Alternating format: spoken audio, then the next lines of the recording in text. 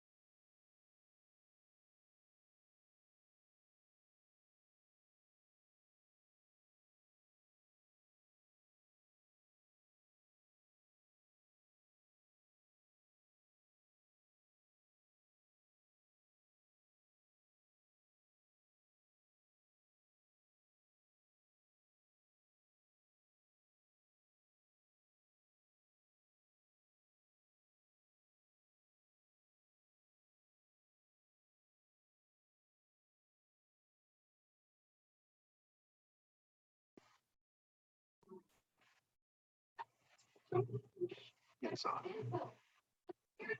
And you're muted.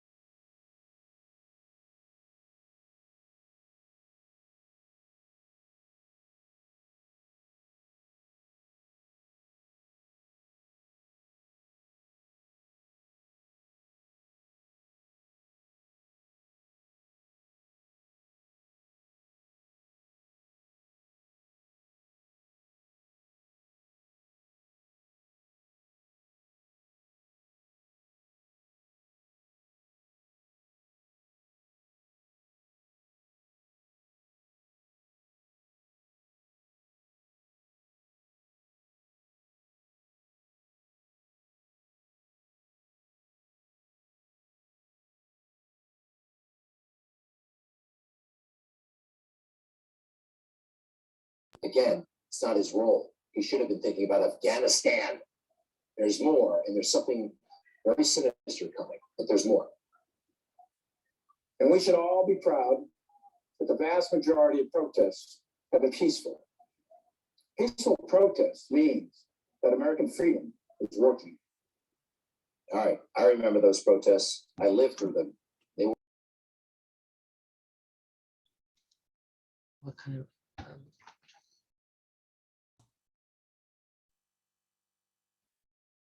Você não começa a correr hoje.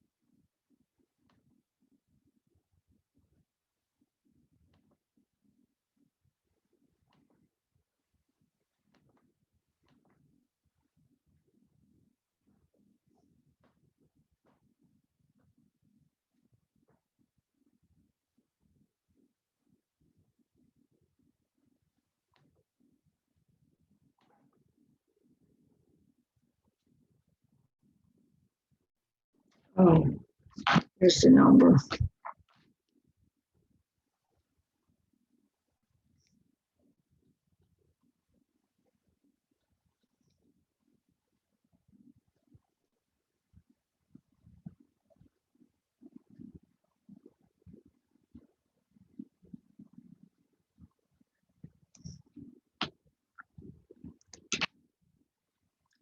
Oh, 7:30.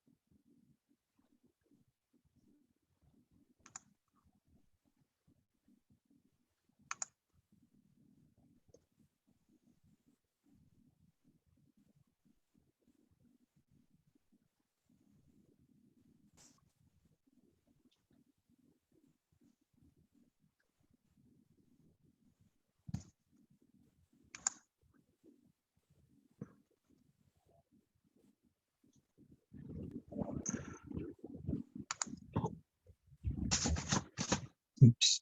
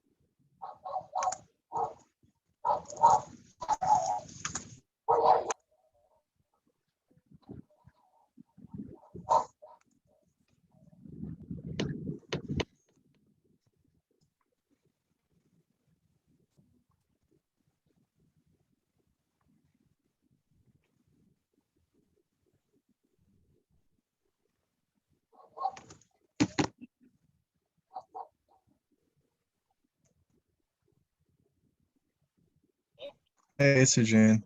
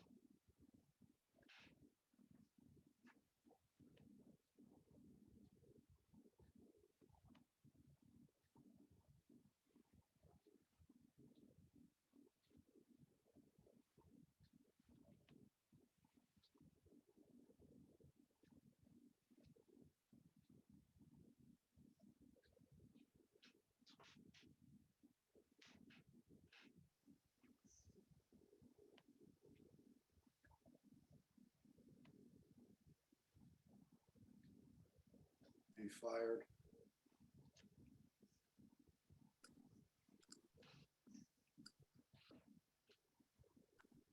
I lost myself here. You lost yourself? Yeah, Sure. I hit the wrong thing. Your camera's on.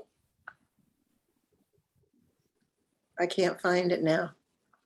How do I get back on it? View.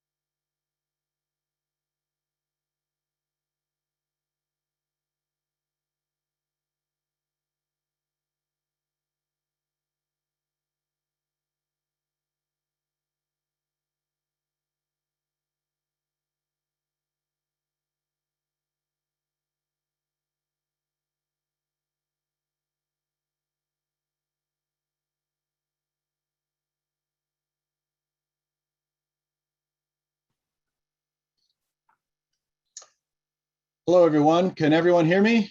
Give a wave if you can. All right, there we go. Good. So we're going to start today's meeting of the Bella Vista Neighborhood Association. I'm Dominic Mambu. Nice to meet everyone. We've got a lot of folks here. Just so you know, we'll go over, in case you're having some issues with Zoom or something, what we're gonna do is we're going to have everybody muted, so you don't have to worry about things in the background or, you know, motorcycles or whatever triggering the microphones. And so we're going to here at BVNA Central unmute and mute people as we go along. If you need to get our attention, what you can do is you can do things like raise your hand. Now, for those of you who aren't familiar with how to do that, there's a little button down at the bottom, or maybe off to the side. I don't know what your format is. It says reactions. It's got a little smiley face. It's got a little plus on it. If you look for that and it says reactions, click on that and you'll see there's a little bar. It says raise hand. That's going to come in when it's time to when we open the floor for discussion. Okay. We're not entertaining raised hands before it's time. So just save your raised hand until it's time. This is a very large meeting and a very large crowd that we have tonight. Probably one of the largest ones we're going to have for a while. And this is also one of the type of project that triggers a civic design review. It's been a while and it's going to be a while. So there's a lot to go over. So with that, we're going to need to have a very tidy and well-run meeting. So in that regard, I'm going to change the format up a little bit. For those of you that are familiar with this, normally what we do is we do the presentation, and for the BVNA, like we say what's going to happen, and then we say here's the proposal, and then we let the applicant do their presentation, and then we open it up to the neighbors. We're going to change that around a little bit. we're gonna start it the way we normally do. We're gonna let the applicant do their presentation, but then we're gonna go to the board first. We're gonna have the board members go through and ask their questions. And I know you're gonna be excited and you're gonna want to raise your hands, and that's great. That's why we're here, so everyone can have that sort of communal input. But the reason for that is that the board members, this way, as we go over each of the issues we have, and we've received private emails that have gone over a whole litany of issues and concerns and questions. You know, as we cover them, then that way it sort of sets the framework of what we're going to discuss. And if people have other concerns or want more information, then that's why we're going to send it out to you guys at the end. But what we're not going to do is we're not going to have a rehash of the same topic over and over again, because like I said, there's a lot of people, their voices need to be heard. And the concerns are going, it's all being recorded. So we'll have a breakout of what was brought up. And so if it's, we don't need to go over the same thing, 4 or 5 times. So in order to keep it moving along, that's why we're going to do it this way. So with that, I'm going to individually, I guess, unmute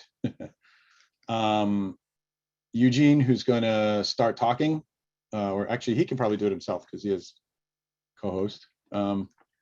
Yeah, I got the power. Hey. Hey, everybody. I am facilitating tech, but just in full disclosure, I am also a flyer neighbor. So my opinions are that of my own today. The upgrading of the Zoom was a good call because I do see we are over 100 people, which is very exciting. And hopefully, we love having neighbors engaged in public forums. And if anybody's not on our mailing list, please take the opportunity to sign up for it. Yeah, we just have a couple of modifications because we're virtual as far as how we sign in. If you will, please put your name and address in the chat. And that is the primary purpose of the chat will just be for sign in. We won't use it for kind of back and forth conversations. We want to kind of keep everything in a single stream. So use your hand raising and discuss that so that everybody has the benefit of hearing what is being said, but use the chat to sign in. Same as you do with a physical meeting, your name, your address, and at the end, we will take votes electronically. So you would email, again, your name, your address, and you would email zoning@bellavistaneighbors.org. I'm going to repeat that in the chat at the very end because I know you probably not everybody caught that, but so that hopefully will leave us some more time for discussion because I know sometimes that the voting process takes some time and I think that's basically it. I was going to turn it over to Dennis or Larry to introduce yourselves, introduce the other members of the committee, and then introduce the applicant. Hey, Eugene, it doesn't seem that I have the ability to unmute the members. So could you unmute the board members, please? Oh, sure. I'm not sure if can you unmute yourselves now? I think once you've been muted, you can unmute. Yeah, it looks like it. Yeah, I think people can unmute themselves. Okay, I'm unmuted. Can you hear me? Yep. Okay, my name's Dennis Halda. I'm co-chair of the zoning committee, and I live on 6th and Fitzwater Street.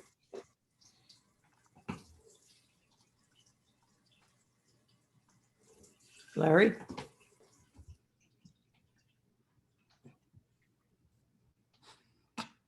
What happened to Larry?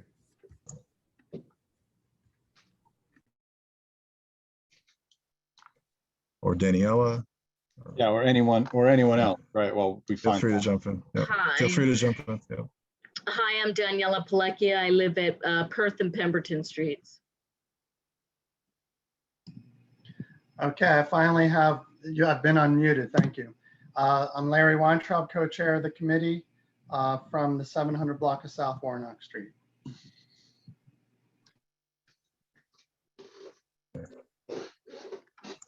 It's a big list. Who else am I unmuting here? Okay. If I can find, maybe we should. Oh, Travis.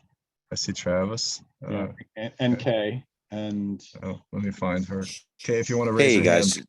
Travis Seal. I couldn't unmute myself there. Sorry about that. This is Travis Seal. I'm on the 700 block of Fulton Street.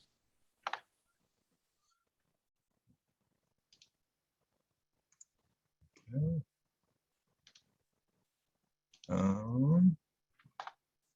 Hang on.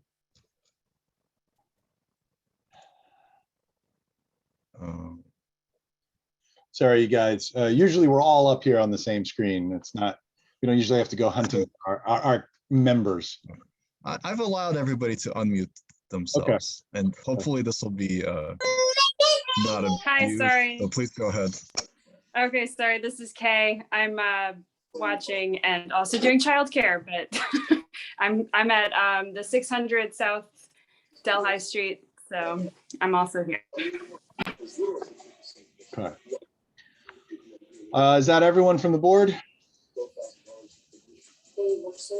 Yes, I think so. Okay, good.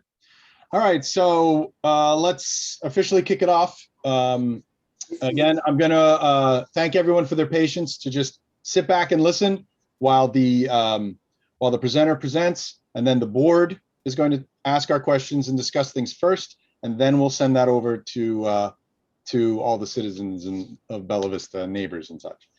So again, my name is Dominic Mambu, the 800 block of Bainbridge. What we're hearing right now is for the zoning application for several refusals for what everyone knows is the Rite Aid at 9th and Catherine. The official address is 824 to 30 Catherine Street.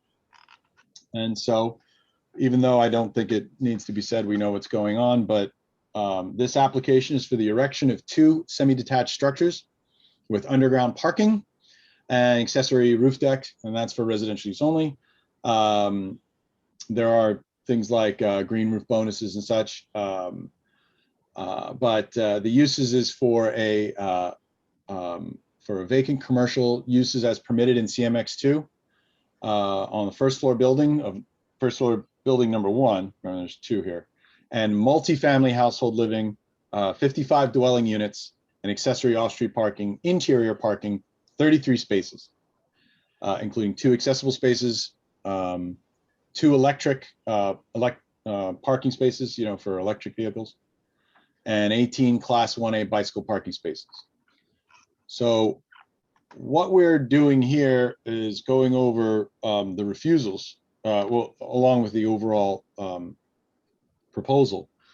And there are several code selections here and several reasons. The proposed use is refused for the following. The use off-street parking, front access is prohibited in this zoning district. In a CMX2 commercial district, buildings must contain a use other than residential and other than parking along 100% of the ground floor frontage and within the first 30 feet of the building's depth, measured from the front building line, and is not being provided and is prohibited in this zoning. And there's an overlay at work here. The proposed curb cut for vehicle access shall be prohibited for all properties in the South 9th Street Market overlay. So, sorry, is someone's mic on? I'm getting, okay. So anyway, what we're going to do here is listen to this. Ori, are you presenting or is it your lawyer? Sure. Good evening. Thank you for having me here. So I'd love to just kick off by making a couple quick introductions, and then hopefully you can help me with the tech of promoting Sean Whalen and Jose Hernandez to co-host so that they can share their screen. But Ori Feibush with OCF Realty, a guest in your neighborhood. I live at 20th and Webster, or will shortly. I have an office at 20th and Washington and have been actively developing in the city for about 15 years. We purchased the property that formerly the Plumbos, currently of Rite about a year ago. And our goal is to develop the site into a total of 51 units. Right. 42 of those. Sorry, Ori, we're not, I'm I'm just so about to sorry. get there. I just wanted to know who's doing the presentation. I'm Right. sorry. So the order, the hope is that I would kick it off, and then Jose would walk through the plans, and then Sean would perhaps speak to some of the technical aspects of the refusal and other things. But forgive me for overstepping. No, it's okay, because, well, so we want to get to, so, and then the last thing we say before we start this is that we encourage all the neighbors to attend. This is the first part in the RCO process of hearing zoning issues. The second part is to go, if anyone wants to continue to follow along or weigh in after this, is to go to actually, Larry, can you, they're not doing in person anymore, correct? At the ZBA? It's a Zoom. ZBA issues Zoom meetings for all their cases. Okay. So if we could have the calendar, the date for this, as well as the calendar number. Sean, do you happen to have that handy there? Yeah, the dates listed in the presentation, I can show, I believe it's November 10th is the zoning hearing date. Okay. We can get the calendar number. I'm not sure if it's actually listed in there or not, but we can clarify that. Okay, so we're going to need that. Obviously, since this is going to be via Zoom, it's going to have to be all the correspondence is going to have to be electronic, and you're going to have to, Larry, what is the procedure for getting the notification for the Zoom meeting, you know, the link?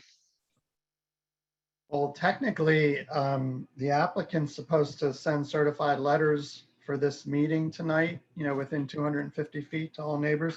And that letter is supposed to have the ZBA Zoom meeting information, I think, as well as our meeting information. And I assume you can go to the ZBA's website to get the actual, you know, information on the Zoom hearing. Okay. All right. Well, that's one of the things that's going to be discussed. So we'll get to that then when we start the presentation. So let's start the presentation then. Jose, and I'm sorry, I didn't catch the other name. If you guys would like to, Sean? Yeah, Sure, Sean Whalen. Okay. Sean Whalen from Vintage Law, Jose Hernandez from JKRP. He may have other colleagues with him, but I can't quite find them in the sea here, so I'll allow him to identify them. Okay. Do you guys need permissions to, you know, You should have them. They have them? Specifically, if Jose could have permission, that way he could walk through the plans and the project. Jose will be walking you through what's going to be shown as the CDR package that's been submitted to the city. Okay. And so what we're going to focus on here then is the overall proposal, and specifically the refusals that were given. And I'm going to ask at the end of this, I'm going to ask for the presenters to, you know, it's a lot to take in. So what we're concerned with here primarily are the issues of why these variances are being asked, and as they relate to the overall scope of the project. And so at the end, I would ask Jose and Sean to keep that in mind, so that way when you're finished, if you would please, there are 1, 2, 3 that are listed. There's actually another one with trees that's going to come up. If you could, at the end, then sort of walk us through what's called the hardship for why you're asking for these refusals. And then that'll lead us into questions, and we'll start with the board members, and then we'll go to everybody else. So if I ask everyone that's here from the neighborhood, again, to please make sure you signed in. use the chat for that. I'm going to talk a little bit later also of what we're doing with it. Actually, you know what? I'm going to do that now that I think about it.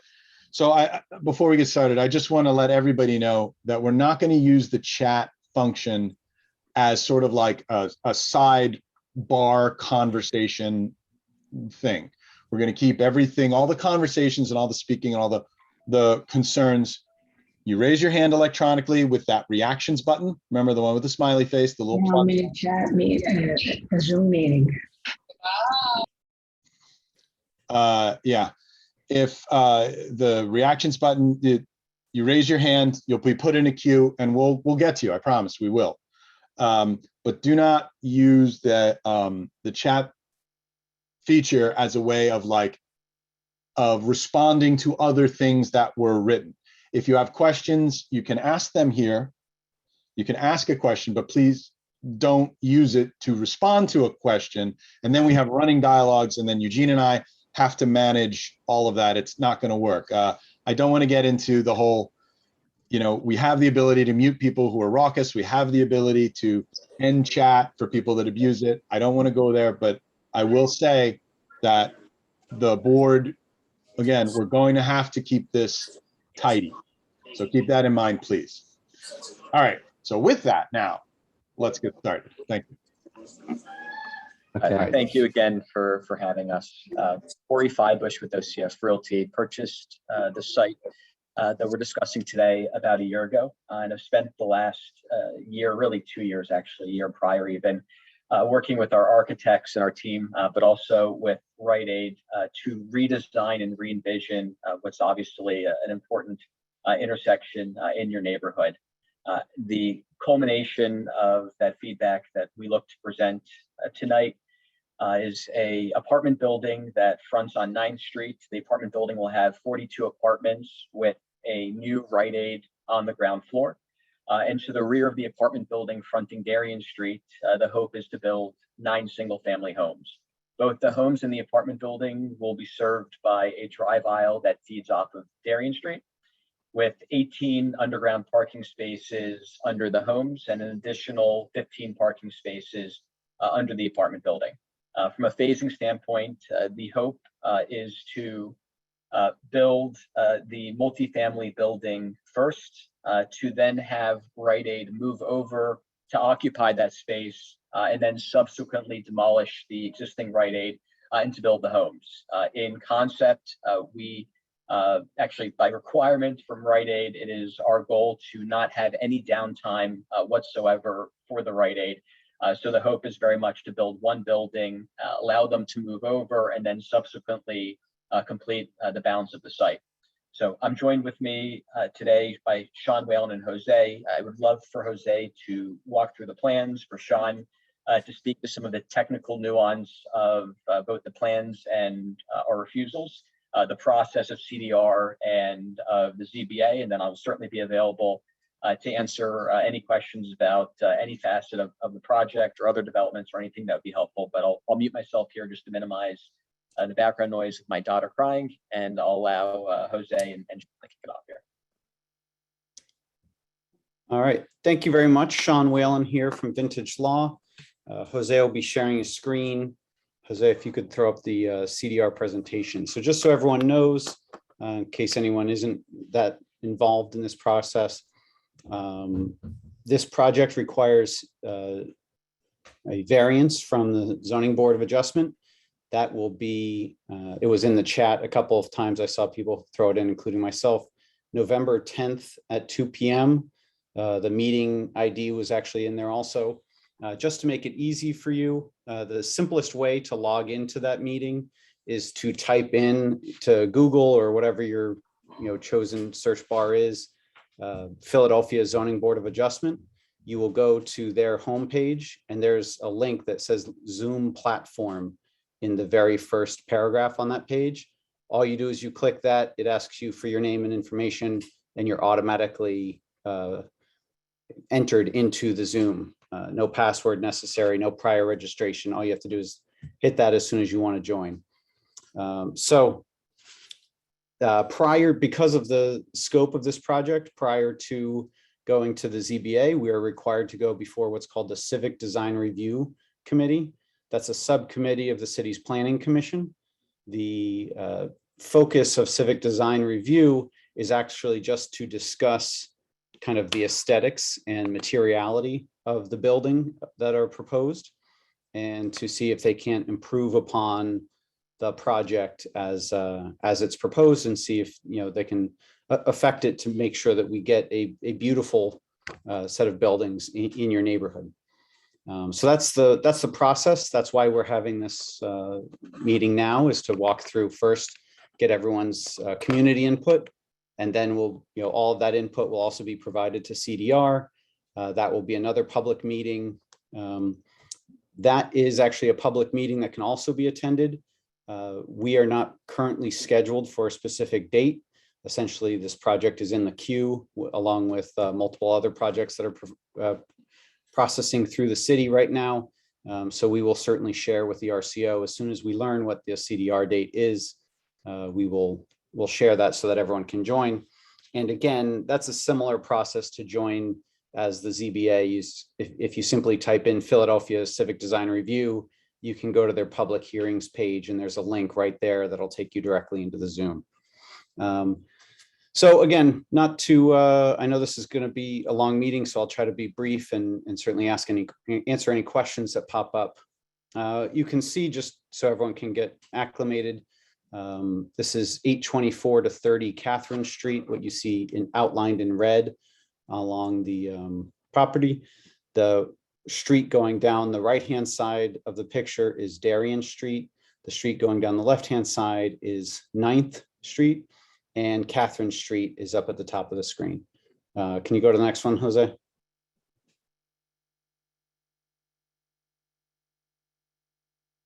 Thanks. So this is what's called CMX2. That's a commercial mixed use zoning district. And what you can see is right across the street on Darien is RSA 5. That is a residential attached, kind of your standard single family traditional townhome style or row home style. And then across 9th Street, you can see that we have more CMX2. And to the north of us, on the north side of Catherine, RM1 is a residential zoning district, but that's a high density residential district, not more apartment style buildings or triplexes, quadplexes, things like that, as opposed to single family homes. Jose, next one. So here, what you see again on the left, you just see the existing zoning district, CMX2, and on the right, what you can see is the current existing site features. So you can see the Rite Aid is in the back of the property, and then there are actually, in the red boxes, there are 3 current curb cuts, and I know that there are certainly overlays, zoning overlays, which seek to eliminate essentially all curb cuts possible. And so our proposal here will be to reduce our total number of curb cuts down from 3 to just 1. So Jose, if you can go to the next slide. All right, these are images of the houses and buildings that surround our property.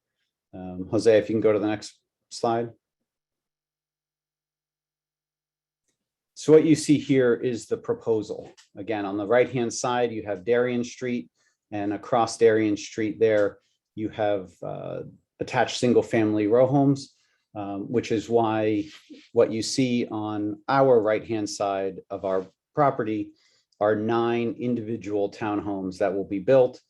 And you can see down at the southernmost portion of our property, there's a drive aisle, a single curb cut coming off of Darien Street that leads to a drive aisle in the back. Each of the townhomes will have 2-car parking. And as Ori said, there will be additional parking underneath the Rite Aid building. So what you can see then on the left-hand side is the mixed use building. That means that there's ground floor commercial, the parking will be underground, and there will be 42 apartments in floors 2, 3, and 4. Again, just to be clear, as Ori stated, the Rite Aid here will continue and we have been directed that the Rite Aid is to experience 0 days down. So what will happen is if you look at the left-hand side building, that building will be built while the Rite Aid is existing and still going. That building will then open up its ground floor commercial space. The Rite Aid will transfer over into the first floor commercial space of that building. That will front, you will have the Rite Aid fronting at the corner of Catherine and 9th Street. And then after Rite Aid is moved over, the existing Rite Aid building will be demolished and the 9 townhomes on the right-hand side of the property will be built. So just to be, I know this is the main thing that everyone wants is, as Dominic said, we're going to talk about the refusals. The refusals here are really a product of an attempt to design what's the appropriate building for this property.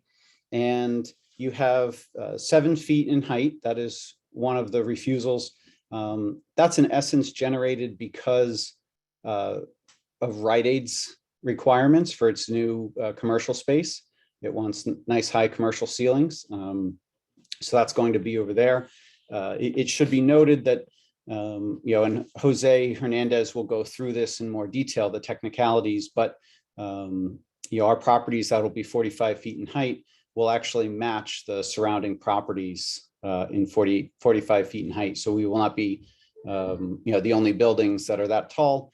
Will actually be quite contextual with what's around us. The other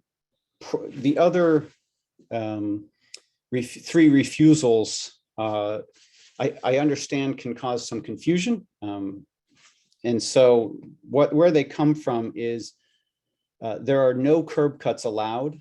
And so we obviously will have 1 curb cut as described at the very southernmost part of our townhomes. Although we are getting rid of 2 curb cuts. So we're actually eliminating the curb cut on 9th Street and on Catherine. So in that instance, we are actually taking what's a non-conforming situation and making it more conforming to the current code. But it does generate a refusal. And then the next piece is that the parking. So because we touch 3 streets, each of those streets, according to the city, is our front street. And then because each of one of those is our front, we have a front accessed parking. So you're not allowed to have a parking that comes off of the front street of your property. So the idea is, generally speaking, if you have a row of townhomes, you don't want every townhome to have a curb cut and front access parking. You want that parking off of a shared driveway that goes back behind the homes. That is what we have tried to do here as best we can. And then the last refusal is, again, relatively confusing because it requires, in the CMX2 district, it wants you to have first floor commercial or, all commercial, but you're required to have at least 30 feet in depth along each street frontage of commercial space. So we actually have that where the Rite Aid is going to go into along Catherine and 9th Street. But because, again, Catherine is considered a front street, we have 3 front streets. Because Catherine is considered a front street and Darien is also considered a front street, we obviously do not have first floor commercial along Darien all the way up to Catherine. And therefore, that is how we generated that refusal. So again, I saw somebody ask in the chat earlier, what is a refusal? In essence, the zoning in the city is dictated by the Philadelphia zoning code, and it tells you what you are allowed to do. You might hear by right is kind of a colloquial term. That means what the code actually allows you to do without any issues or questions.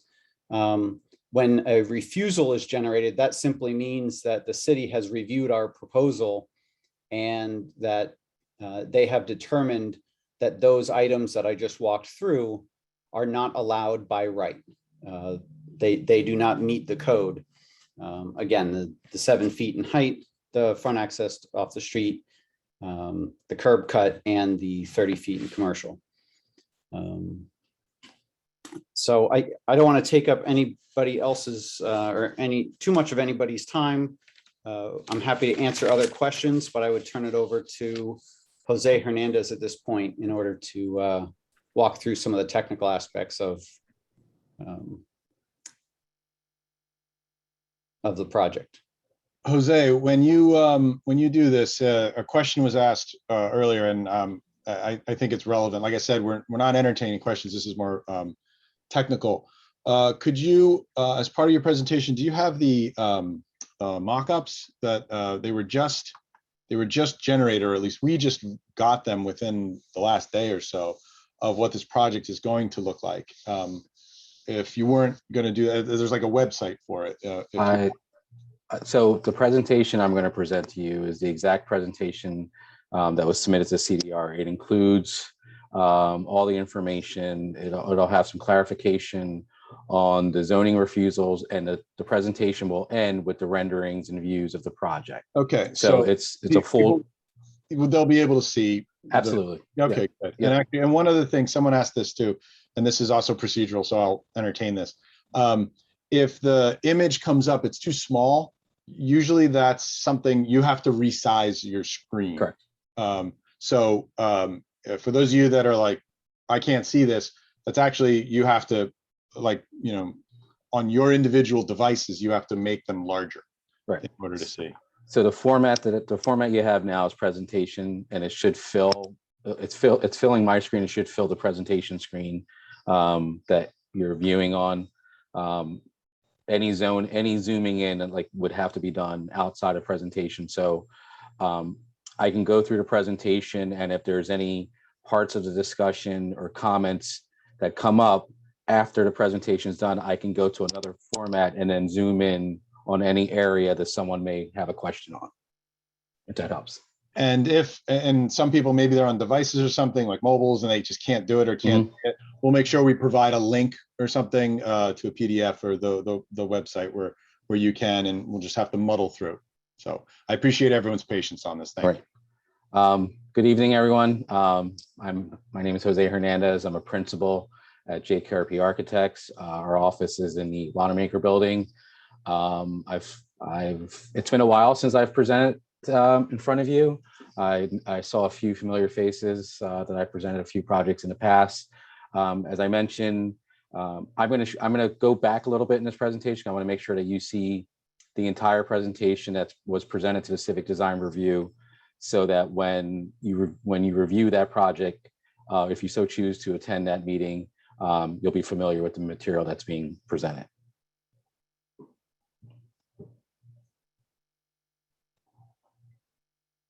So again, the project summary is what we've discussed. Our goal is to basically revitalize the site by utilizing a commercial building fronting on a commercial corridor, and then placing a lower scale residential use where we think is appropriate adjacent to residential uses. This is just a CDR application notification. States our trigger for CDR on a project is because we are greater than 50 units or 50,000 square feet.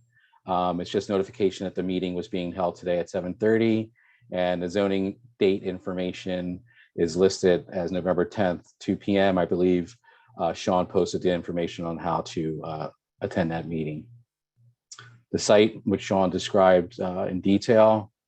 Again, the zoning map, as we looked at the site and we decided, working with the development team, sort of what would be appropriate. Obviously, the site is CMX2 in its entirety, and the refusal that generates multi buildings, and the fact, as Sean mentioned, that the portion of the project that fronts on Darien does not meet the code requirement of commercial use on the ground floor. The driving factor for us was knowing that there are single family residences on Darien Street, RSA 5. It seemed appropriate that houses should face houses to invigorate that street, have it as a more walkable street, because currently it's the rear CVS of Rite Aid, which is a pretty blank wall. mentioned the fact of how the building is oriented on the site, tucked in the corner with parking fronting on the 3 streets. Our goal is to get the projects, the portions, the commercial portion and the townhouses to the street's edge to basically re-engage the street to make it a more pedestrian friendly environment and have all our parking tucked behind the building and underneath the structures. Just some of the site context that we took photos of, as was mentioned, there's a mixture of 3 stories and 4-story structures along Darien, along 9th Street. So the vernacular of the projects are predominantly brick. You'll see later in our presentation that materiality was used to develop our project. This again just shows the orientation of the 2 main buildings. The areas that are highlighted in red for CDR, as mentioned, CDR is concerned about how a project affects the public realm. That's how the project looks, where it sits, and how it interacts with the sidewalk. And all this is illustrating is that basically our sidewalks meet the requirements of walking paths, furnishing zones, and building zones. This is the zoning information that just shows the detail of what we're proposing. And the refusals. The 3 refusals that are listed in this portion and the additional refusal for height in the presentation. I have each of these refusals sort of identified, and I'll try to walk everyone through why they were generated based off of our design. And that's this page here. So the first, as Sean mentioned, the first refusal is the fact that since the project is 3-sided, 3 sides are considered fronts. And since we decided to arrange residential homes fronting on other residential homes, that does not have the commercial use and within the first 30 feet. And that generated that refusal. We think this is a more appropriate type of design for that portion of the site. We think the scale and context of those in relationship to the ones across the street would work better than, again, similar to what would probably happen if it was a large commercial property. I'm not certain that you would have commercial entrances on 3 sides. One side would probably be blank, similar to what is kind of occurring now. Sean went through the parking issue again, because of the overlay, not allowing curb cuts. It sort of generates the other refusals that go along with it, which is the street parking prohibited from front access, which is down in this. Can everyone see my arrow as I point to stuff? Okay. So that is generated along this edge here, front access, which generates that refusal. And again, the overlay not allowing or permitting any curb cuts in general. Since we add the curb cut and we're technically on the front, it just, like I said, just generates those 2 refusals. The green roof bonus that was mentioned, just so everyone understands how that works and how we sort of came up with our unit density.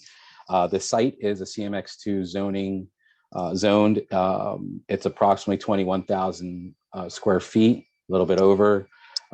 You're allowed to divide that by 480, which is the requirement for a subdivision of that site. That would generate 45 units.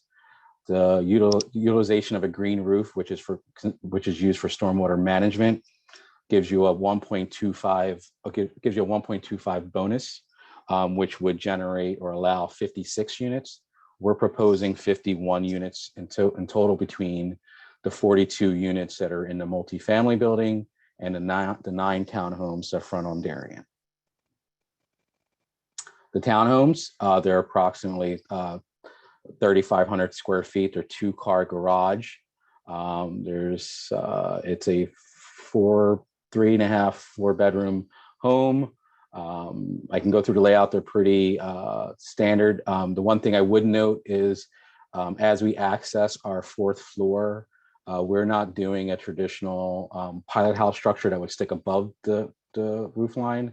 We're actually entering our access at the 4th floor and just having an exterior stair that's open to the sky that would have access to that roof deck. So we're trying to avoid having additional structures which are permitted on top of the roof deck.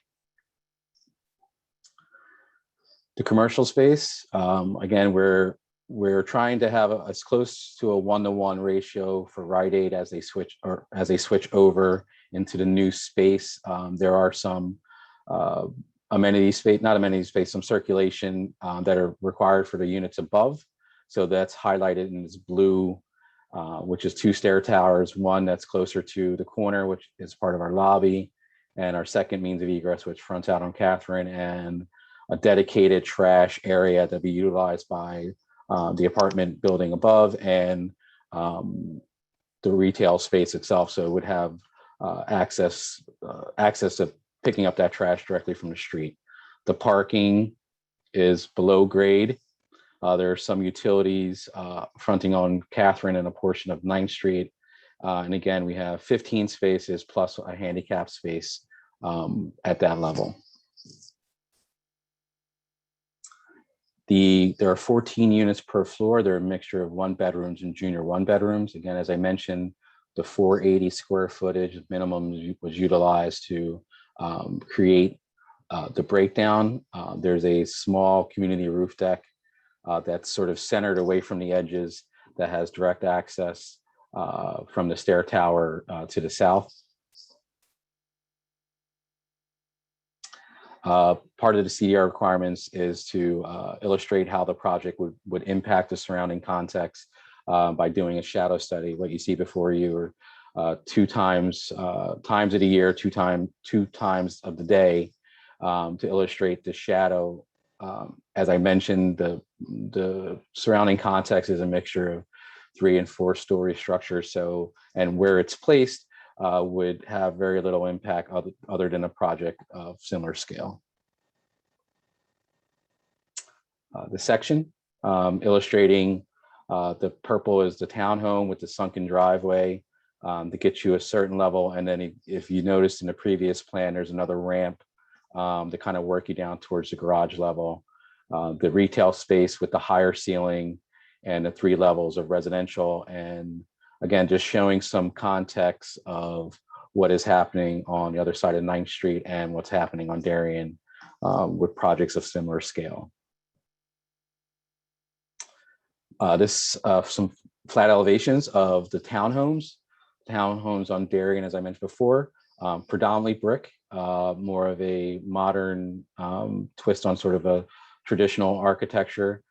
There's a mixture of brick, cast stone, some warmer wood elements and entry elements, and limited use of sort of metal at the circulation towers and some infill panels. The rear of the townhomes is a fiber cement panel to kind of simplify and keep the rear of the building as a cleaner design, and then illustrating the sunken driveway that's accessed from Darien Street. A elevation along Catherine Street, which you would see Darien and 9th. Again, the architecture is what we think is a nice sort of clean, almost factory look brick, predominantly brick building with a lot of glass for these units. More of a classical look with the simulated divided lights within the brick areas, and sort of a predominant cast stone base at the commercial level.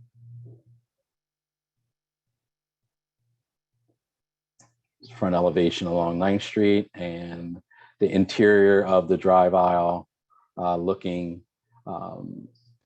What we've tried to do is wrap a portion of the brick far enough around so that the mixed use building brick portion doesn't seem as if it's sort of a thin veneer, but actually kind of more volumetric in how it's being handled. Materiality, again, predominantly brick, some cast stone detailing, limited use of metal, and then metal along the back. Sorry, it looks like I just noticed one of my images kind of pixeled out on me here. So it's, again, that's just metal panel. So that is the multifamily. And then this is kind of calling out some details of the townhomes.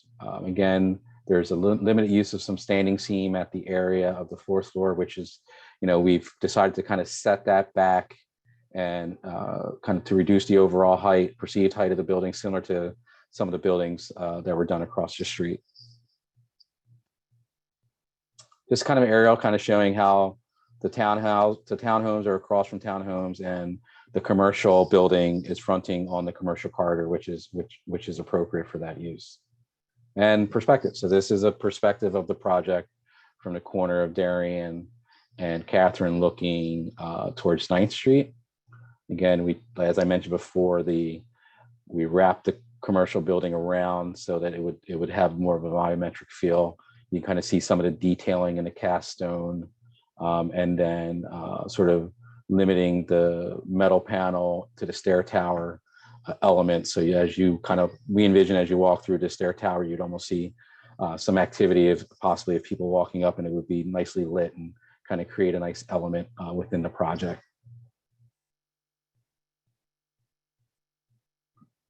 Perspective looking the other direction of the multifamily building, the commercial ground floor with a large amount of glass and openness, and then the sort of brick detail with the large windows and limited Juliet balconies in some of these areas to kind of just add some additional detailing to the facade. Our goal is to really kind of have some subtle detail, shadow lines that you would see in the brickwork, so that the building facade has some depth and some interest, sort of as light plays off the building. You kind of would see some shadows with these areas as the sun moves around. And a perspective along 9th Street, looking north. The entrance is towards the corner here, which was illustrated in the plan. And a perspective of Darien Street looking towards Catherine. You can kind of see the beginnings of the drive aisle as it comes along. And then our goal was to recess the 4th floor so that in perspective, the building would seem similar to some of the buildings that you see at the end of the Catherine, and also what would be across the street, as I mentioned before. This is just technical information, sustainable design checklists. We are meeting the green roof compliance, transportation. There's a bus close by. We're adding street trees to the project, and the last page again is another technical complete streets handbook, which just states that the sidewalks or what they are, our furnishing zones comply, and the streets meet all the requirements of it. So not that exciting. I'll go back to the renderings, which I'm sure are a bit more of the discussion, but that's pretty much all I have. I'll leave it on this screen. You guys tell me where you'd like to go, and I can move stuff around from there. Thank you for your time. Really appreciate it. Dominic, if I could, I'll just jump in one quick clarification, because I was a little confused by it, just so I thought other people might be. There is 2-to-1 parking for the townhomes, and then 15 additional parking spots underground for the Rite Aid and mixed use building. So I thought I heard Jose mention 1-to-1, but it's actually going to be 2-to-1 for the townhomes, and then 15 additional spaces underneath the mixed use building. Okay, thank you. All right, and so just again, for those of you that, if you're unable to see, apologies, this is a larger issue that we have with Zoom, and the it's a social justice issue sometimes, a digital divide and all that. But if Eugene, if it's possible, if you could in the chat provide, if there is access online, if we have that to the PDF so that people can access that before we all leave. Yeah, so I only have the one pager. I did put a link to that just now because I was able to upload it in the meantime. But the only thing I have is the one pager, which is just the blueprint schematics. I don't have the elevations or anything like that, but I do know that there is a link where some of these elevations have been posted, and I can put a link to that as well. There's a link on the OCF website. Yes. That shows it. We could you Just, Yeah, I guess- can put that there. Yeah, I can put that there too. But I don't have like this in its entirety. Yeah. No, I understand, but this way people have something, you know. I appreciate that. Thank you. Okay, so what we're gonna do then, if Jose, if you're, or Sean, if you'd like, just again, just real fast. We have the presentation. Thank you so much. Just run down like 1 or 2 sentences, the refusal and the hardship. And then we'll have the board start with the questions. Sure. I guess I'll jump in here. Again, we'll start with the height. That's the first refusal. The height, the additional 7 feet, is largely driven by Rite Aid's commercial requirements and what they wanted. You know, we spent a long time discussing with Rite Aid what they wanted in the new space. So that's going to be there. And I saw a number of people comment about this just because it applies. We are going to be putting in as many trees as possible, street trees. Unfortunately, we can't dictate that. We have to work with the city's planning commission, Fairmount Park Commission, but we will be putting in as many trees as they will allow us to put in.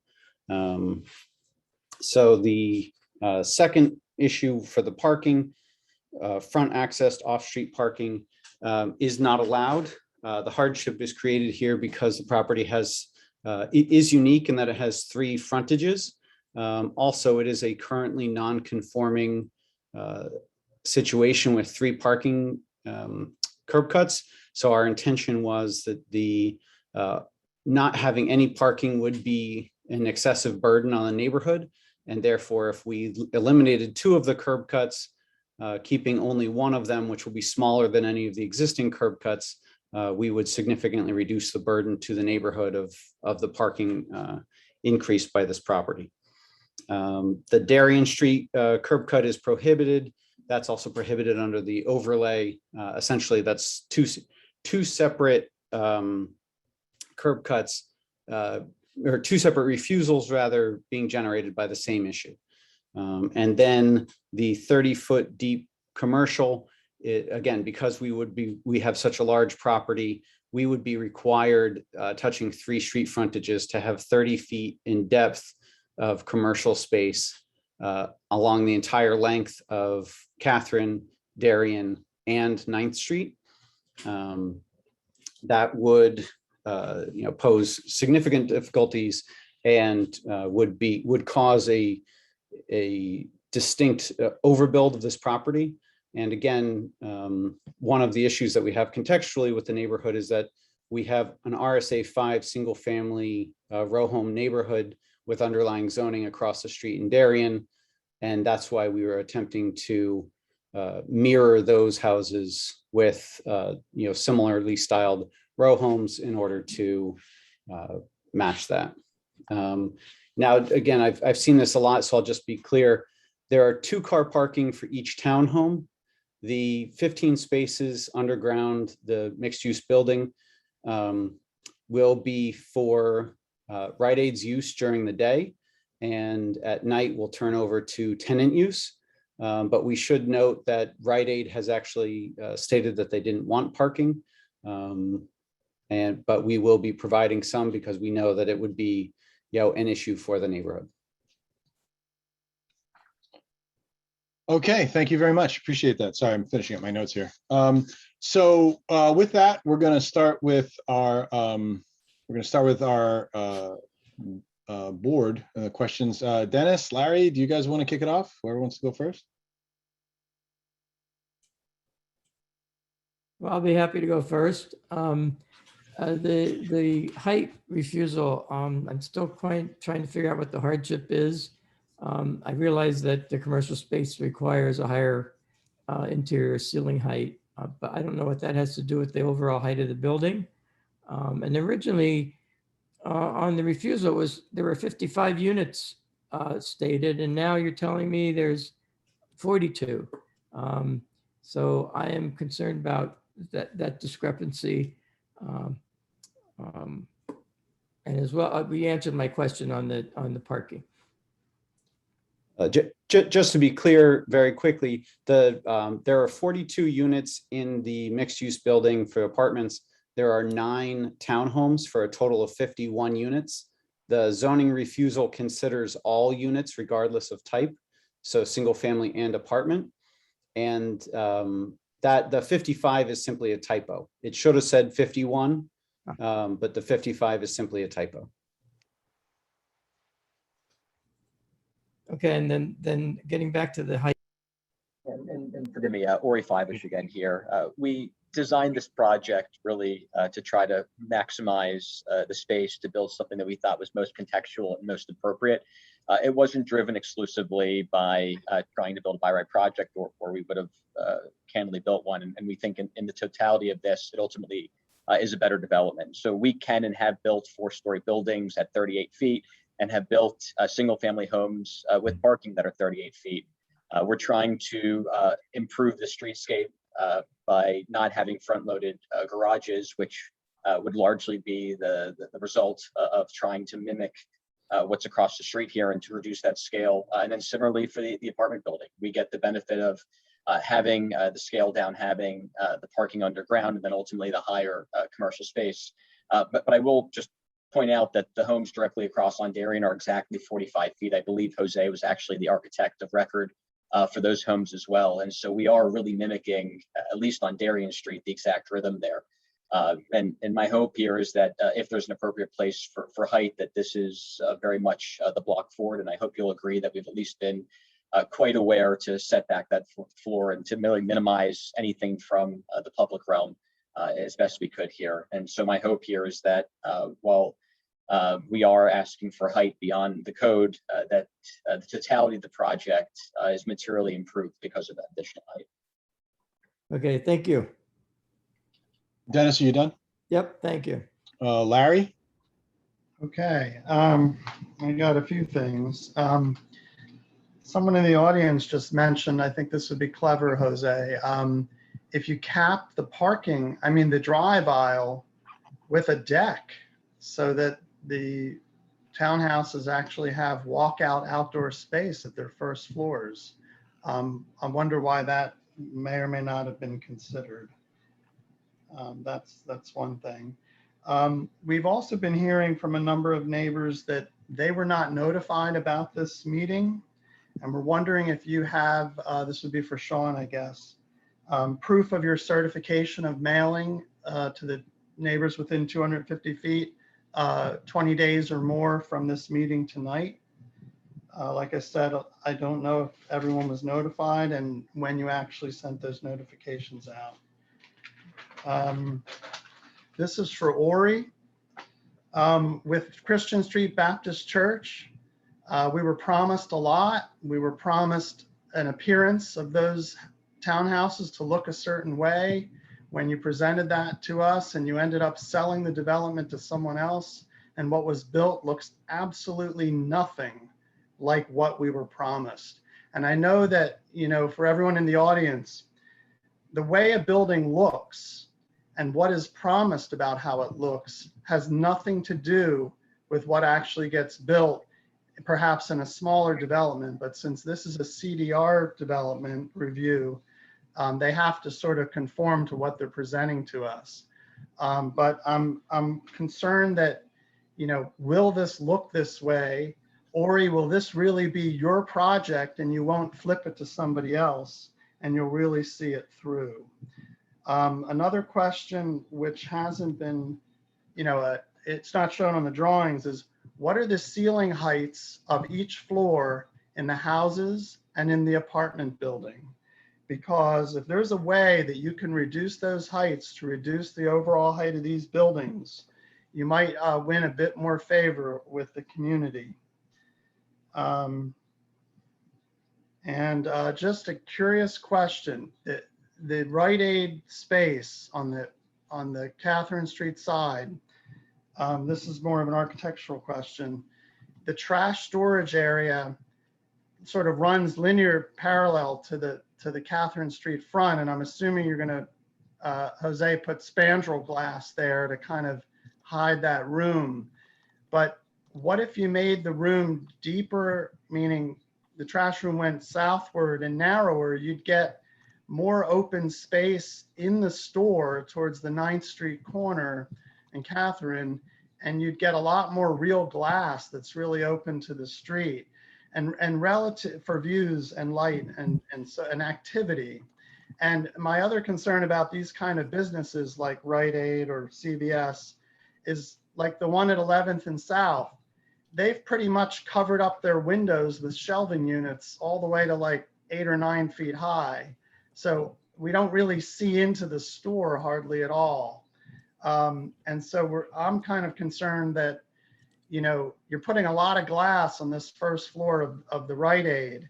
Is it really just obscure spandrel glass, or will it, where will that clear glass really start? Will people really see activity in that store, in that pharmacy from the street, or will we just be seeing the backside of shelving units? And so far, that's my questions at the moment. So Okay, Larry, so that's a lot, you know? Yeah. So how about we like maybe get like, throw them back out there like 2 at a time? Okay. All right, let me, I have 2 from memory, and then you can perhaps prompt me for the rest here. So the first item that you mentioned was with respect to capping the parking and adding exterior space. We do expect to have decks on each of these townhomes for the residents. And then I'll sort of answer Christian Street, 1020 Christian, former Baptist church. The building as built is atrocious. I can't reconcile the plans of what was built, and I'm embarrassed that we were involved with it at any point. My office has been involved with 60 to 70 developments in Philadelphia in the last 7 or 8 years. 1020 Christian is the only development we have ever sold, for a lot of reasons that I don't want to get into this evening. But getting a project approved and selling it is completely inconsistent with our business model. The project that you see before you is actually an improvement on 2 existing developments that were drawn that were ultimately built. The townhomes, if you drive by 1935 Christian, about a mile to the west, it's a 9-home development. Facade is complete and the homes themselves are wrapping up. And then the apartment building, 1324 Frankfurt, I'm sorry to take you to Fishtown. It's just a slight improvement on that development as well.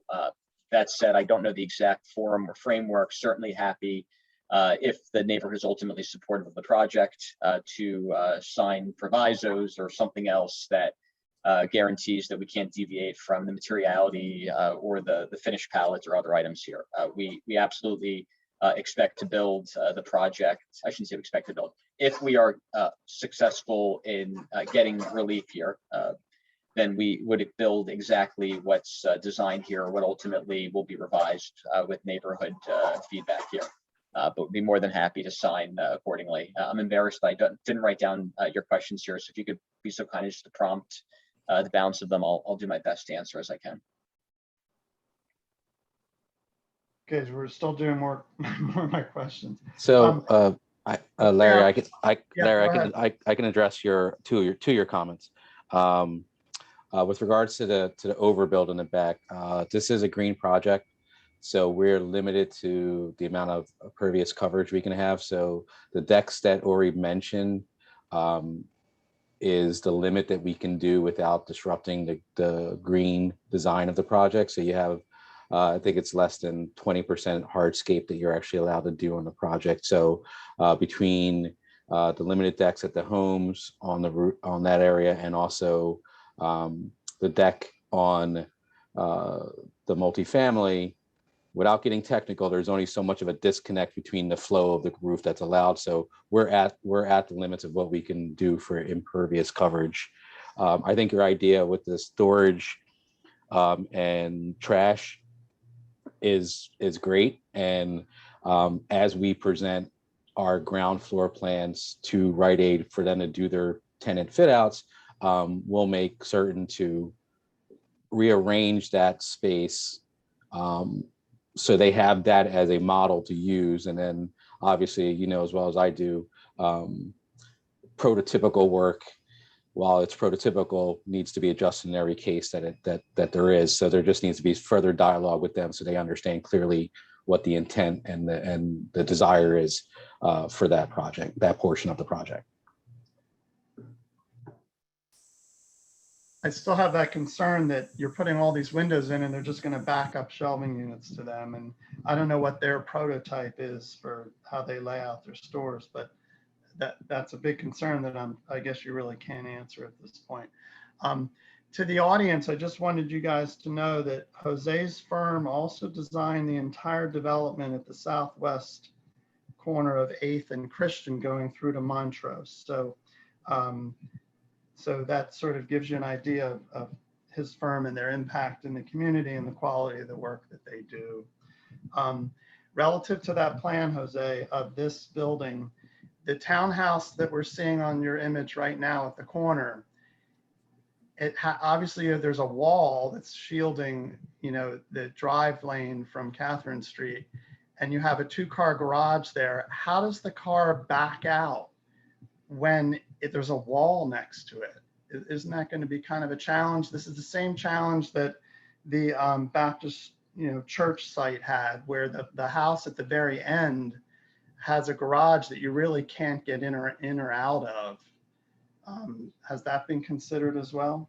Yeah, I mean, Larry, I'll suggest that there's 24 feet at the point that you just referenced. Certainly not the moment, but happy to take you into 20th and Christian, for example, where there's a 20-foot separation.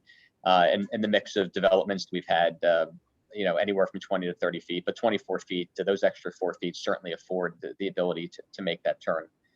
Those end units actually are in many ways a little bit easier to park in, but certainly the turning radius is more than sufficient and consistent with many projects that we've developed over the years here. Okay, and Jose, I'm still waiting. The ceiling heights, the finished ceiling heights of the houses and the apartments on the upper floors, what are the finished ceiling heights in those units?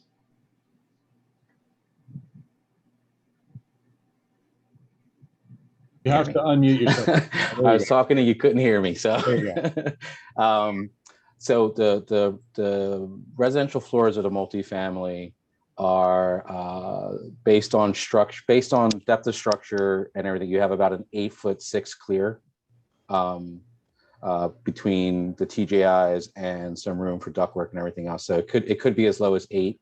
It hasn't obviously been engineered, but based off our experience, we try to provide at least a 9-foot floor-to-floor depth, and then all that additional height is going towards basically a 15-foot, approximately a 15-foot second floor level, which has obviously, due to the spans on the commercial space, have deeper members. So those members are about 3 feet plus any other additional heights that you have. So with the townhouses, the living room level has a 10-foot clear height, and the primary level has a 9-foot, the bedroom level has an 8-foot, and the 4th floor has approximately an 8-foot ceiling height because of structure. Because the homes are 20 feet wide, the structural members are a little bit deeper. So none of the, in our opinion, none of the ceiling heights are exorbitant. So the height that we're doing is pretty consistent. And like Ori said, you could walk through, if you wanted to, you could walk through the Christian Street project and get a sense of scale and ceiling heights for that property. I appreciate that. As you know, I admire your work, and I appreciate that you've kind of kept the ceiling heights at a minimum. That's pretty great. Some other questions we had were the trash doors for the Rite Aid on the Catherine Street. Is that the extent of their loading dock in a sense, as far as deliveries and trash removal? Is it only going to come through those doors on that side? Or is there a loading dock or trash pickup or something somewhere else for the pharmacy? The expectation is that they are, drop shipping and picking up their trash daily from that location. But ultimately, they're going to define their space a little bit more clearly here based on their needs. So we've designed their prototypical plan based on feedback they've given, but I suspect there'll be some refinement here as the process unfolds.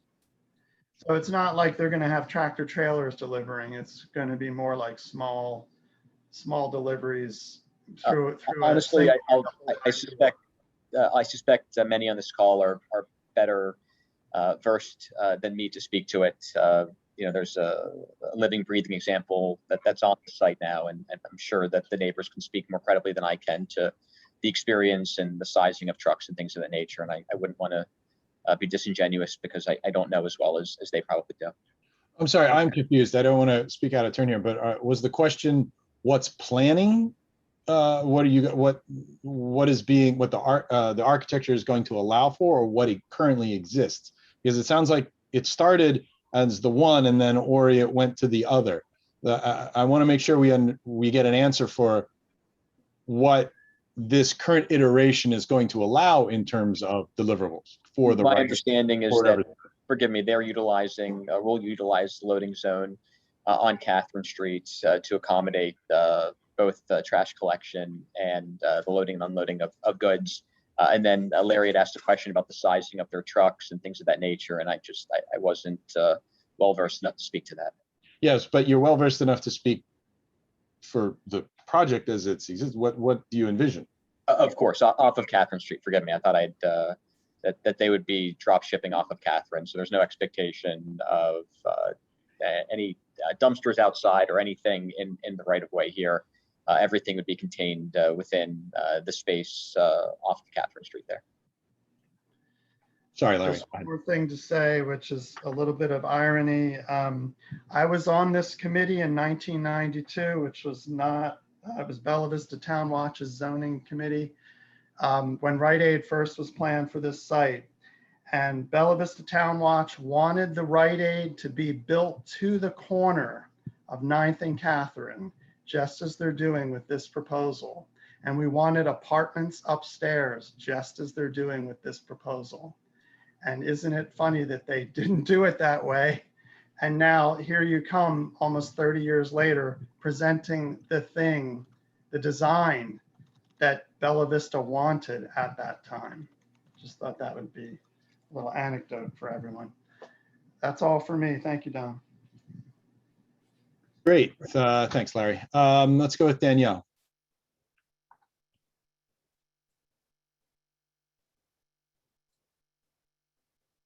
Hi, sorry about that. I was wondering if you could go back to the plan where you show the parking for the underground, because it seems as if when you're talking about reducing the number of curb cuts, you are directing all of the traffic down Darien Street, which currently doesn't really happen as much as the other areas.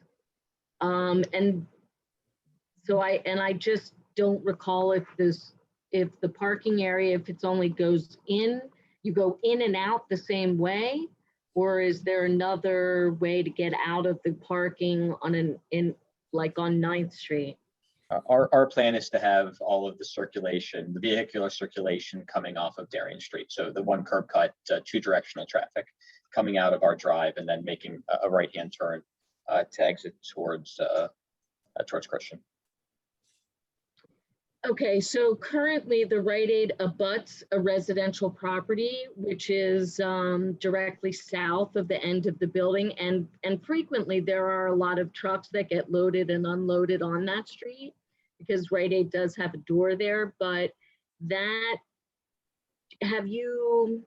guess I'm curious as to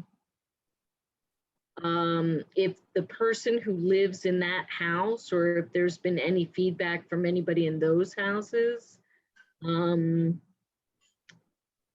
I do believe he's on the call here, but I don't want to presume that he's supportive or not supportive, and I suspect he'll have an opportunity to.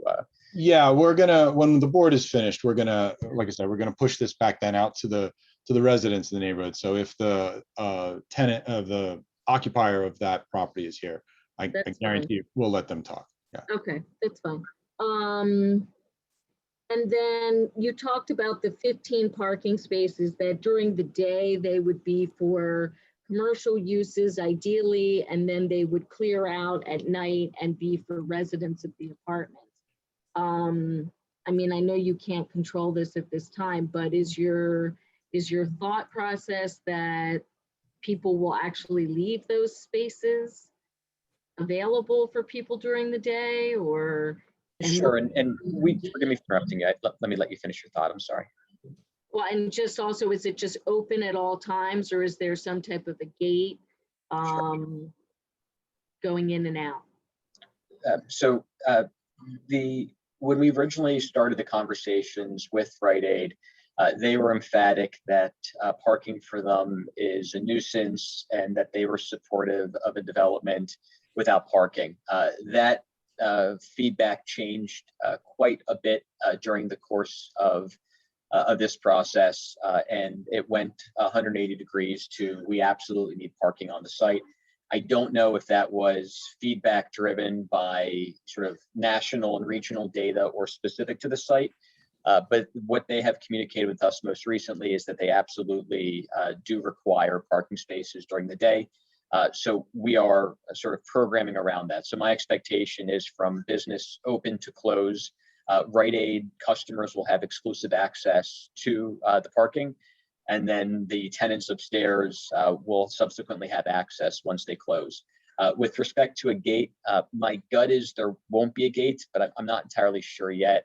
I haven't really flushed out the logistics of how to have a gate that would be open during the day to allow for Rite Aid customers, and then have more secure parking considerations at night. So admittedly, we don't quite know how to accomplish that, because none of the customers at Rite Aid are going to have a pass or some other mechanism to go in there, and just trying to be sort of sensitive to the duality of the use of those parking spaces. Right, okay. All right, thank you. Great, thank you, Danielle. Let's go with Travis.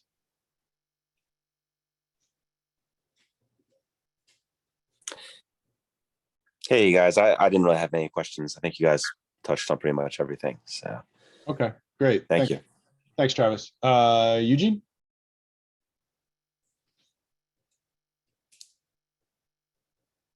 I'll ask as a near neighbor when it comes around to that. Okay. All right, good. I see a lot of hands up. Listen, guys, remember, look, I'm gonna one by one, I'm gonna lower your hand. Sorry, Dominic, I'm still here. No, I know, Kay. I haven't forgotten about you, Kay.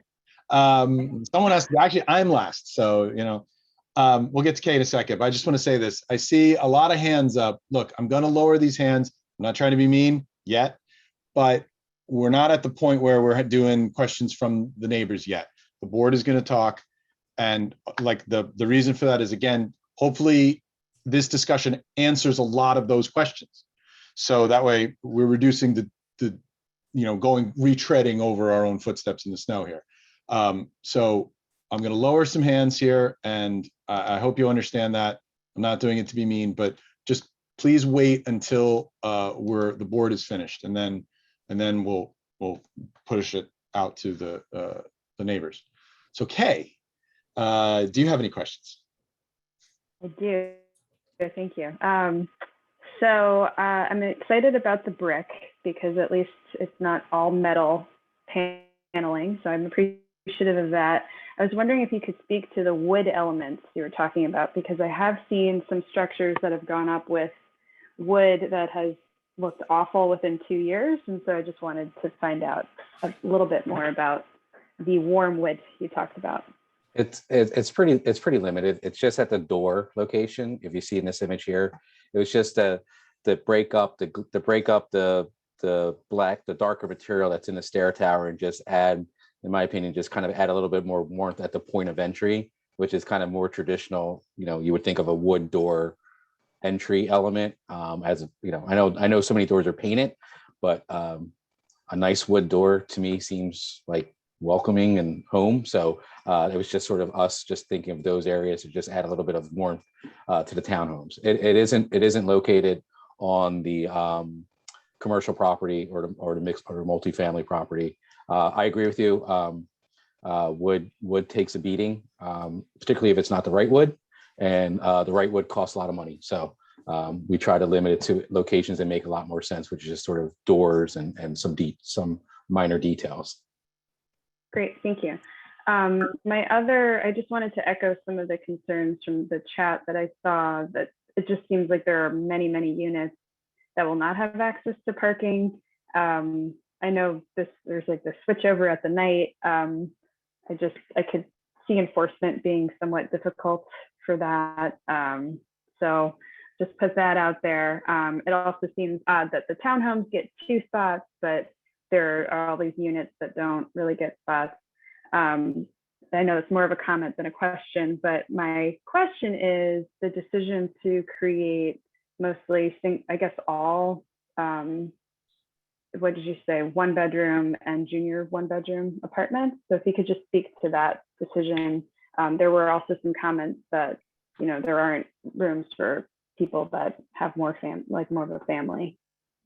Sure, absolutely. So our experience, I guess I'll answer 2 ways. First, with respect to parking, most, if not all, of the homeowners that we buying homes at this price point have 2 cars. There's sort of an expectation that that is the case with these products here, whereas many of our renters, and of course some will have cars, but the ratio of our renters to car ownership is much, much lower than that of the homeowners. And so, anywhere from 1 to 4 to 1 to 3 of our tenants will historically have a car. And so we're trying to reflect that with the building. The apartment makeup is one that over time we've learned is really the most desirable units in every neighborhood in Philadelphia. For the last 10 years, our office has exclusively built 1-bedroom juniors and studios when we're building apartments for rent. And that's largely because the bulk of what's built in the city are 2s, 3s, and 4s. Admittedly, most projects go through design by consensus. Communities appropriately want larger units for families, and 1-bedrooms are traditionally folks who are recent graduates, young professionals, things of that nature, individuals who live by themselves but want the benefit of an elevator if they're in other ways incapacitated, unable to use stairs, things of that nature. And so we build 1-bedrooms because it's what's most in demand, but it's also what's at least supply in terms of the larger rental market in Philadelphia. And our niche as a development team has been to build non-amenitized apartments where we're really competitive on rental rates. There aren't a lot of frills. There's no gym, golf simulator, movie theater, none of the amenities that you see in many of the larger buildings going up, predominantly in Center City. In exchange for that, we're able to offer a nice, clean, new unit, but at a lower price point. An easy example, in Point Breeze, we just completed the renovation of the Walter Smith School. It's 77 studios, juniors, and 1-bedrooms that leased in a few months. The rental rates there commensurate where we'd be here, which is in the high 1100s to high 1400s, depending on the unit there. So hope that answers your question with respect to why we selected the unit mix that we did. Okay, thank you. My last question, because I want to make sure everyone else has time, but just there was a concern about the Indigo bike. And I know you had said something about bikes.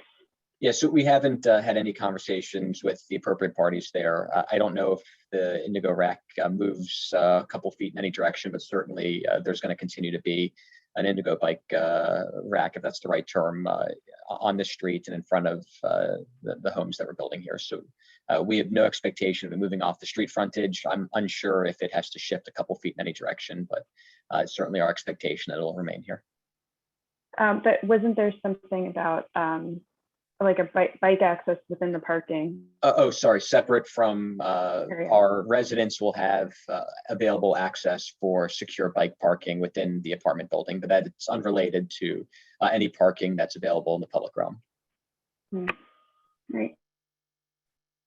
Thank you. Okay, Kay, you're good? All right, great. Thanks. All right. So I'm going to finish up with the board questions, and then I'm going to open this up to the general audience. And I appreciate your patience, everyone. I'm going to see if I can't ask. Some of mine have been answered, so I hope some of yours have been answered. And I'm going to see if I can incorporate some of the questions that are in the text.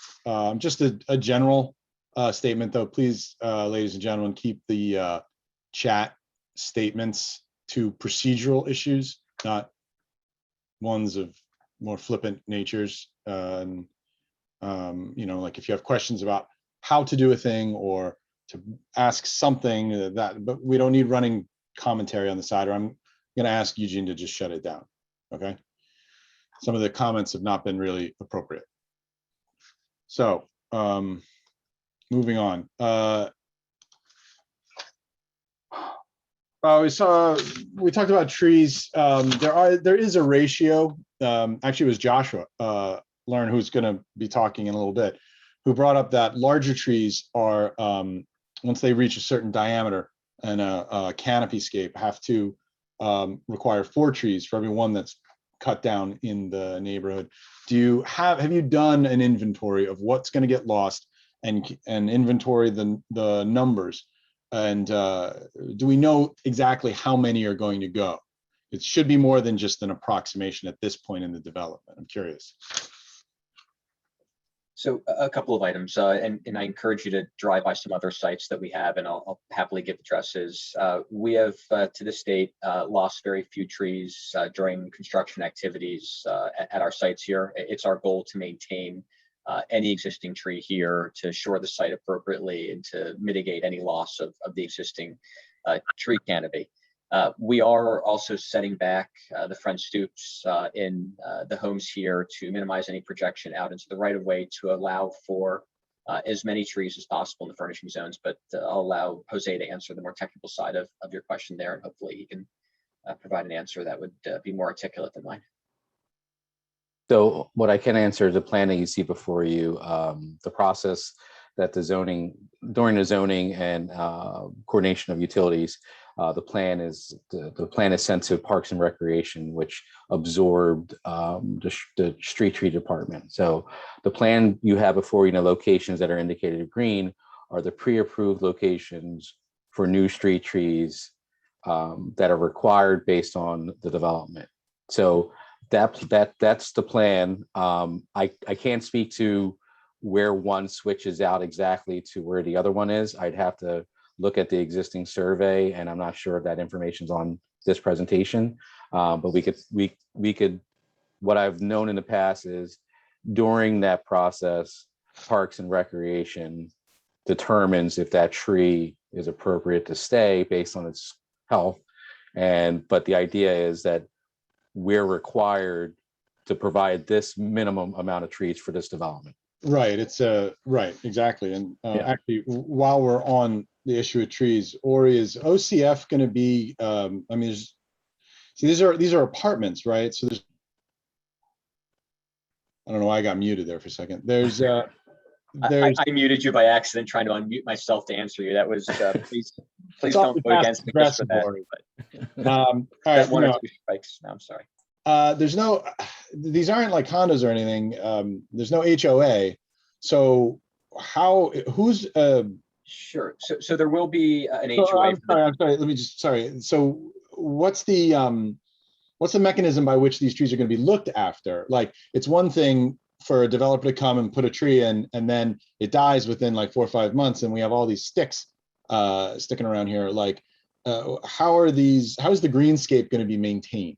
Sure. So there is an HOA here.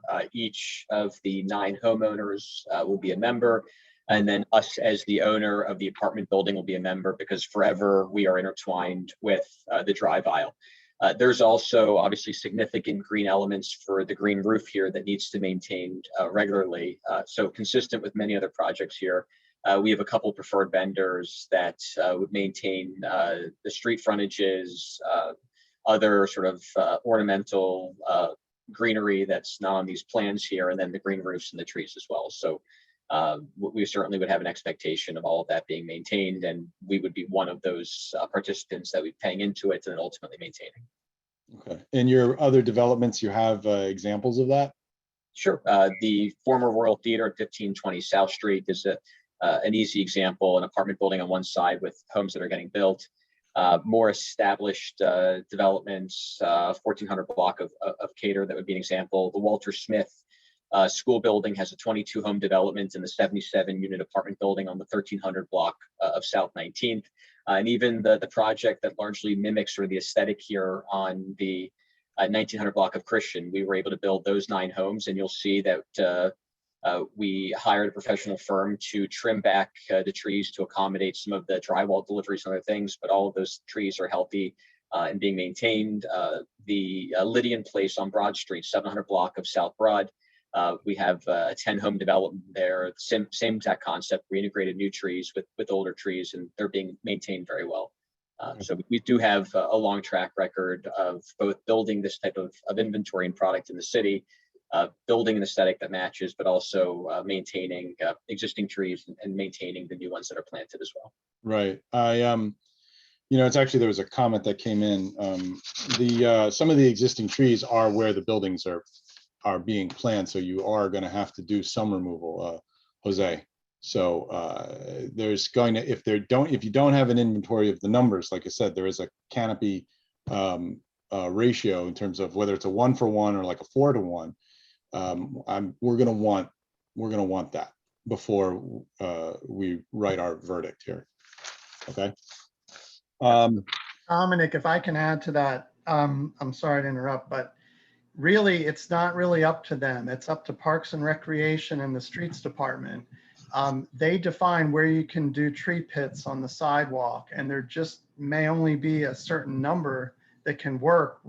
No, I understand. I understand, Larry. We can't turn the sidewalk into a forest. No, I get that. I'm just saying, like, I just want to make sure that these are accounted for and that every effort is made, that since we're going to be losing some greenscape, that we're maximizing the amount that we're getting back for our neighborhood. That's all. And if I may, with the exception of the hard corner on, I believe it's Darien Street there, the majority of the more mature trees are in the sidewalk and in the right of way. There are certainly more recent plantings on the apron, but certainly if you look up and down 9th Street, the larger trees there would be maintained and are on the sidewalk and not within the construction zone. Okay, thank you. Enough about trees. So it's been brought up in some of the comments while we were doing this that do we have a hard and fast, like the existing properties on Darien are 45 feet? I think Jose was the architect of record. If I'm mistaken there, he'll correct me, but Jose, Yeah. They're quite old, and I was going through our data. Well, they're not that old, because I remember when they went up. No. I'm talking with regards to 2012 isn't old. Documentation within our office. So they are 4 stories, and I believe I don't know if they're exactly 45 feet, but I know they're somewhere between 43 and 45, based off of what the floor to floor heights would be in the project. Do we have a number on the 9th Street corridor? Like, I know that those are 4 floors. A lot of them, they have dormers. Right. So the best we could do on there is, and it's just a trick we have where we count bricks. Every 3 bricks is 8 inches, and we've taken between the 4-story buildings. Even the 4-story buildings themselves are not consistent in height. So they're over 42. If you count a dormer in some of them, I would say they're equal or maybe even above 45 based on their individual roof slope. So that's how we look at it when we analyze sort of our contextual site models. So right. I'm not trying to, like, I just want to address that issue because it did come up. Yeah, how do we know that the existing buildings are, and you've taken steps to do that? Okay. So if I want to see if I understand this right in terms of, Larry brought up a good point. The commercial square the commercial square foot of the proposed building, it looks like there were 2 numbers given. Is it approximately 7,600 square feet that's usable, or is it's 7,000? That's correct. Yeah. Okay, so what are we going to be guaranteed to not look at the backs of a bunch of shelves? Because I love the idea that there are lots of windows, but at the same time, I'm worried at the idea that there's lots of windows. I don't want to see a brick like Berlin wall, but at the same time, I also don't want to see the backs of, Frosted Flakes and, whatever you get at drugstores. So on a different project at 21st in Washington, which has not yet been built, Aldi and CVS are our tenants, and we went through an exhaustive process with the South Neighborhood Association to try to limit any of the shelving on those windows and to allow as much eyes on the street as possible.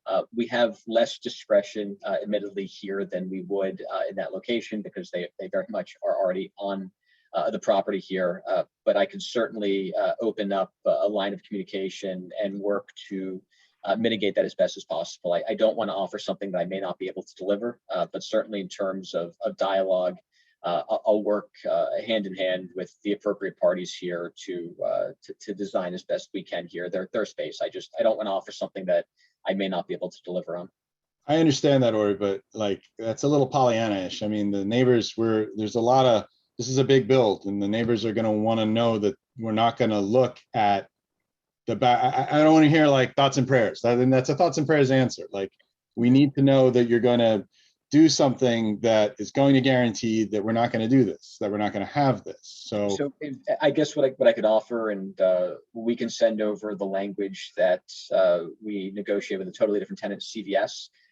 They might even have that available here, and you could certainly, if we get to a place where the neighborhood is supportive, and obviously that's a big if, that can be included as part of that language, and effectively forcing our hand to try to make that a condition of this agreement here. I just that has not been discussed in earnest with Rite Aid, and I just don't want to be disingenuous that it has been.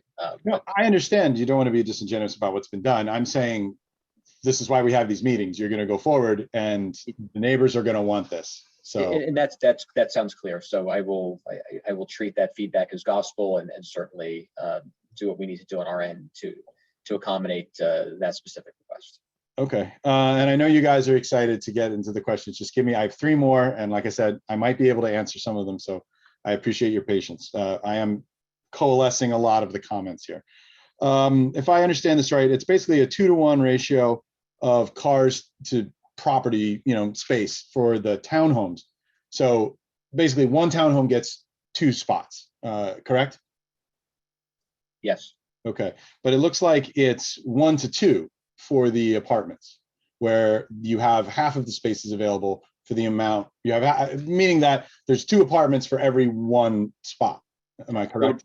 A little bit less than that, 15. I'm being approximate, yeah. You're rounding to my favor, but yes. Yes, I am. But okay, and so the idea being then that bikes are going to make up the rest of it. That really wasn't the intent. We want to provide as much bicycle parking as possible at this location, and believe that many of our tenants will in fact be utilizing bicycles. Okay, I just want to put it out there that because people are going to ask you about this in a second if this isn't clear, that like there's every possibility that every single apartment tenant is going to have a car. It's possible.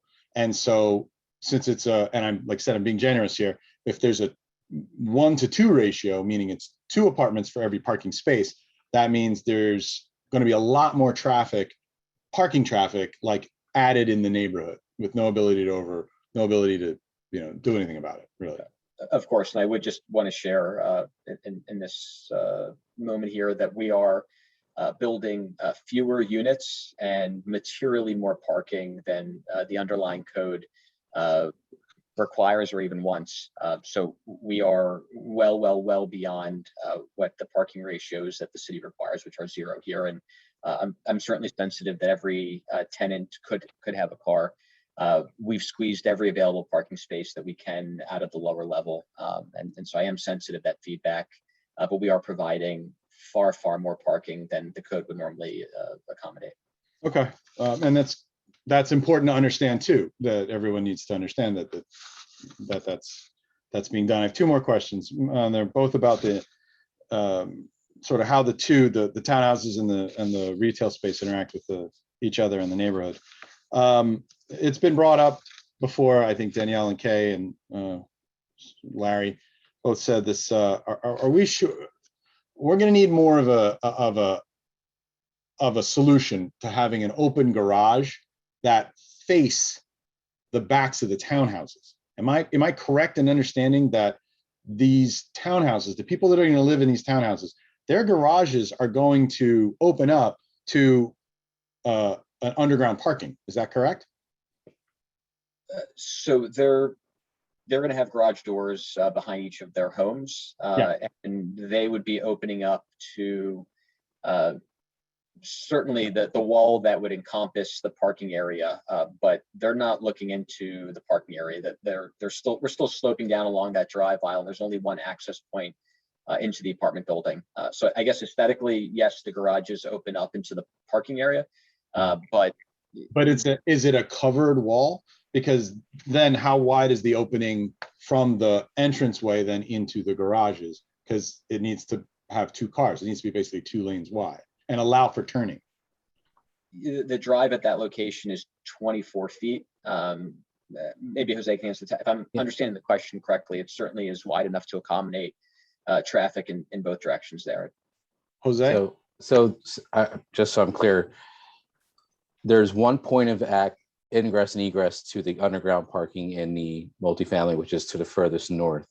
The remaining portion of that garage is screened off, and there's no access other than that one point. So the garage is underground. There's a certain amount of ventilation. So imagine in between the columns going to have some form of screening at the lower level, which is directly across from the residential parking, but it is 24 feet away. So then what sort of security, what I mean, I can't envision one, so I'm asking this question. How are the owners, the homeowners of the townhouses going to have any sort of security there's going to be a garage with 30 something spots that in a sense, I mean, it's going to be a bit of a jog, but it's going to open up to the backs of their houses. And when you say, I mean, so each homeowner will have a garage door. There is no access to. I know, but garage doors open. Well, I guess it's sort of the same if you flip it on the other side there. The front-loaded garages that are in the right-of-way on Darien all open up to the public realm. It's sort of the reverse of that.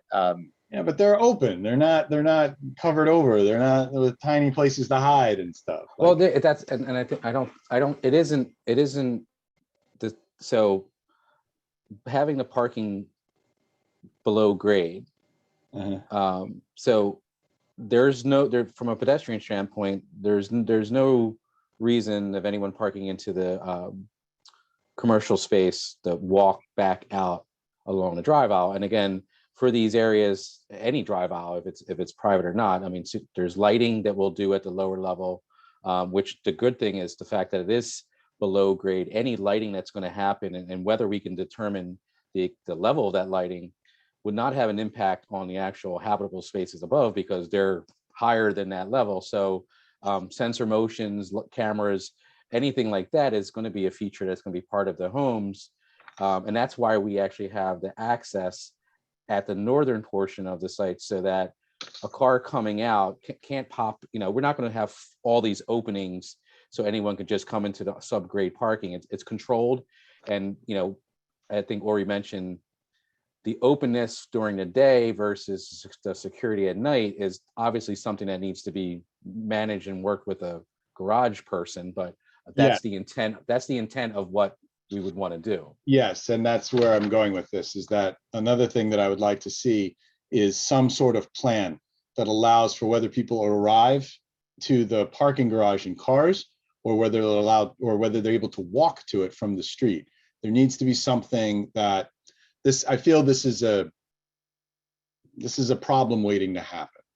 There needs to be a reduction of how people get in and out. Sure. I didn't understand sort of where you were going with this. There is no pedestrian access from the rear there. There's no one that's going to be walking along that drive. Well, someone can walk down Darien Street and then hook into the. Fair enough. I guess I should say by design here. Certainly somebody could, and that's a fair statement. Yeah, and so that's knowing that that's a possibility. Whether that's what I meant by whether they arrive via car or they walk. There needs to be an accounting for this scenario for the people that live in the townhouses as well as the people that live in the apartments. So again, as Ori mentioned, This exact scenario it occurs on the Royal Theater on South Street. There's a drive aisle that goes below grade. There's parking underneath for the Royal, and there is dedicated parking for the townhomes. Purposely, we did not add a gate to that because we don't want to gate off the parking area. We want to make it open and inviting. So again, that's handled with security, and I agree with you. I guess we can give you details of how that's handled, and we'll get that information. But it does exist. It has existed on a few other projects. So. Yeah, that's what I'm saying is there needs to be some sort of accounting for it. Right. Yeah, and then lastly, and this is something I noted. I'm glad there's a green roof, and I'm glad that there are green roof on the top of the commercial building, and that the other places, the townhouses, have them too. But then it's just occurred to me, and so maybe I'm misunderstanding the plans. Maybe you can help me here. There doesn't seem to be really any private outdoor space, really, of any kind, whether you're in a townhouse in this building, in this build, or whether you're in an apartment.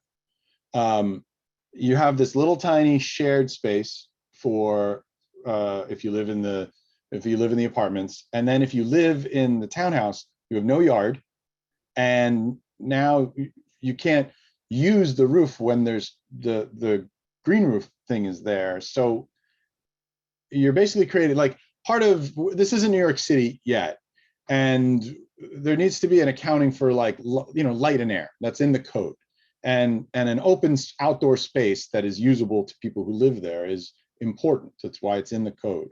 Am I correct in noting very minimal amount of private outdoor space? I don't think so.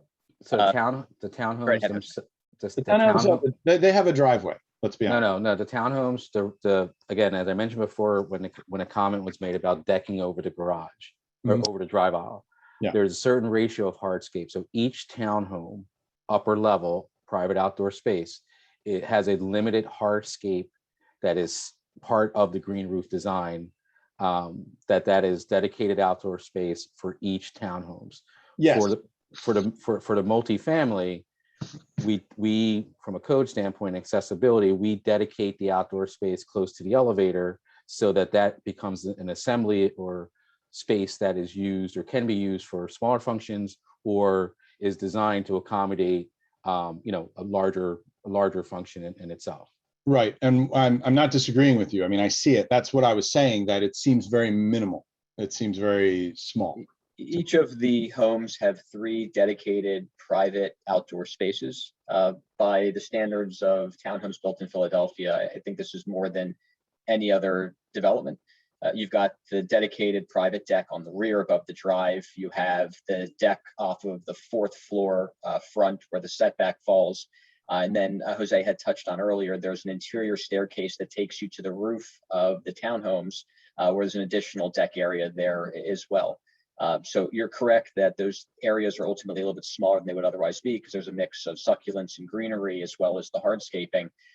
But there's absolutely walkable, usable surfaces on each of those. And I would expect, consistent with all of the homeowners we've sold homes to, and we've done this design hundreds of times as it relates to homes, they're utilizing both the green areas and the hardscape areas for their activities there. The apartment building is much more defined, and the usable space for the tenants is limited to that deck there that I guess looks small, but that's only proportionate to quite a large footprint there. Yeah, I see, and they're cycling through it. I saw it in the plans. I mean, I'm not going to belabor the point. What I'm saying is that from my perspective, it looks, for a person who's buying a space in the city, it's not just the interior space, it's an exterior space. It seems very small. Anyway, so what we're going to do is, for those of you who are still here, there's 125 of you now instead of 140. So thank you for hanging in there. We've talked about a lot of things. Ori and Sean and Jose have been, I feel, very forthcoming in answering questions. You've all heard a lot of their answers. So we have some hands up now. I'm going to entertain people raising their hands. I'm going to call on you, and then you can unmute yourself, ask your question. We're not gonna, like I said, have a, you know, this isn't gonna be a pile on. People are not gonna interject. When you have the floor, you have the floor, and we're gonna be civil. And I'm sure you have lots of questions, so let's get started. David Coughlin. Tom, I'm sorry to interrupt, but I asked you to ask this question. We still don't know if you guys flyered everyone appropriately. Oh, right. Thank you. Sorry. I thought you were going to ask that, Larry. My apologies. So, Larry, why don't you answer the question? Ask I the question. can't answer it. I asked. No. Ask it, please, again, about the flyer. So the question was, do you have proof of certification of mailing notification to all neighbors within 250 feet of this project 20 days in advance for this meeting tonight? We do. Do you have that proof, and can you provide it? Because we have a number of neighbors who said they were not notified by certified mail about tonight's meeting. So just to be clear here, for anyone who's listening, the code requires us to basically go to the planning commission, and the planning commission draws a circle around the property and designates which properties are required to receive written notice of any upcoming meeting that relates, to any property right near it. We did that. I have it and can send it in.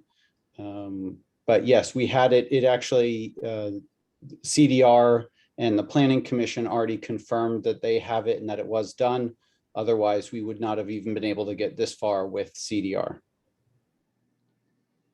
Okay, we'd like to see that evidence. Okay, thank you, Sean. Yeah, we'll be looking for that. It's an important part of the process.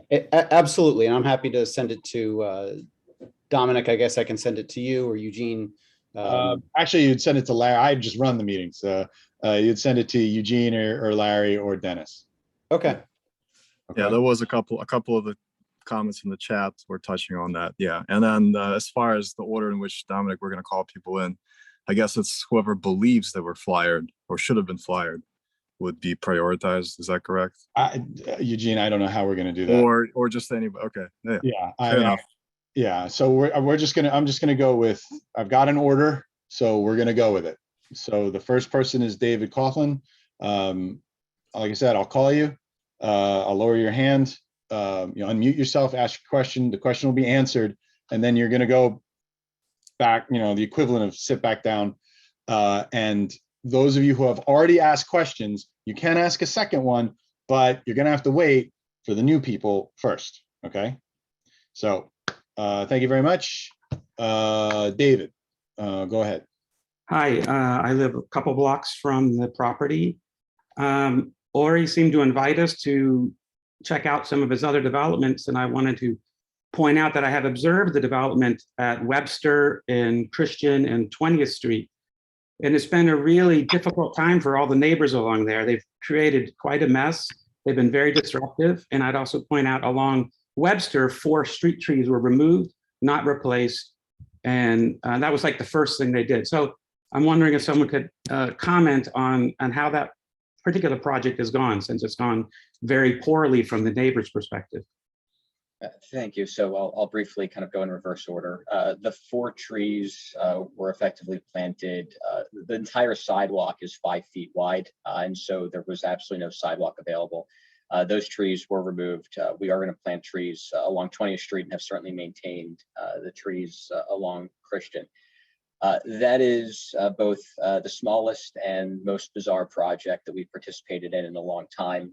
The immediate neighbor to that property took a sawzall and cut our roofs in half, took a sledgehammer and took out our forms, and the project that should have taken 14 or 15 months has now dragged on for north of 2 years here. I can get into the weeds, but certainly it's been frustrating. I'm actually moving into one of those homes, so I'm going to have to make amends with every neighbor that admittedly has had a much more difficult time than they should have had on that site here. But we have both a Facebook group and an email group, and they've been communicating actively here anytime we're blocking the street or doing something else here. And we've made mistakes. We've certainly paid for it. Full disclosure, one of the neighbors lost water. We put them up in a hotel immediately. We've definitely made mistakes in that project, and also had just the most bizarre and incredible of circumstances with the corner neighbor there who has sabotaged our development for north of a year and been arrested twice for it at this point. I guess the question though, Ori, is what are the steps that are going to be taken on this project? Because what we don't want is we don't want sorrow. We want, happiness here. So I think we do a good job. We're building in a lot of neighborhoods and have had a good reputation both with the product and with neighbor relations. With this specific project here, we would take an inventory of all of your neighbors. We would create a Facebook group and have an email chain to do our best to minimize the impact to neighbors, notifying them of street closures, things of that nature. And while I appreciate your feedback of sort of we don't want sorrow, there are days that we will block the trash truck accidentally. Kimball Street, that has happened a half dozen times. Our guys go out and pick up the trash. We'll do our best here. We're building in a small area, and we're going to cause some disruption to neighbors, and it wouldn't be fair for me to suggest otherwise. But every neighbor has my cell phone number, my email address. We're a known commodity, and it's our desire to minimize the impact to neighbors. And we'll meet in everyone's living room or as much as COVID will permit, and we'll do our best that everyone will know all of the right parties on my team and certainly my information to create as little impact as possible for near neighbors. All right. Thank you, David. Appreciate it. And so Greg Pastor.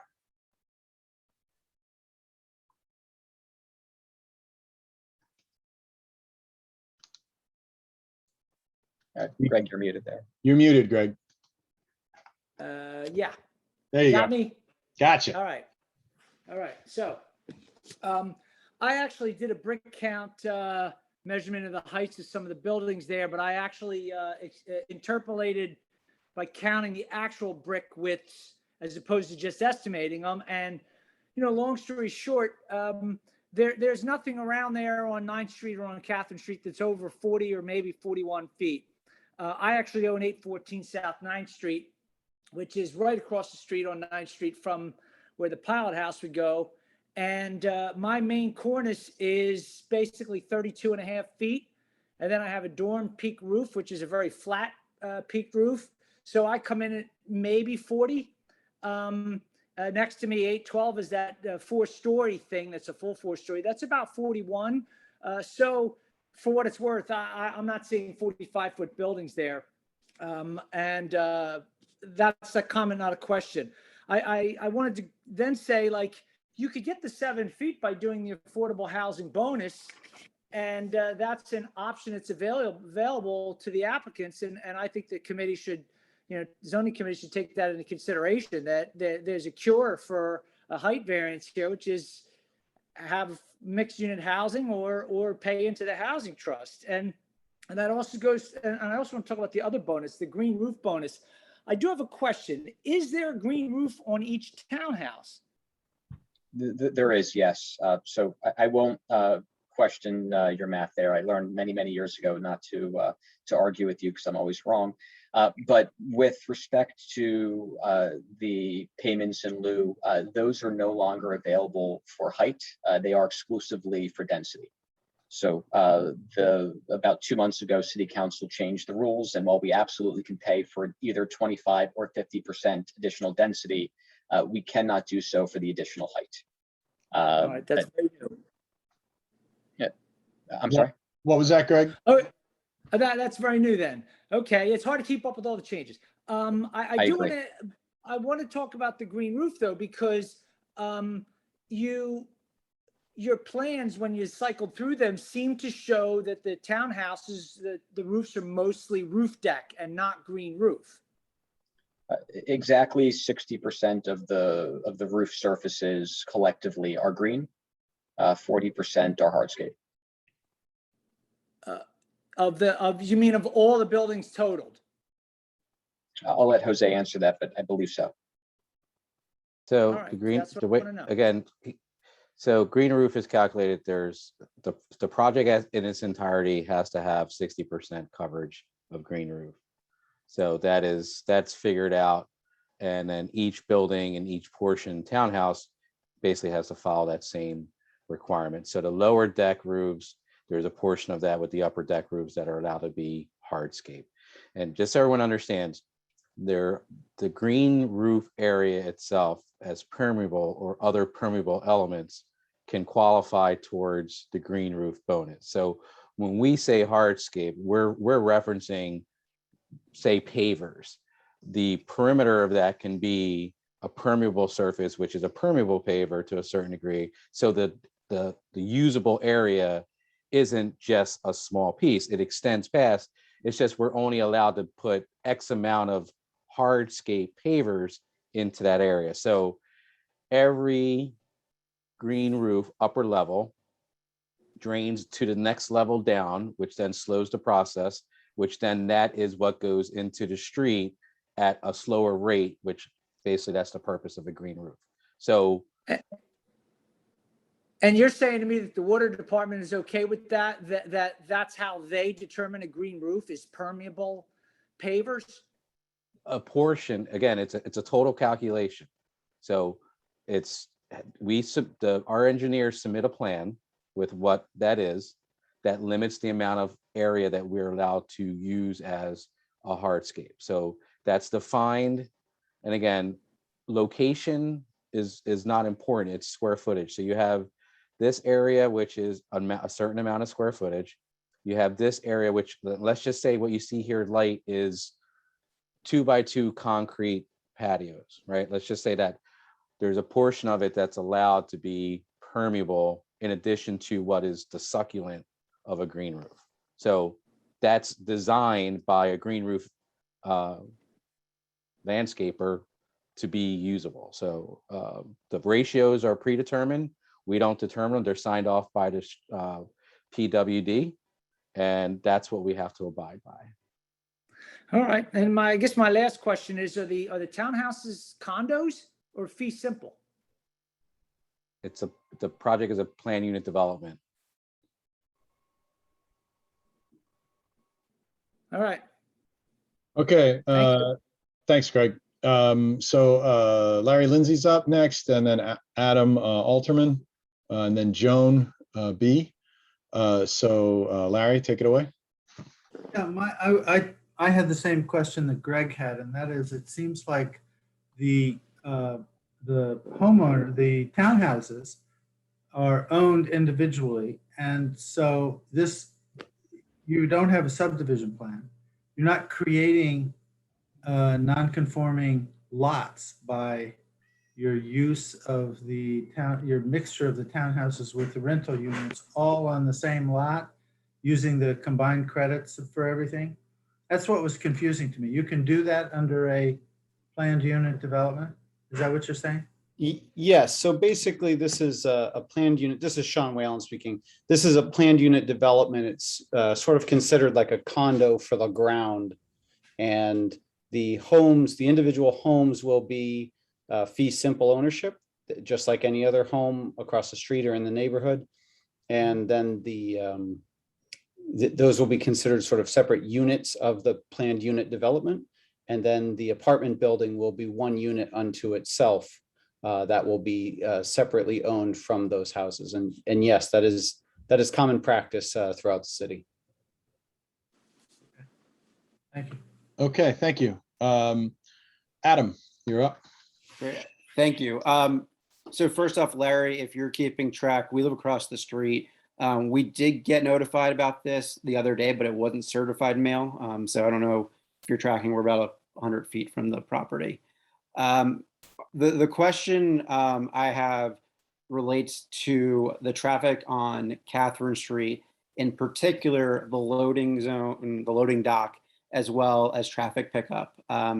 Anyone, I think, who spends a day or maybe a morning in this area knows that Rite Aid is using that lot heavily for 18-wheelers, heavy, big trucks, Coca-Cola, et cetera, you name it, to receive packages. Every company, the bread company, the soda company, the water company, each bring their own big trucks there. They're using their parking lots to unload. It's taking a lot of time. Currently, the Amazon lockers are there, so FedEx and UPS trucks are doing multiple stops in there. They're using the lot.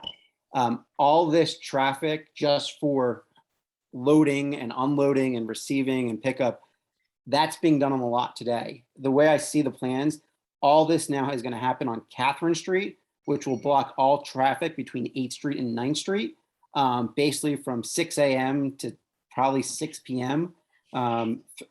All day. And then on top of that, can you speak to that and then also understand more about the trash pickup, since that seems to be in that same area. So again, the streets are going to be closed between 8th and 9th Street on Catherine. And then is trash, like, to me, that seems like a huge biohazard of all this trash that used to have a nice compact area inside the lot, now is going to spill out onto the street as well. Sure, I can touch on the trash piece. We'll have daily trash collection, private trash collection consistent with other apartments here, and certainly coordinate with Rite to have one trash collection versus many.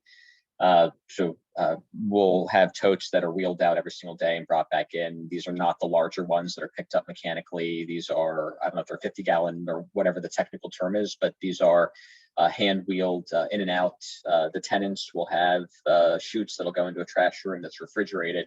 And so all of that will be contained inside. I don't have good or positive feedback on what you just communicated with respect to the volume of trucks there. I was caught a little off guard by that feedback. And again, suggested earlier that the neighbors would know better than me with respect to how Rite is accepting deliveries. I'm just a little surprised by that feedback, and certainly we'll need to accommodate that with some additional coordination and thought there. I mean, it'd be interesting, and Larry and team, you can keep me honest if these are done for other ones, but a traffic study to the area, because right now, like I said, Rite using that lot, which is great for the neighborhood. Like, they keep their business on their property. There's a lot of children that are probably 2, 3, 4 years old that are running around on the street, and so the fact that, you know, even driving them to school, people leaving to go to work, or just amount of trucks now that are going to flow on this street and not have a place to kind of safely to go. I mean, that's traffic, that's safety. So I don't know if there's any studies that or you and your team have done or can be done that can help explain all this in more detail to the neighborhood. Sure, we have not. I will work to get an itinerary from Rite of specific trucks, hours and whatnot, and try to work that into a study to provide some more feedback. Okay, actually, sorry, I'm gonna interrupt here, Larry, 1 second. I see, normally I wouldn't do this, but I actually happen to know that Giovanni, oh, and he's gone now. Well, anyway, he had his hand up and he lives on Darien Street. And I have a feeling he wanted to address more of that issue, but looks like he's gone. So, but the other thing is, if you remember, Ori, it was brought up, I think I mentioned the issue of the impact to the neighborhood with the loading and offloading of trucks and the size. We're not going to really, I think we've covered this now, but this is something that's Dominique, Giovanni is on the call. Okay, I'm sorry, I don't see him anymore. He's there. Oh, okay. Giovanni, if since we're talking about the traffic impact and we're talking about the loading and unloading, I have a feeling you're going to address that. So I'm going to let you talk, and then we're going to kind of close this issue because, again, we don't need to keep reinventing the wheel here. But Giovanni, if you want to unmute.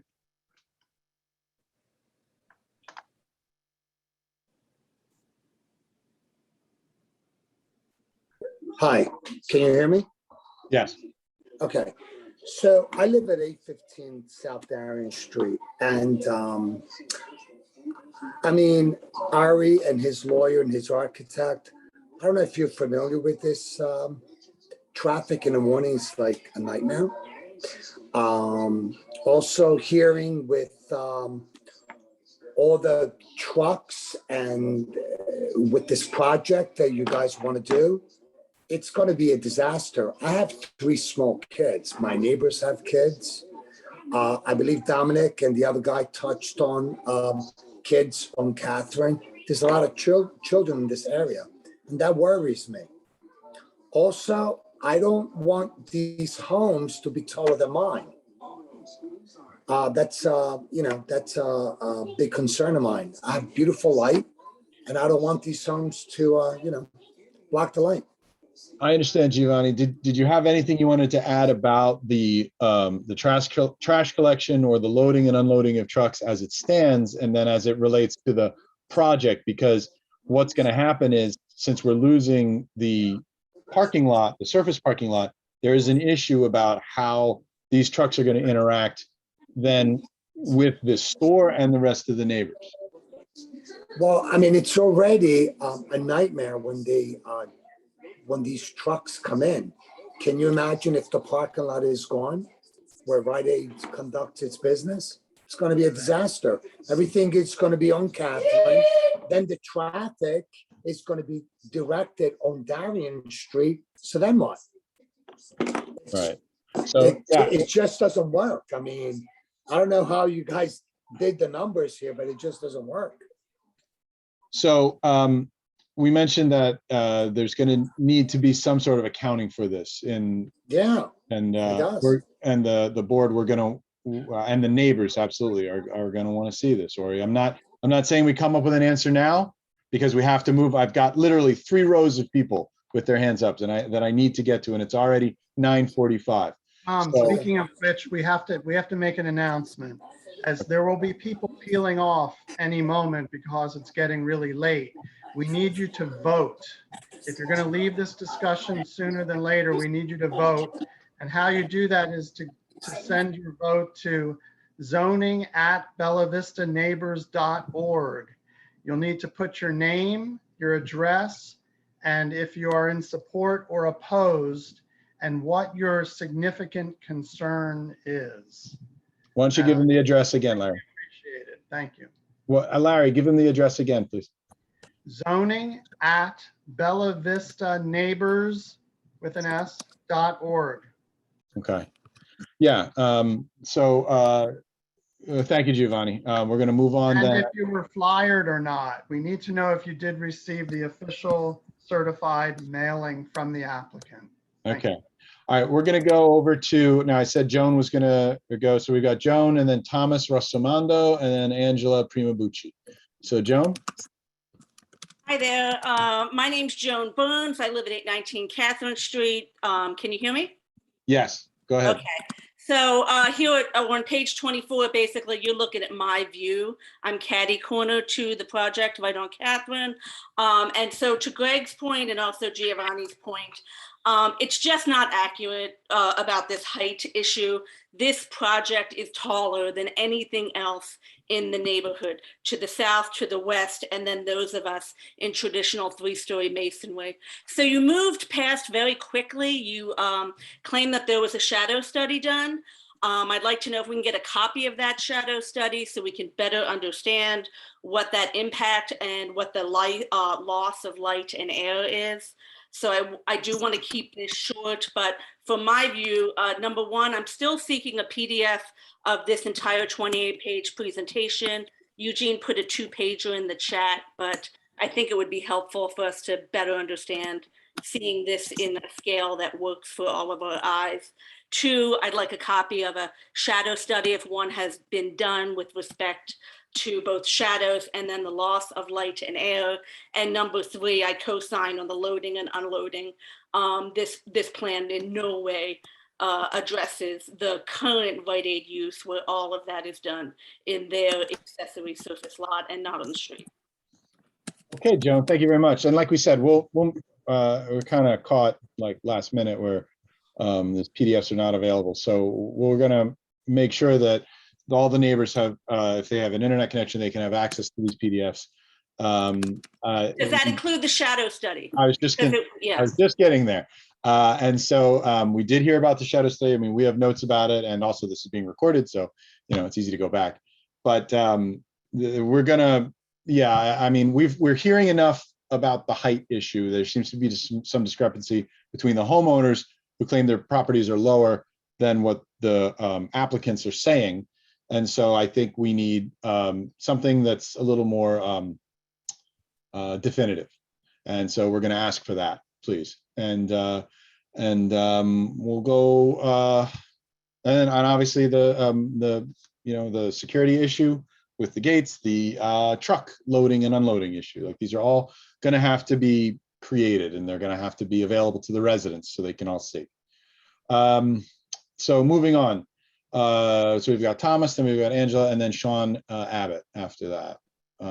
Thomas, go ahead, please. Hi, this is Tom. Can you hear me? Yes, we can. Thank you. Thank you. And I just want to thank everybody that's been on the call tonight. I see the numbers we're still over 100. Thank you. I also want to thank the board. I've not been on the board, but I know that it's a thankless job. So thank you very much. I also want to thank the developers. It takes a lot to sacrifice and to risk a lot of money on your end, and I thank you all. That being said, I realized tonight I'm listening to words from the developers team: reconcile, materialize, finished palette, getting relief here, invigorate, walkability, two-dimensional, monitoring the exact rhythm. I know there are words. It doesn't make sense in a lot of ways. There are 41 apartments after what we're considering the 9 townhomes, and there are 15 parking spaces from what I listened to for the neighbors and for Rite Aid parking. 15 parking spaces. If I'm off the numbers, it's only a few. But I do know that while the spaces that are there are going to be for Rite Aid until 5 o'clock, or actually 8 o'clock, which is when Rite Aid closes, that's not going to help the neighbors. Where are they going to park during the day? Or you actually said that Rite Aid was emphatic that they wanted no parking at all, and then they did a 180. You're a businessman. What retail space doesn't want parking? Okay.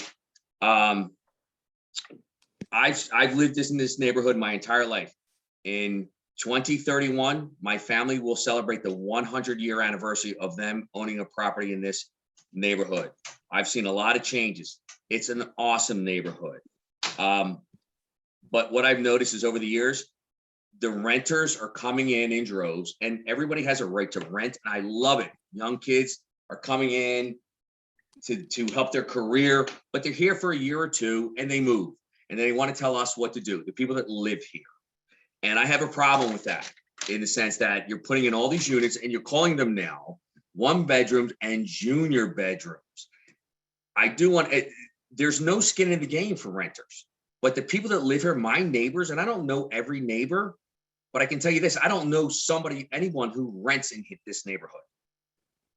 And this is about a neighborhood, and you can't be a neighborhood if you don't have people that have skin in the game for time. And I want to say that, and I also want to say that I have great neighbors that are thinking about leaving this neighborhood because they can't get parking. And I don't want to see them leave. And I care about my neighbors. I have parking. I don't care about me, but I don't want to lose my neighbors. They're great people who sacrificed here.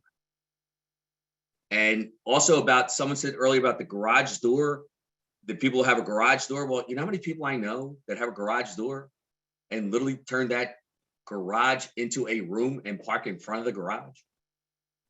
The last thing I want to say is this, or actually this is the question, and I want to thank you for my time. How many of these units are going to be affordable or subsidized housing? Greg mentioned something that was a possibility.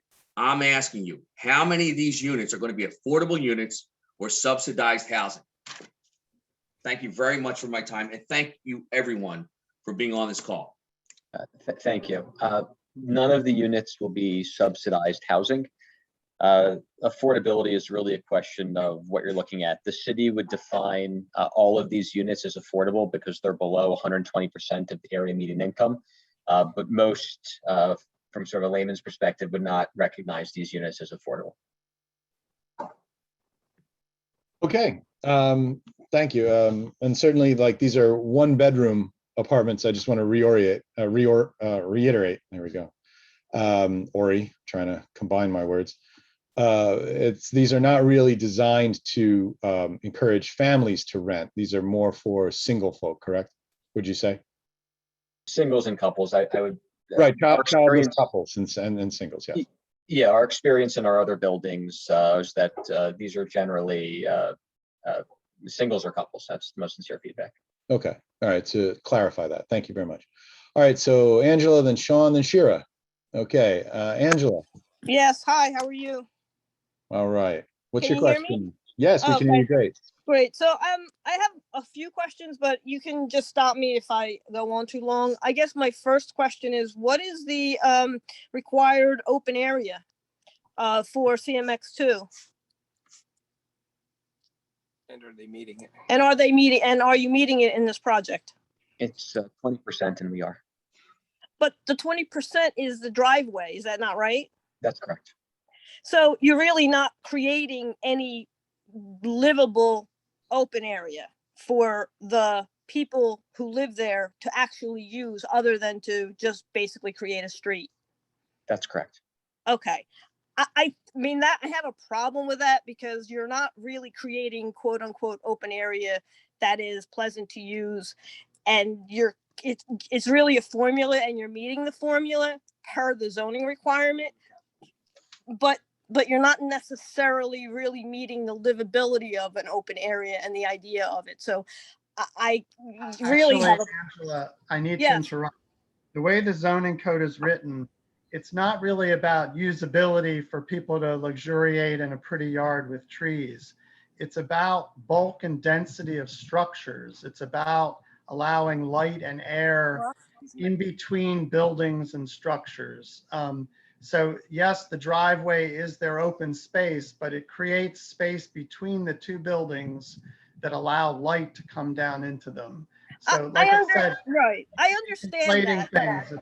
It's not about luxuriating in your own personal yard space. It's really, it's very much Okay. a dimensional.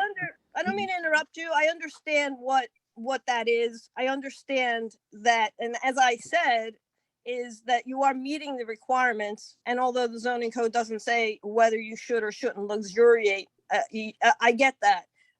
But it's like the bare minimum for the people who live here. A lot of people have yards where they could actually use. So the question is, the people who buy these houses, they're really not going to have any outdoor space on the first floor, but they will have it on the roof. I understand that as well.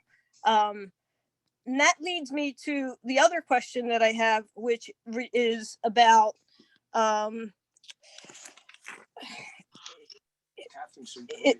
right, the Catherine Street. If right, Catherine Street may end up being a loading zone if there is no parking lot for Rite Aid to. I mean, I believe that that's really what's going to happen, and it might be a loading zone like 24 Actually, hours a day. I see where you're going with this, Angela, and you're making an excellent point. But we have several people who have commented on it, including myself, Right. including other board members. I feel this issue has been brought up, and certainly, I mean, we want to hear you say it, but I think it's.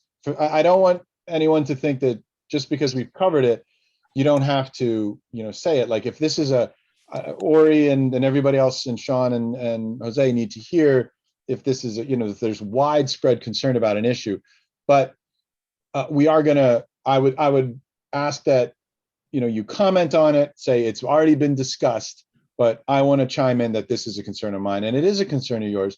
And thank you for that, Angela. Okay, I appreciate that. I mean, the reason that I'm bringing it up is because when the Rite Aid was originally, when we had that zoning and community meeting, whenever it was built, how many years ago, and I don't remember exactly, but part of the deal that was struck at the community meeting was that they would allow the neighbors to actually park in that parking lot certain hours of the day.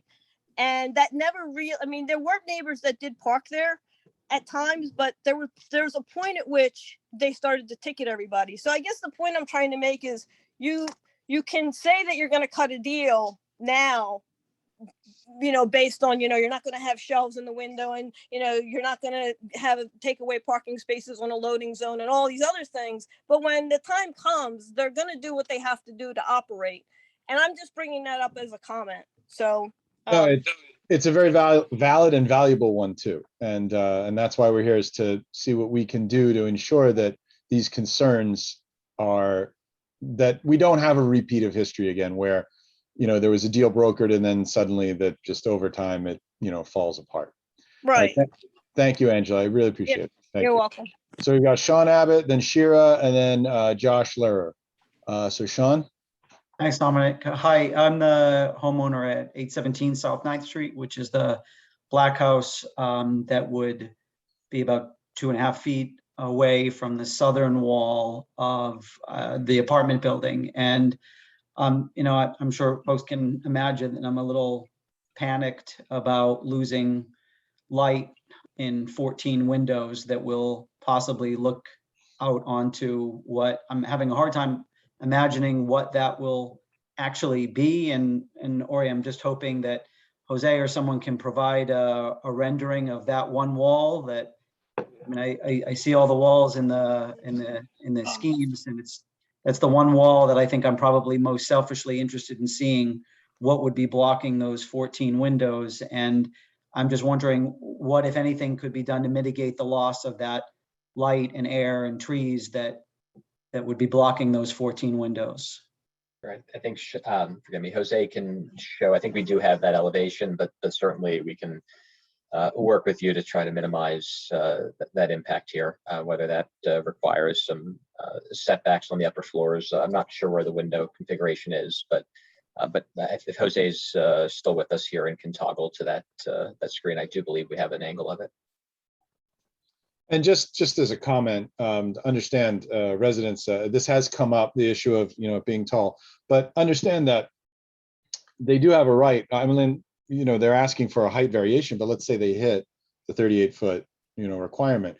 There are, just by living in the city, like, walls go up, and it is a factor of living in the city. Now, in this case, they're asking for a favor for a taller wall, but that doesn't mean that they don't have a right to build something. So I understand that. It's 14 windows that would be facing a possible brick wall. So no, totally understand. And it's because it's based on the fact that they are doing an ask. Like, if it was by right, then none of us would be here right now, and then a wall would go up. So we do have to keep in mind that, and I'm sorry, Sean, I'm not trying to make an example of your situation. I guess I'm just trying to say that, like, we don't want to come off as anti-development. We don't want to come across as anti-anything. Like, we want to take the views and the concerns of our, neighborhood here, but also at the same point that, like, a by right structure is going to impact everyone, no matter what we do here. So they are asking for variances. So that's why we're here, and we've got to hash something out. But losing a view that would be lost, whether it was by right or not, is sometimes what we have to deal with when we live in a city. yeah, I'm not talking about a view. I'm talking about a brick wall facing 14 windows. Yes, but it is a sight line. Like, that's what I mean. But like I said, it's always hard to have to say something like this because you come off as callous. But what I'm trying to say is that, like, Sean, that shadow study, for instance, the height issue, like with the other houses, like how this structure is going to impact where they're asking, extra height. I mean, this is something that's going to have to be, we kind of have to see more from them, is what I'm saying. And we need to see how this is going to impact this stuff, residents like Sean. Okay, Shira, you're up, then Josh, and then Laura Munich. Hi, I'm Shira Engert. I live at 827 Catherine, which is directly across from where the Rite Aid stands right now. And I was wondering if you could speak a little bit more to the tree situation. So the trees are incredibly important for shade, obviously, and also just the general character of the neighborhood. Right now, there are 8, or you mentioned that you weren't exactly sure about what the tree situation is right now. It's really important to us, and right now there are 18 trees currently on the entire Rite Aid property. Only 5 of them are in the interior lot. While I understand why the 5 that are in the interior lot may not be able to stay, I am wondering if you can speak to the other 13, 2 of which are on Darien, 6 on Catherine, and 5 on 9th, and whether or not those trees can stay. And also, you mentioned that it was the city that makes the ultimate decision, and there are 7 trees in your plan. And how do you even know that those 7 trees can even stay? So I'm wondering if you could speak to the assurances around the tree situation. Sure. So I guess I'll speak from what I'm more certain of to what I'm less. The trees on Catherine that are in the right of way will absolutely be able to stay. There's no projections that we have into the right of way there. There's no stoops. There's nothing that we have there that would impact.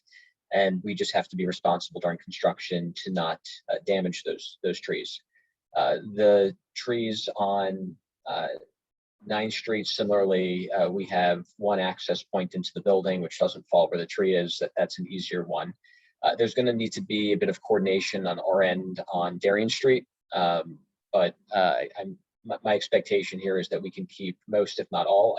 That's the one street that it's hard for me to shoot from the hip on. And I regret not having that information available here. But certainly we can take a hard look at every tree that's currently there, how it interacts with the space, and confirm that it either has to go or that it can stay.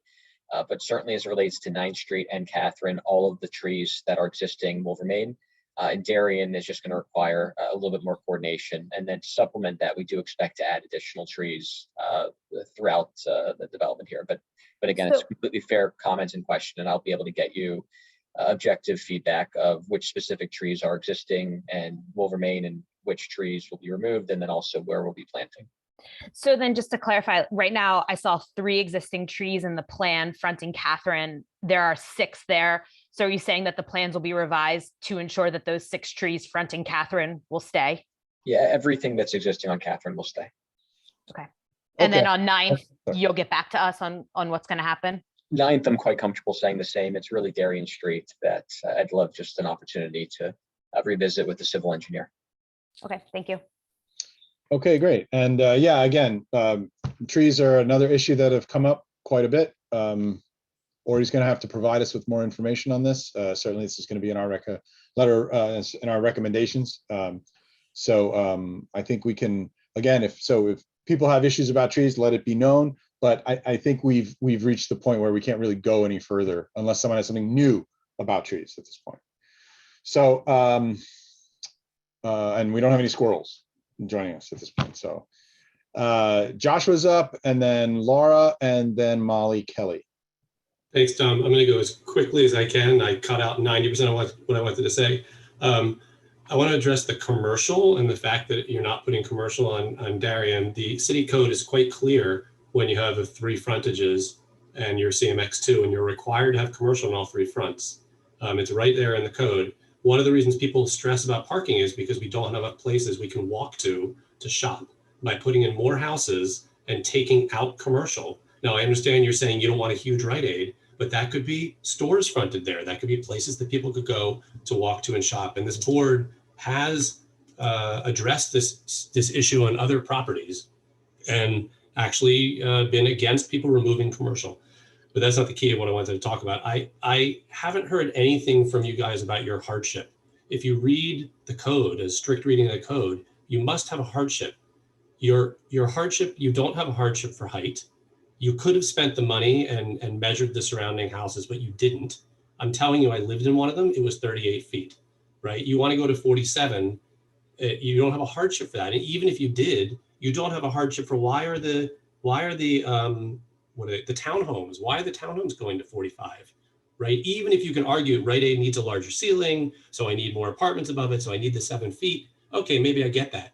But the townhomes don't have a hardship that they need to go to 45. Another thing in the hardships is you can't add to the neighborhood congestion, and this is definitely adding the congestion. You can't impair light or air to surrounding conforming properties. The surrounding properties are conforming, and you will be impacting them with your variances. You need to have some unique physical characteristic requiring relief. You have a very large property. I don't see anything unique about it requiring relief. And you've said a couple of times that you're fronted on 3 sides. That's what's unique. The code addresses 3-sided properties repeatedly in the code. You said a few times that this is the way I look at it, right? The code specifically says how to look at it. And I promise you I'm done. This is my last thing. You also can't argue that you want to make more money on the project and that's your hardship. That's actually been addressed in the courts, and you know, that can't be a hardship. So the fact that you want to get more rent from Rite Aid and have taller ceilings, that's not a hardship. So I went very quickly. I'm sorry, I had a lot to say. No, and I appreciate that feedback. So I'll start with just highest and best and just very briefly work backwards. This is not by any means highest and best as it relates to financial return. Highest and best for the development is to respectfully ask Rite Aid to take a hike and to build 16 single family homes on the site. And admittedly, that was an early iteration of this plan. A later iteration was a mix of townhomes and duplexes, but again, all for sale product. We heard privately and publicly a desire not just to have commercial here, but to have Rite Aid. And a lot of these efforts and energies was to maintain that existing Rite Aid there. And I'll touch on hardship. And you know, I've been to many zoning hearings. Greg Pastor has certainly been to more if he's still on the call here. It's a question of totality. There's, you know, we can look at any individual hardship, and of course, there's always an accommodation that can be made to eliminate that ask and that hardship. But the reality is the by right development here imposes far greater hardship. You know, something is ultimately going to get developed here. The by right development imposes far greater hardships to the neighborhood, with the exception of loading on Catherine, which I think very much needs to be addressed in much greater detail here. But on the whole, you know, this property could have 50% more density, zero parking, can mimic the same height with a lot of different ways here. And so it's a little difficult to suggest, well, you could do commercial here and you're not. Of course, right? You could do commercial there. There's nothing physically prohibiting that. All I ask is that you look at the project on the whole, and it certainly needs improvement, and I'm listening to feedback and hope to work with neighbors and the board to accommodate that, and certainly with our architectural team. But on the whole, I would hope that you would agree that this project as designed presents less of a hardship for near neighbors than the by right development would likely create. Not to here. interrupt you, and I apologize, but yes, I do agree on a whole. I think it's attractive. I think it's well designed. I can see all the things you're thinking about. I think if you hadn't come in at 45 feet and you had built the townhomes at 38 and showed some respect to the people who live there, and I used to live directly across the street. I should say I live 2 blocks away now, right? I think that you could have done something which, and if you had solved the loading, I mean, the Rite Aid and the trucks and the beeping, I know we've already discussed this, but if you come in at 38 and said, and I just don't want to do commercial on Darien because it's fronting other homes, I want that to be residential, I would have said, I get it. That makes sense. But I just think you came in and asked for way too much and didn't show respect to the neighbors who were living there. And I know you tried. And I think the height one, and I'll be done, is one that just really got me. Well, that's certainly, Josh, and yeah, I mean, that's certainly, we're hearing a lot of the same things. We're hearing, you know, parking, trees, height. I mean, we're hearing, and that's not to be, I don't want to be antagonistic. I mean, that's why we're here, is because there, you know, there's the ask and then there's the neighbors, and then somehow in there we find out, well, what's going to work.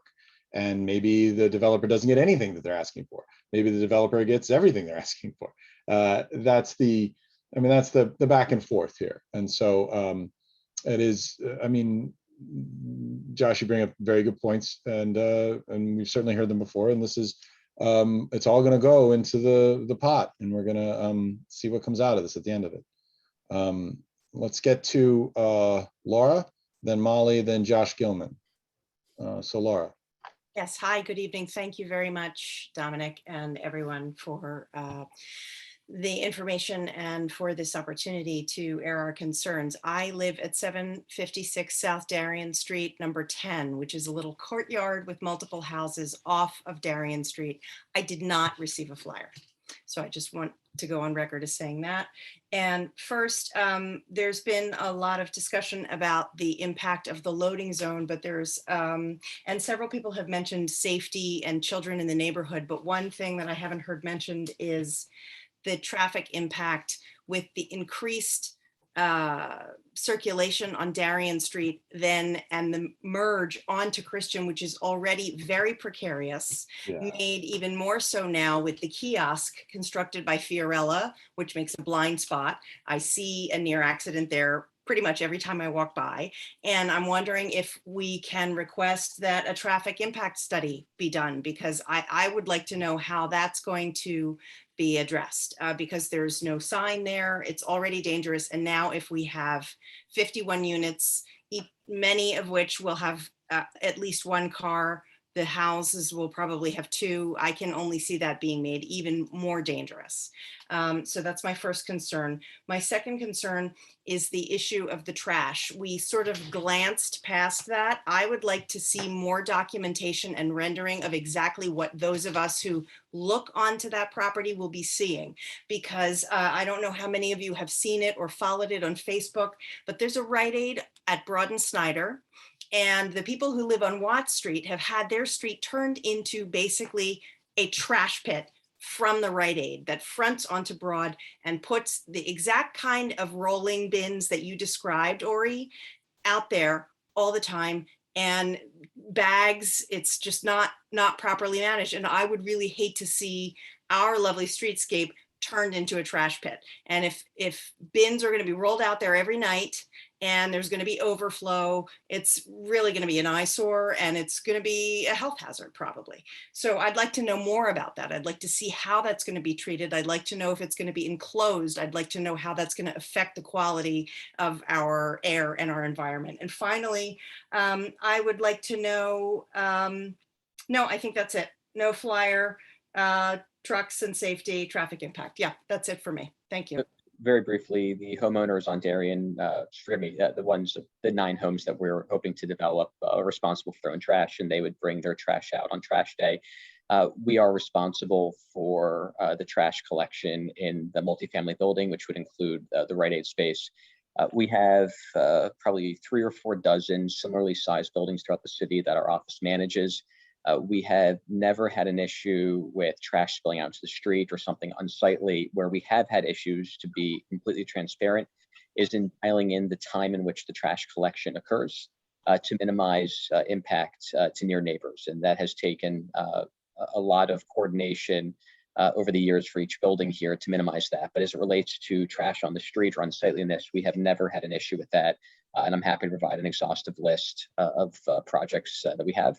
And certainly we'll work with Rite Aid to get a sense of customer count with respect to those customers that are driving in, and try to accommodate that when we're looking at the traffic impact. The traffic study may not be the right term, but certainly to better understand the traffic impact on both in turning radiuses and sight lines and things of that nature. I'm certain that's something that we can accommodate. I appreciate your response. I'd really like to see how the trash cans are going to be wrangled and what they're going to look like. If we could see a rendering that's going to show us what it's going to look like when, I don't know, a half a dozen, 10, however many are going to be wheeled out there nightly. What's that going to look like? If we could see whether they're going to be corralled in some way or whether it's going to be there in our face. Forgive me, I didn't answer that clearly. None of these are brought out at night. The trash collection companies that we work with, they're all private collection, are paid to bring the totes outside from the inside, empty them into the trash truck, and then bring them immediately back in. So they're on the street for seconds or minutes.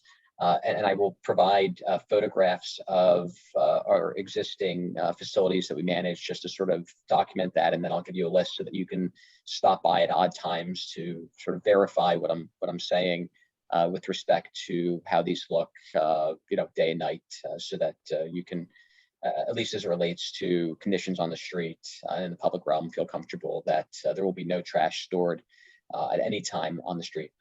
Great, thank you. Great, thank you very much.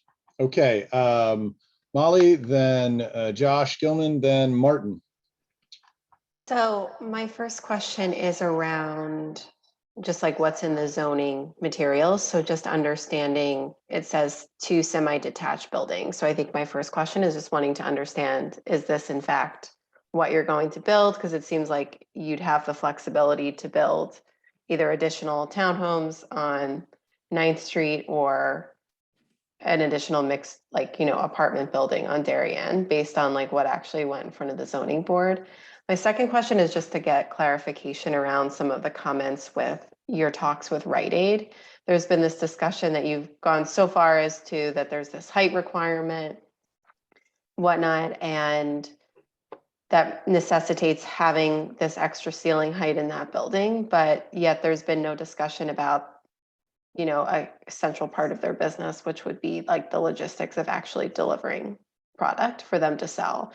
So I just like, can we get some info from your contact at Rite Aid that you'd be able to share with the group? Because it just sounds like a little bit contradictory to me in terms of, are those discussions actually taking place?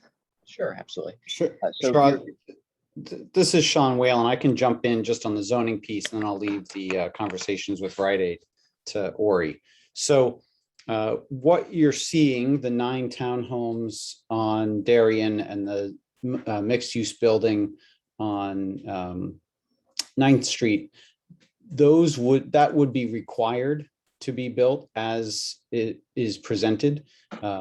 Specifically, the plans are given to the zoning board, and the zoning board approves only the plans that go before it. So we have no ability to reconfigure the way that we've allocated those 9 and 42 units. Could individual units in size shift a little bit as it gets engineered, of course, but the buildings have to be built as they are presented as tonight, as they are shown at CDR, and then ultimately as they are presented to the ZBA. Okay, so I guess when we actually see the PDF, I know that was talked about being shared, that will maybe address some of that if actually can get a copy of the materials. Yes, it should. And of course, I neglected to mention it earlier. If anyone wants to reach out to me directly after this meeting, I'm happy to communicate with anyone or provide those materials that we do have. Okay, and then the second question that Molly had was about the Rite Aid. Yeah, I just didn't want to interrupt there. So the genesis of the dialogue with Rite Aid, I purchased a large portfolio of Rite Aid in Philadelphia with an eye towards we'd actually come to terms for them to vacate all of the locations that we had purchased. And so the initial plan was to not incorporate them at all into the development. Subsequent to that, and I think I communicated this on an earlier answer, we received some real feedback, tangible feedback of the desire of near neighbors and even not immediate neighbors, but just general community members that use this Rite Aid and very much want to see it kept in their neighborhood. And then subsequently re-engaged Rite Aid to accommodate a store in this second building here. So we've had exhaustive conversations about prototypical plans, footprints, how they stack their aisles, things of that nature. And to be an open book, we haven't had the types of conversations that clearly should have been had that would be appropriate with respect to loading. And that's, I was surprised to hear the feedback of how Rite Aid brings deliveries. I'm the landlord to a CVS that has 1 delivery a day in a box truck, not even an 18-wheeler. They drop ship, and that's the end of it. So I was very surprised to hear that 2 nearly identical sort of businesses handle their loading so differently and hadn't considered, admittedly, that it would be in the manner that's being described now. So I've had a lot of conversations with Rite Aid, just not apparently some of the right conversations here. Was it specific to this Rite Aid site that your conversations were about? And is that something where you can share this contact or information just from knowing their business model? It's a little confusing in terms of some of the things you're saying and some of the things actually know about their business Molly model. I'm going to ask, can you clarify your question? Can you boil it down into like a 1 or 2 sentence question, because I'm not sure I'm understanding what it is you're searching for. I'm hearing out on one side that it's like definitely going to be a Rite Aid in this space. There's all these conversations that have taken place that they've agreed to come into the commercial space there. But then I'm also hearing that there was no conversation with them about things like deliveries, which would be imperative to their business. So it's just like not adding up to me. So I'm trying to dig a little bit deeper to understand, Sure, I now understand. Yeah. it just So- seems like, okay, you Totally started fair. the meeting with this push on, it's definitely going to be Rite Aid staying open the whole time, then moving into the space, just trying to understand, is it actually a Rite Aid, or is that more just an example of, we hope it's a Rite Aid? This is a Rite Aid. So we have had tangible conversations with both Ray Payne, who's the head of real estate at Rite Aid, and forgive me, I'm embarrassed I speak to her enough that I can't recall the name. It'll come to me in a moment. Specifically about them moving to this location. There is no new lease signed. They have an existing lease on the space. They are a performing tenant. They certainly pay rent and have an enormous seat at the table and have an interest and a desire of being in this location. So I am moving forward with plans that will specifically accommodate the footprint that they require. And they are similarly expecting me to deliver a space here and to phase it in a way that won't impact their business. So I hope I'm answering as directly as I can here. They have seen these plans in concept. They've reviewed them. We've gone several rounds about fitting them, inclusive of initially not having parking per their earliest feedback and then accommodating parking. As a developer, we hate to build underground parking because it's wildly expensive for the development. And if not for that ask from Rite Aid, we wouldn't be providing it at this location. So the guts of this development are being driven exclusively by feedback from Rite Aid. But in the same breath here, we haven't clearly fleshed out a lot of things that are important to look at, which specifically relates to loading. Okay. I think that, Molly, do you feel that, is that sufficient? Yeah, I mean, I could keep going. Also, just for the record, I live at 833 Catherine and my house is 38 feet tall. So I live directly across the street. Okay, noted. Thank you. All right, so on to the next one. I just to give a status update here, people. I mean, we can go hour 3, no pee break, like, if you want, but we've got Josh next, and then Martin, then Hoon, then Colin McCluskey, then Barbara Hockma, then Eddie W, Janine Kaplan, the Joyces, Matt F, and then Adam, and then Angela again. We still have a lot of people. So again, I'm going to ask that if we've covered your question and there's nothing really new that's coming out of it, I mean, we want to hear your voice, like make a statement, please. But if you feel, but if you're going to bring something to the table, something new, obviously, please ask it. But if it's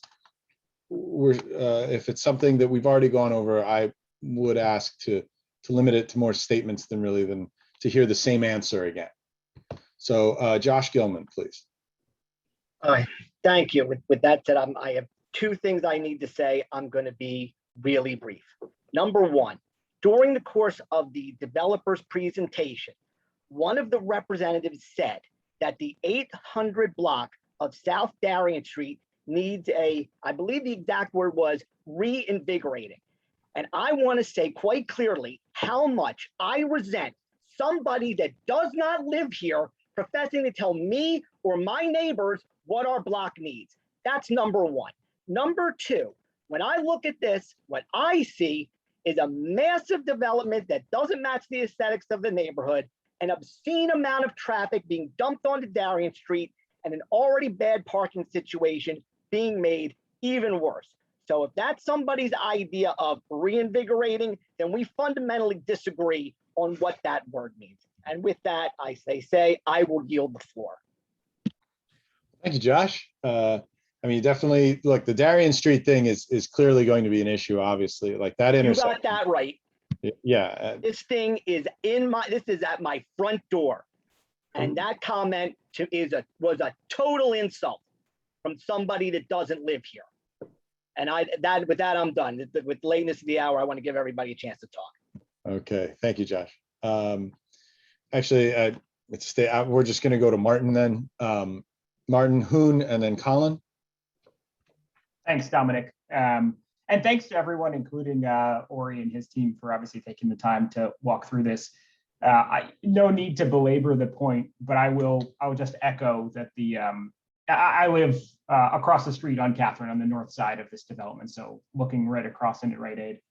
I will just echo that the loading and unloading of, obviously I think we have issues with the height and some of the other refusals, but the loading and unloading is by far the most untenable part of this proposed development. Just, having seen every commercial vehicle, sometimes 2 or 3 of them in that parking lot from 7 a.m. until 11 a.m. noon every single day. It's hard to envision how this could possibly work without a lot adjoining the commercial property.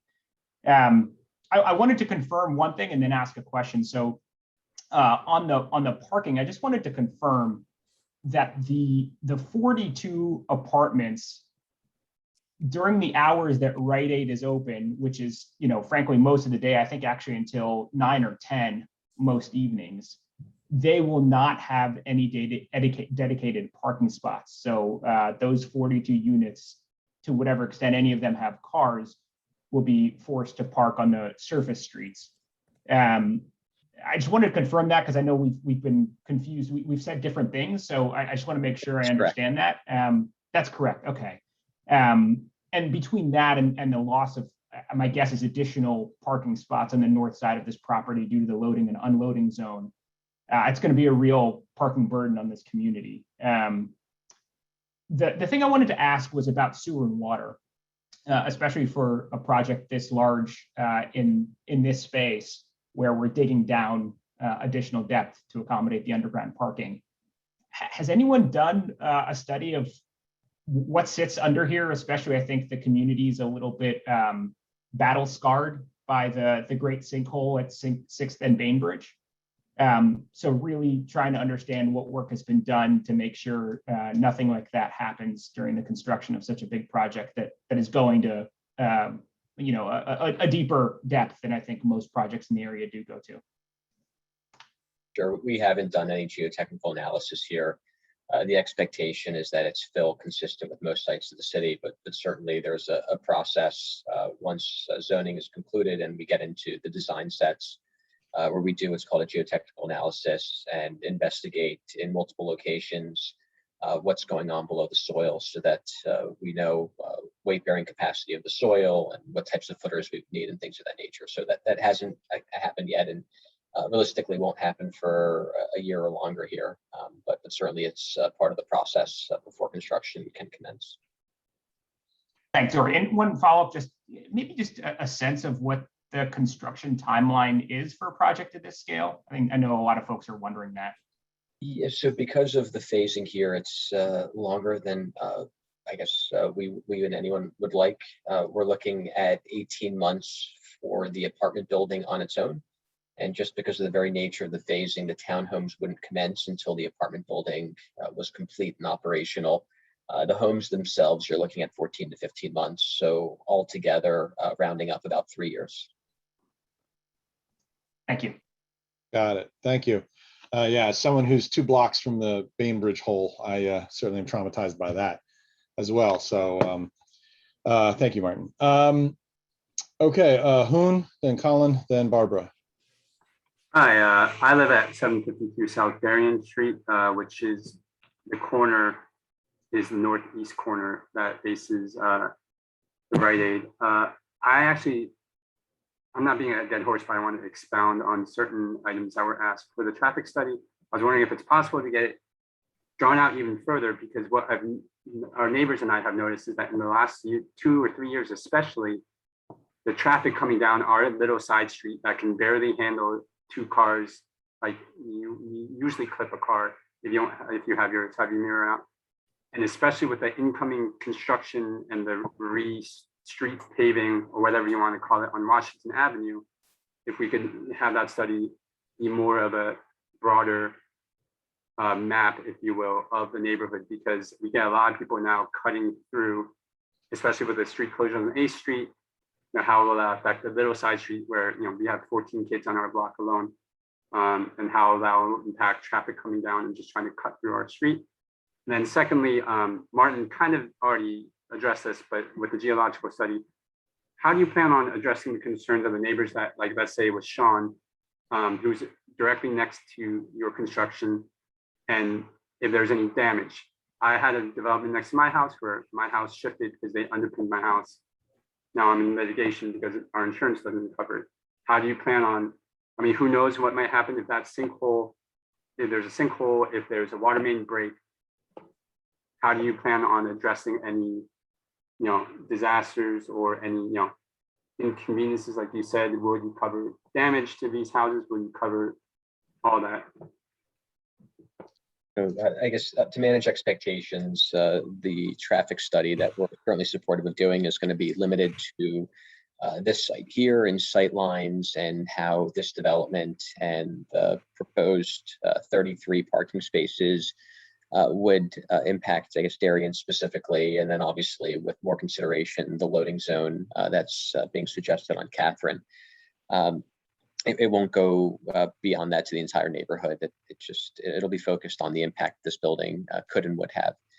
With respect to potential damage to near neighbors, let's start sort of backwards. Hopefully it'll never be needed, but we are certainly insured. We are a known commodity. The city requires that every developer have insurance, and they have specific requirements, and we have materially magnitudes more than is required there. We're not able to name neighbors additional insured, but certainly we provide copies of our insurance certificates. We post them on the site. We haven't, fortunately, knock on wood, we have never had an instance where a neighbor has real damage to a foundation on a development that we're the GC of or that we've hired a GC. But certainly there are stories where that has happened, even if everyone does everything right. And you plan for the worst and certainly expect and hope for the best. And so we'll work hand in hand. If underpinning is needed, we'll have engineers on site around the clock for the one or two abutting homes there. We'll certainly shore as is required by the city and just work hard to mitigate any risks there. Where we have caused damage, it's in the sense one of our contractors is careless and breaks somebody's mirror when they're pulling out of the job site, where any number of, I can't call them nuisance issues, but small items, and we certainly pay them. We don't make a neighbor go through the brain damage of applying for insurance and trying to collect in that way. We certainly understand that if not for our development, that damage wouldn't have occurred, and we write checks to mitigate that and to make people feel whole, certainly paying for car washes with dust and debris, cleaning people's windows as is appropriate, trying to mitigate in that regard. But for the, the God forbid, hope it never happens type of instances, certainly we do everything that's required, and then much, much more, both from an engineering standpoint and also from just an insurance standpoint, so that neighbors have a commodity. And look, there are people with great experiences with our office, and certainly those who haven't had great experiences. It is important that we're a known commodity in the neighborhood. I'm not somebody that can just close up shop. We're not developing under some LLC. It's an entity that is known, that has a storefront that we're involved with. And if God forbid something goes wrong, we're going to make it right. And we're going to do our best to work hand in hand with your neighbors to mitigate any potential exposure there. Well, and keep in mind, this is being recorded. So there you go, Hoon. You've got him on. Just to clarify that you said, your insurance covers it. In my case, their insurance is fighting me on the damage. So to be fair, that doesn't mean much to me, to be 100% honest, but I understand if you're saying that's what you have to cover your neighbor's damages, then that's what it is. Yeah, and let's be sincere. I mean, insurance is going to always fight everything regardless of the claim. So I can't suggest that your experience, if God forbid you're interacting with our insurance, would be any different. But it's important to know that if a claim is filed and it's found to be proper by the courts or whatever party ultimately adjudicates that there is a pot of money that will make everyone whole here. We're also holding on to the asset here, so there's quite a bit of collateral that's across the street. I don't want to belabor it. Your point is certainly well taken and appropriate in light of a lot of very high profile issues that many developers have had in the city here. I'm only suggesting that we are doing well beyond the bare minimum to at least do what we're supposed to do here. Okay, thank you. Hoon, is that good? All right, thank you. We're gonna go to Colin Papa Bear McCluskey, and if you could unmute, please. Hi, a lot of the folks that have just spoken are neighbors of mine who have hit points that I wanted to hit, so I'll try to keep it as short as possible, although folks have said that to less success. I live on the stretch of South Darien Street that is north of this development. It is a very thin street that's well trafficked by neighbors. It's a place where kids congregate and families congregate. Ori, you mentioned limiting the traffic study or any sort of thing. We may not be using the right term, we acknowledged, to the site specifically, but I haven't heard anyone speak if there would be concerns or measurements of things like pedestrian usage of the space, bicyclist safety of the space. That is an area that already has a number of cars that go the wrong way up Darien Street. I imagine adding the only entrance to the parking garage will increase that. Are we in another situation where you're referring to the minimum requirement that you have to do is essentially a study of only the property? Is there a olive branch that can be extended to neighborhood who are concerned about congestion, safety, where this traffic study is expanded to neighboring side streets? What Well, have you done in that regard? Actually, Colin, I'm going to interject here real fast. This sort of gets back to what Joshua was talking about, that the notion that, and Ori sort of answered this, the notion that, I mean, this is an ask. Like I mean, Darien is a small street and there are lots of kids on there. My son plays on that, so he knows, Giovanni's kids. Like you have pedestrians that cross what will be then an entryway and an exit way for cars. Like this is going to be impactful. So don't feel like you have to sell yourself short or your concerns short. Like if he's doing the minimum, that's fine. But if you want more, this is the forum in which to ask. Like these are legitimate. That's why there are variances. Like there's a certain ask or take from the neighborhood. And the question is what we're getting back worth it? So right, I think that's great. Great context, Dominic. I think the question that I have here for Ori and your team are, can you give us an example of development projects where you've had to do something like this, or you've gone and extended and done studies like this to help the concerns of the neighbors? Can you give us examples of that? Yeah, sure. And what I was trying, so we have certainly no legal obligation to do a traffic study, and we are going to and want to. And all I was suggesting was to try to limit it to, bicycles is not out of the realm there. So I don't know the right technical terms either. And it's too late for me to have the right brain cells to make that happen. But I think we're aligned in sort of what you're looking for there. And we can, yes, definitely accommodate that. The traffic studies that we've done in a formal capacity have generally been for much larger, more impactful developments. We have not done traffic studies for buildings of this size, but certainly it's been asked and we're agreeable to it. So, but the Chocolate Factory, 21 Washington, 247 apartments, 40 townhomes, 2 enormous retail tenants, 22 across the street, et cetera. Those are the ones we've traditionally done traffic studies for, but again, we're saying yes here, so there's no need to belabor that point. Right. Good. Okay. All right. Thank you, Colin. Barbara, then Eddie, then Janine. Great. Thank you. Apologies if my voice fails because I was in surgery this morning, but you all can hear me, right? Yes. Good. Okay.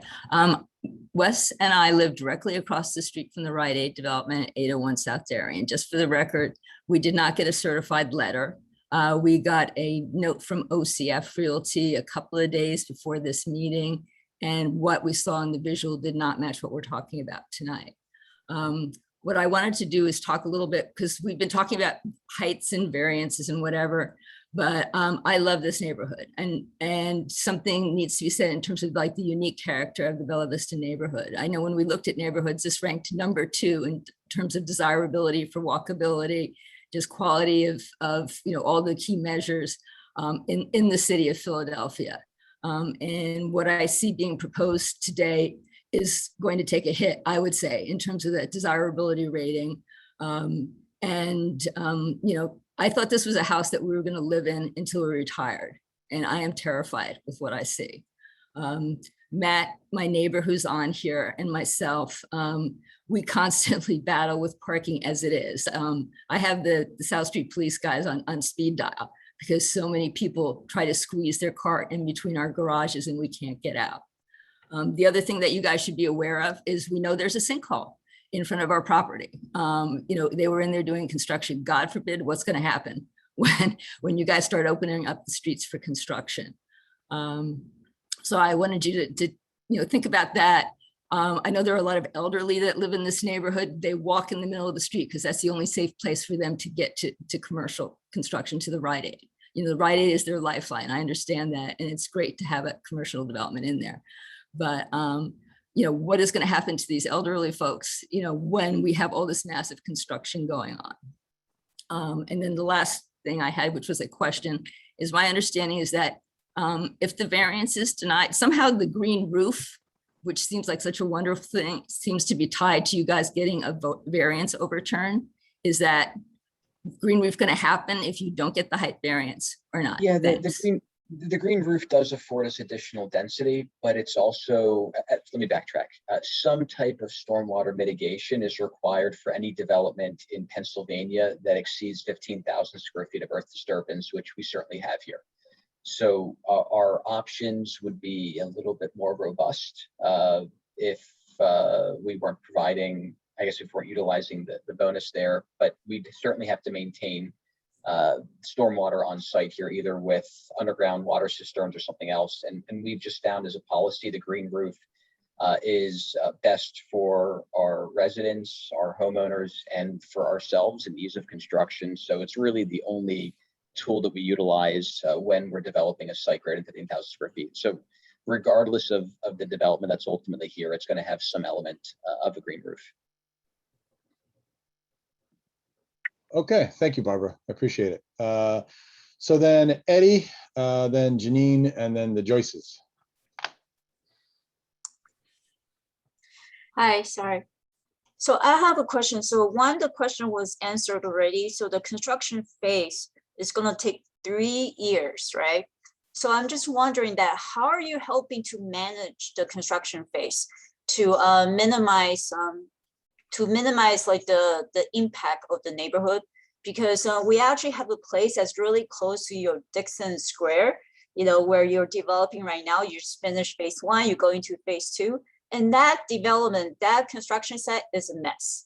It's so disgusting that every time I walk past by, I was just shocked. Like, how can Philadelphia allow this type of development happen? There were trash everywhere, there are construction debris, and then sometimes there are construction trucks. You can't help it, of course, loading sheetrocks, and cranes, bringing windows. And we already know the traffic is horrible around that area. And how are you going to help to help all of us, the neighbors, to live through that 3 years of nightmare, right? So that's one question. And the second question I have is, like, I know everybody is really upset about the massive 45, 48, whatever, 47 feet of brick walls, and me too. Okay, we're all pretty upset about it. I wonder, since you're making so much money anyway from these developments, you're going to be loaded, right? How about giving back a little bit to the neighborhood instead of just green roof, which is great, but that's enjoyed by the owners of the townhouses. How about green facade? People are upset about the green spaces that you're taking away, the trees. And also before, for Rite Aid, it's not just the trees. We have rose bushes, we have flowers. We walk on Catherine Street all the time. It's beautiful, it changes throughout the seasons. All that's going to be gone. It's going to be replaced by brick walls. What about invest some money? You're using so much spaces, you're making so much money. How about invest some of that money actually for the neighborhood, right? You're taking away a lot from us. How about giving back? Maybe you can develop a green facade. You provide the oxygen, right? You provide something that's beautiful, something for people to look at.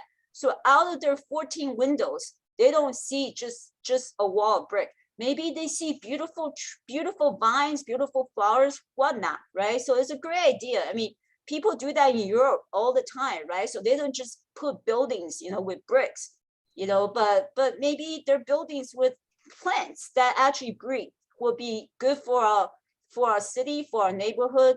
Maybe that will help a little bit with your massive height. So that's it. Sure. Okay, So thank you, Eddie. Ori? Yeah, I saw that address posted in the chat before we shut down.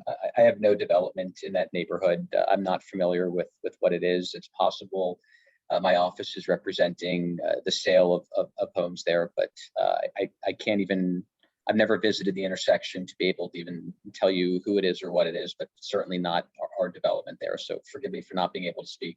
Well, you know what, though, she raises a good point. I mean, I'll speak from the perspective, I'm a contractor and I build, and No, there's definitely merit to framers, and there are contractors that are neat. I'm one of them. Forgive me. I'm no question I could speak to that. I just the specific example that she gave, that just knowing nothing about it, it is not our development. Yeah, no, it's fair, but it's a fair question. Like how OCF, it says OCF between 6 and 7 on McClellan Street. It says OCF Realty. We might be listing an apartment for rent or a home for sale. It's just not a development that we're involved with, as it's nothing I own or developed or have any involved. I don't even know about it, to be very, very upfront. Okay, but so it's not your development. Of course. So, but in concept, sure. Development is impactful to neighbors. It is going to be disruptive, and unfortunately, that's the baseline. I wish it wasn't the case, but there's no question that it is a frustrating process. I have built abutting my own home and friends and neighbors, and I'm liked less at the end of the development than at the start. That said, we work like hell to minimize that impact and be as responsive as we can possibly be. And the most important piece of that is to be available and accessible when something goes wrong, when somebody is frustrated, to resolve it. That could be picking up trash, that could be making repairs as appropriate, that could be coordinating traffic or deliveries or providing feedback. But communication is really the most important thing that we can do, in addition to having a tidy site. And so there's always room for improvement, but I would be completely disingenuous to suggest that our projects have not been frustrating for your neighbors. It's just our job to minimize that frustration as much as possible. I would just go as to say, Ori, to understand, I mean, like, we understand what you're saying here. Just, I think what Eddie is saying, though, is that, like, there's the materials that are delivered, and then there's the trucks that do it, and that's part of construction. There's the dumpsters that, but there's also the things like, if your siding guys come in and they leave giant piles of their scraps, and then the framers, they come in and they just dump like their cutoffs and their bits that like, I understand you're talking about, well, we're going to work and we're going to endeavor to understand. It's been brought up in the past that, at the church that used to exist on Christian Street, you said it's regretful, it's upsetting or something. And now what are you going to do other than just say you're going to be forgive me. No, when I said it was regretful, I was referring to the aesthetic that was ultimately built there. I understand, but in this situation, there is also the sense of, like, we don't want, regrets. We want to know that the contractors that are coming in are going to be the kinds that are going to manage their site, that they're not going to be pneumatic hoses everywhere, that there's the fences aren't going to fall down or something, that there's just a visual impact. What do you have in place to ensure that? Yeah, so we have a site super that's dedicated to every site. They're not roving, they're not floating. We have fire watch every night, which means that we have effectively 24-hour supervision at every site to eliminate loitering or other issues. I am certainly by every project that we have, and I'll give you addresses of active job sites here and let you, we may have different interpretations of what's clean and what's orderly and what's not, but I'm religiously at these properties, and we work hard to make them with as minimal impact as possible. So I encourage tomorrow, if any of these addresses are underway to work. These are all addresses of projects that we're developing. The 1300 block of South 19th, and it's an entire city block, over 100,000 square feet of development, 2101 Washington, 2201 Washington, the 1900 blocks of Christian and Webster, 1300 block of Frankfurt Avenue.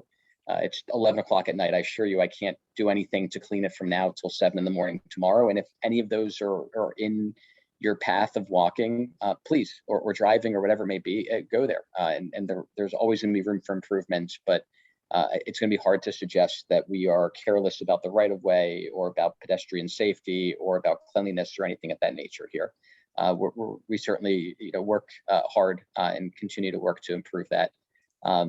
With respect to the massiveness of this, I just want to suggest that the brick wall that you're looking at there is a 35-foot high brick wall, which, the 45 feet is set 12 or 13, 14 feet back from the street frontage there and is not visible from the right of way. I mean, that vantage point is really not actually possible. We're not going to provide green elements on the actual facade. It's not something that we know how to do, and we're not going to learn something that's going to end up looking worse than the intent there.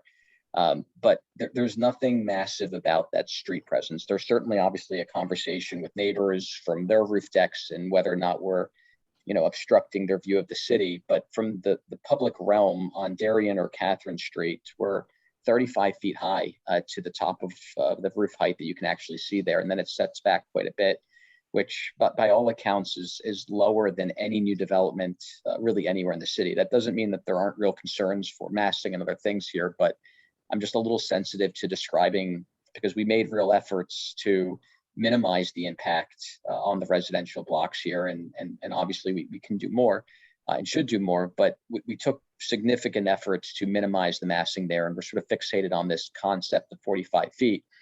But from the Darien Street side, it's 35 feet, unless you're on the roofs of Darien where you can look straight out and see the balance of our height. And we also eliminated all the pilot houses, so there's no projections beyond that. So we've really tried to be sensitive here. A lot of thought went into this. Obviously, more thought is needed here, but I hate to not defend the project and the architects and the team that really spent a lot of time trying to get ahead of concerns and considerations of neighbors before the development was presented. Okay, thank you. We're gonna move on. But that's a very good point that you made, Eddie. Certainly. Janine, then the Joyces, then Matt. Thanks, Dominic. My name's Evan, actually. I'm Janine's husband, and by proxy, Janine fell asleep already. But I want to thank you, obviously, for moderating this conversation, Dominic. And Ori, I'd like to thank you for taking the time to address and answer the neighbors' questions. We're all going to be, I don't want to say stuck with this development, but we're all going to be living with it for many, many years. And I intend to remain in this neighborhood forever. My question is specific to Darien Street. Darien Street currently has a very robust and busy Indigo dock station. It's also a pretty wide sidewalk comparatively. And so you have a couple opportunities here, and I just want to get your comments on what can be done, number one, to minimize the stoops and the landings that face Darien Street, because I think that will help enable planting larger tree pits and some native canopy trees, which will provide some of the green features that we're going to be losing, that were formerly or will be formerly abutting Catherine Street. And I think that will also give an opportunity to move the Indigo dock station to the blacktop. And if you do that, you can turn the solar panel southbound so that it doesn't interfere with the operation. And then the other piece of that is, can you, and maybe this is a question for the architect or design professional, but can they arrange for new utility inlets so that that doesn't preclude or serve as a basis to say, well, we can't put in new tree pits because there's existing utilities there? Sure. So one, we've brought the bulk of the stoops inside the home. So all you're seeing is one step on the outside there. That wing wall, for lack of a better term, is really there to hide the meters and is not actually needed for the stoop or for anything else there. So if you see that wing that turns out that runs north-south, it's simply to hide the gas meter and the electric meter there. But the stoop has been brought inside there so that you only have one step coming in. There's a utility plan that was included in our presentation project here. The instances where the utility companies tell us we can't have trees because of utilities are really limited to under electrical lines running under there, under lines, sewer lines, things of that nature. There's really nothing preventing us from providing free trees here so long as It's not impacting the walkable zone here, which I think we can overcome pretty easily. So I don't see any reason why we can't have street trees wrapping this development in full. The sidewalks are wide, as you acknowledged and pointed out here, and if any project can support it, I very much believe this is one. Okay, just What about the Indigo dock? Can you pledge to work with the city and the mayor's office and the folks at Indigo to advocate that it be put on the blacktop? Mayor. When you say on the blacktop, I just want to make sure I understand where you're suggesting it. The actually on Darien Street, because I think that these, with the amount of parking that you've included, these 5 parking spots that you've got on Darien are just, I mean, they're superfluous. You don't need them. Certainly, I'm agnostic as to where it's located and would support whatever the smarter brain trust that's the 74 people left on this call would like to have here. But I would certainly support whether it stays on the sidewalk or moves to the blacktop or elsewhere. That's I'm personally agnostic to it and would support whatever was needed in terms of signatures or support for me. Okay, thank you very much. That actually is a good question about the bikes. The Joyces are next, and then Matt, and then Eugene. And then we'll circle back to Adam and Angela if they still have, if their questions haven't been answered. Okay. All right, good evening, everyone. Chris Joyce here, 833 Catherine Street, looking right into Rite Aid. 2 quick points here. They've been touched upon, but I think they need to be hammered home a little more. The intersection of Darien and Christian is nothing short of a Rubik's Cube. You need nothing more than a magic carpet and a compass to get across. It's not a study, it's a solution, okay? We talk about study. I was a teacher. We all went to school. You can study it all you want. There needs to be a solution. So that's my 1 point. 2, the Rite Aid, it's not just the Rite Aid. It's a lighthouse. You know what a lighthouse provides? It provides a beacon of hope. It provides security. It provides for the people of the neighborhood. It provides parking for our contractors that work hard, that don't work on our houses when they can't find parking. It provides more than what we say it is. We need that beacon. We need assurances that whatever is going to happen next is a beacon and a beacon of hope. Thank you for your time. Okay, thank you very much. Again, yes, Darien and Christian, that's certainly going to come up, I think, even before we're finished here, but we've certainly heard it. So Matt, I apologize, is it Forugi? Yeah, Matt. Okay, thanks, Matt. Hey, Matt Frugi, I'm at 803 South Darien, so just right at the corner there. I think more comments that I'm definitely concerned about just the change of kind of the light and air to the neighborhood, depending on if if it's going to go over the variances for height. And also I can just comment on the loading area. We've had a personal issue with it where there's really just really large trucks coming in and out of Rite Aid all the time, and the turning radius is very difficult for them.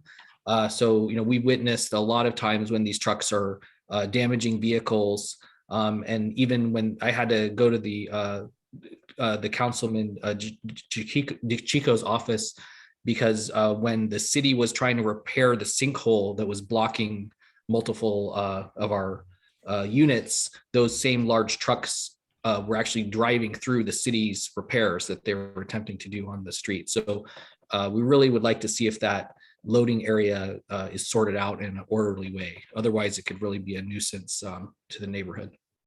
And that's it. Okay, thanks, Matt. Yeah, again, loading issue. Certainly, that's going to have to be addressed.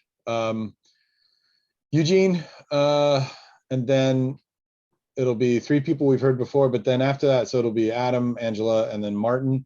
And we're gonna end it with Martin, because I think, like I said, I mean, I'm assuming that after Eugene, the people who are going to talk are going to bring up something new, or they're just going to make statements about things that have already been touched on. But I think we're coming to the end here. So, Eugene. Yeah, and I apologize. I won't be on camera. I will, but you won't. It's too dark to see me. 10 o'clock is when the Rite Aid actually closes. I know the number's been brought up a few times, but it's not 8, it's not 9, it's actually 10 p.m. So, with respect to, and I mentioned that for two reasons. Number one, after they close, there's also some additional trucks that come in. It's not just the trucks in the morning. There's trucks that come in after the closing time, like from 10 to 11 p.m. and they do some deliveries as well.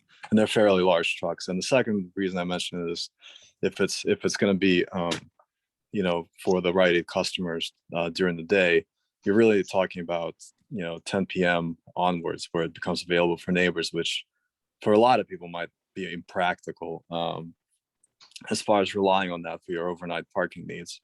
The only other thing I wanted to mention about parking is that, just what we hear a lot in Bella Vista is every couple of weeks, a neighbor asks me or other people on our board about ability to rent spots in the neighborhood. And, there's not a lot of good answers to tell them other than the Acme on South Street or on, Broad in Washington or things like that. But if some of these spots, and unfortunately, before I was hoping to ask the question of whether there could be some spots set aside for purchase, because there are people in the neighborhood that seem to be more than interested to pay the fair market value of whatever 200 plus monthly rentals, and aren't able to find it. But it sounds like there's just not a lot of spots to work with to begin with.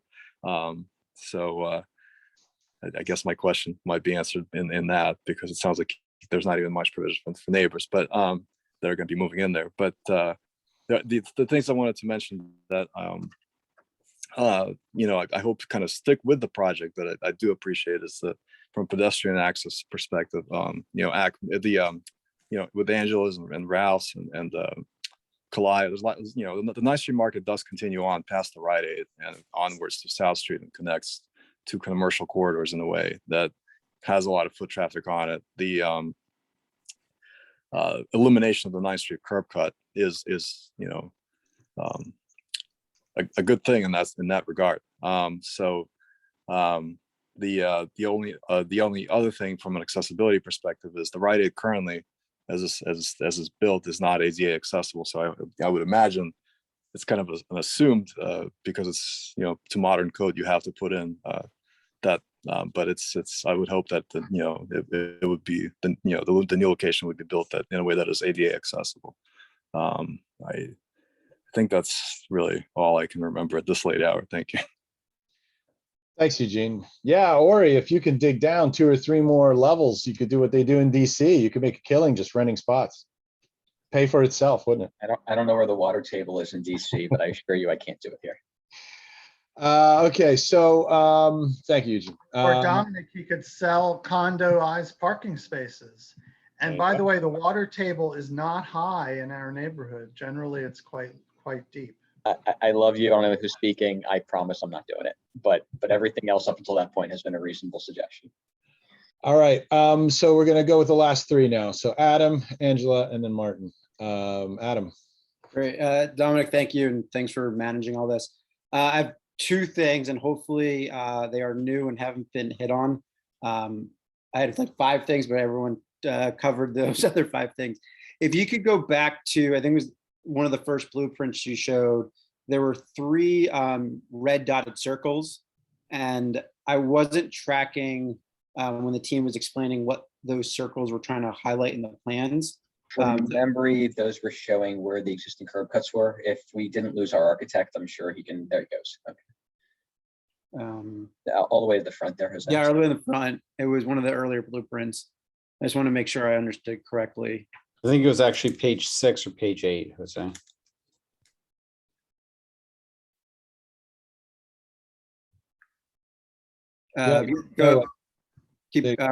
No, sorry. Keep going forward.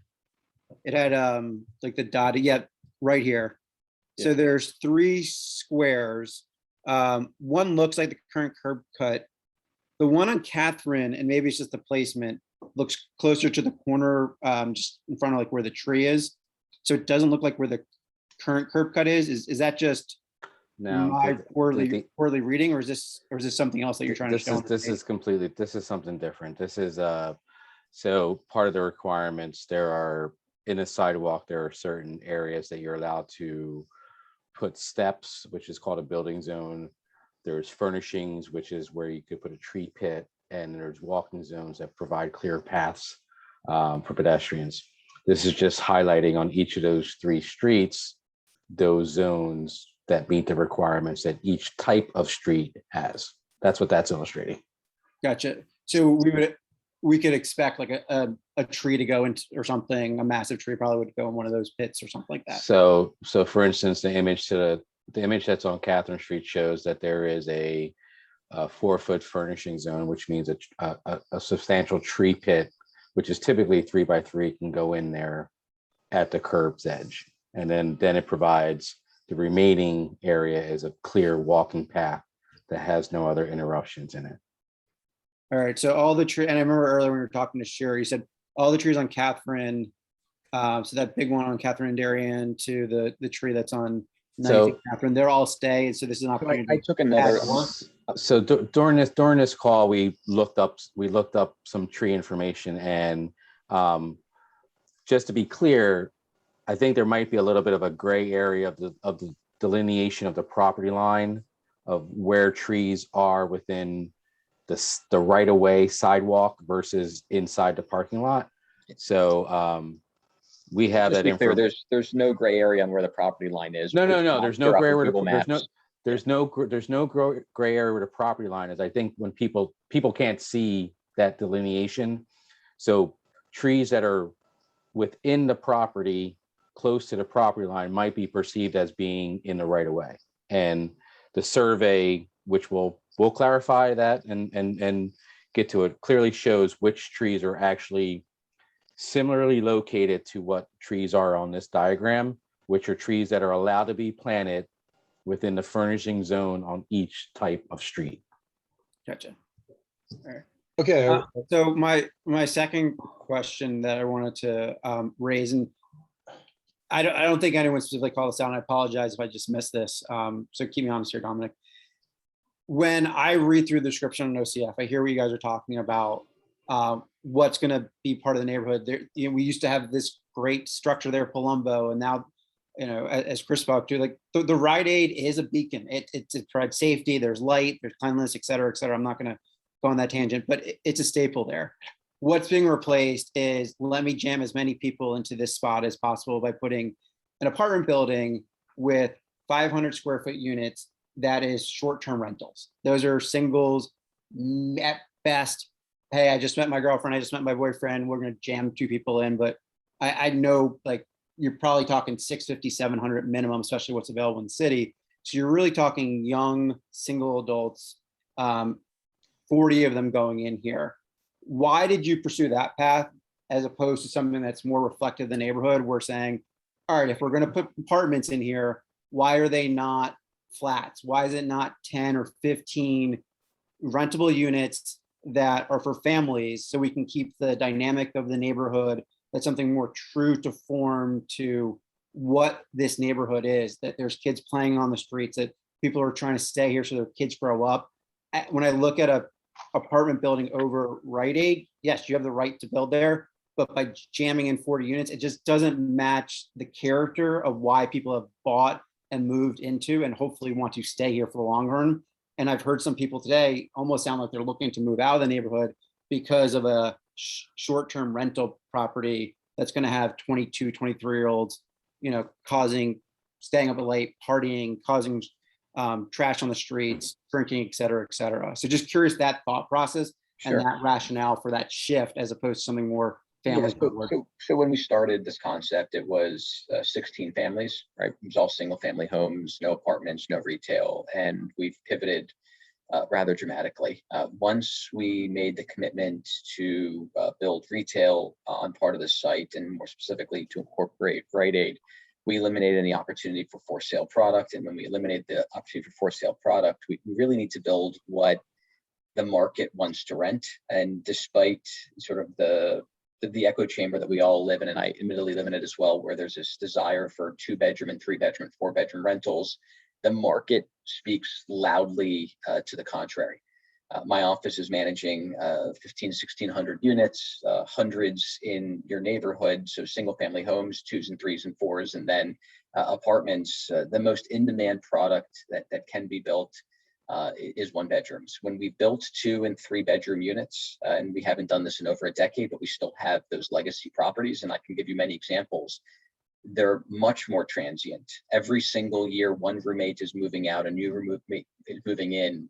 You, at least with these types of units, we're getting on average 3 or 4 years. There's certainly tenants that move out after a year, of course, but we're getting 3 or 4 years out of many of these tenants here. Whereas when we deal with 2s and 3s in an apartment building, you're not getting anywhere near that longevity because admittedly, it's rarely families. It's just not a. But if you're putting a 500 square foot unit, that's small. And so that's a starter place in Philadelphia. Someone's going to look to move up. And so what that's attracting to this area is going to increase potentially crime. It's going to increase safety issues. Will you consider, and you're not asking commitment here, obviously, but would you consider putting a private security out there, putting cameras out there, adding lighting, with a bunch of 22, 23-year-olds renting, 40 of them in this small space? That's very anti what this neighborhood is about. And it changes everything. So what can you be done? If you can answer today, can you? No, I can speak to it. So certainly cameras in the neighborhood. Yeah, I didn't mean to interrupt you. I'm sorry. No, and I interrupted you back. So that's, the start. I'll blame on being 11:15. Certainly cameras and lighting. We're not going to have full-time security here. It's just a really small building relative to something like that. But I think certainly there will be, tenants in their early 20s as well, but that's not the bulk of the building here. There are graduate students and nurses and doctors and seniors that need ADA compatibility. You'd be shocked at how many folks, don't want to live in a senior center, but need an elevator, and how few opportunities exist within our city for an elevator building that's not a fully amenitized building with $2,500 per month starting rents here. There is an entire world out there of tenants that very much desire these type of units. And so certainly some of them are on the younger side, but even our buildings that are in the heart of campus, right? So we have stuff on Temple and then Penn. Even those are often filled by professors and folks that you would not naturally assume to be living rentals. I mean, more than half of Philadelphia is a renter. Yeah. And so, and I'm not saying boo to renter. I'm just, and I'll wrap up because it's late. I would like to drink your Kool-Aid, and I'd like to have what you're having. Seeing Sabrina's now turn into a bong shop, that's a reality. So the safe elderly couple that wants to retire in your building, or grandma needs an elevator up, I'm hoping those were those people. But and that's, by the way, a staple to a neighborhood, and now it's a bong shop, and we don't want our neighborhood to go to. I'm getting on a tangent, so I apologize. But I'd like to believe what you're selling. I just think there also needs to be reality of what a 500 square foot unit is that's close to South Street.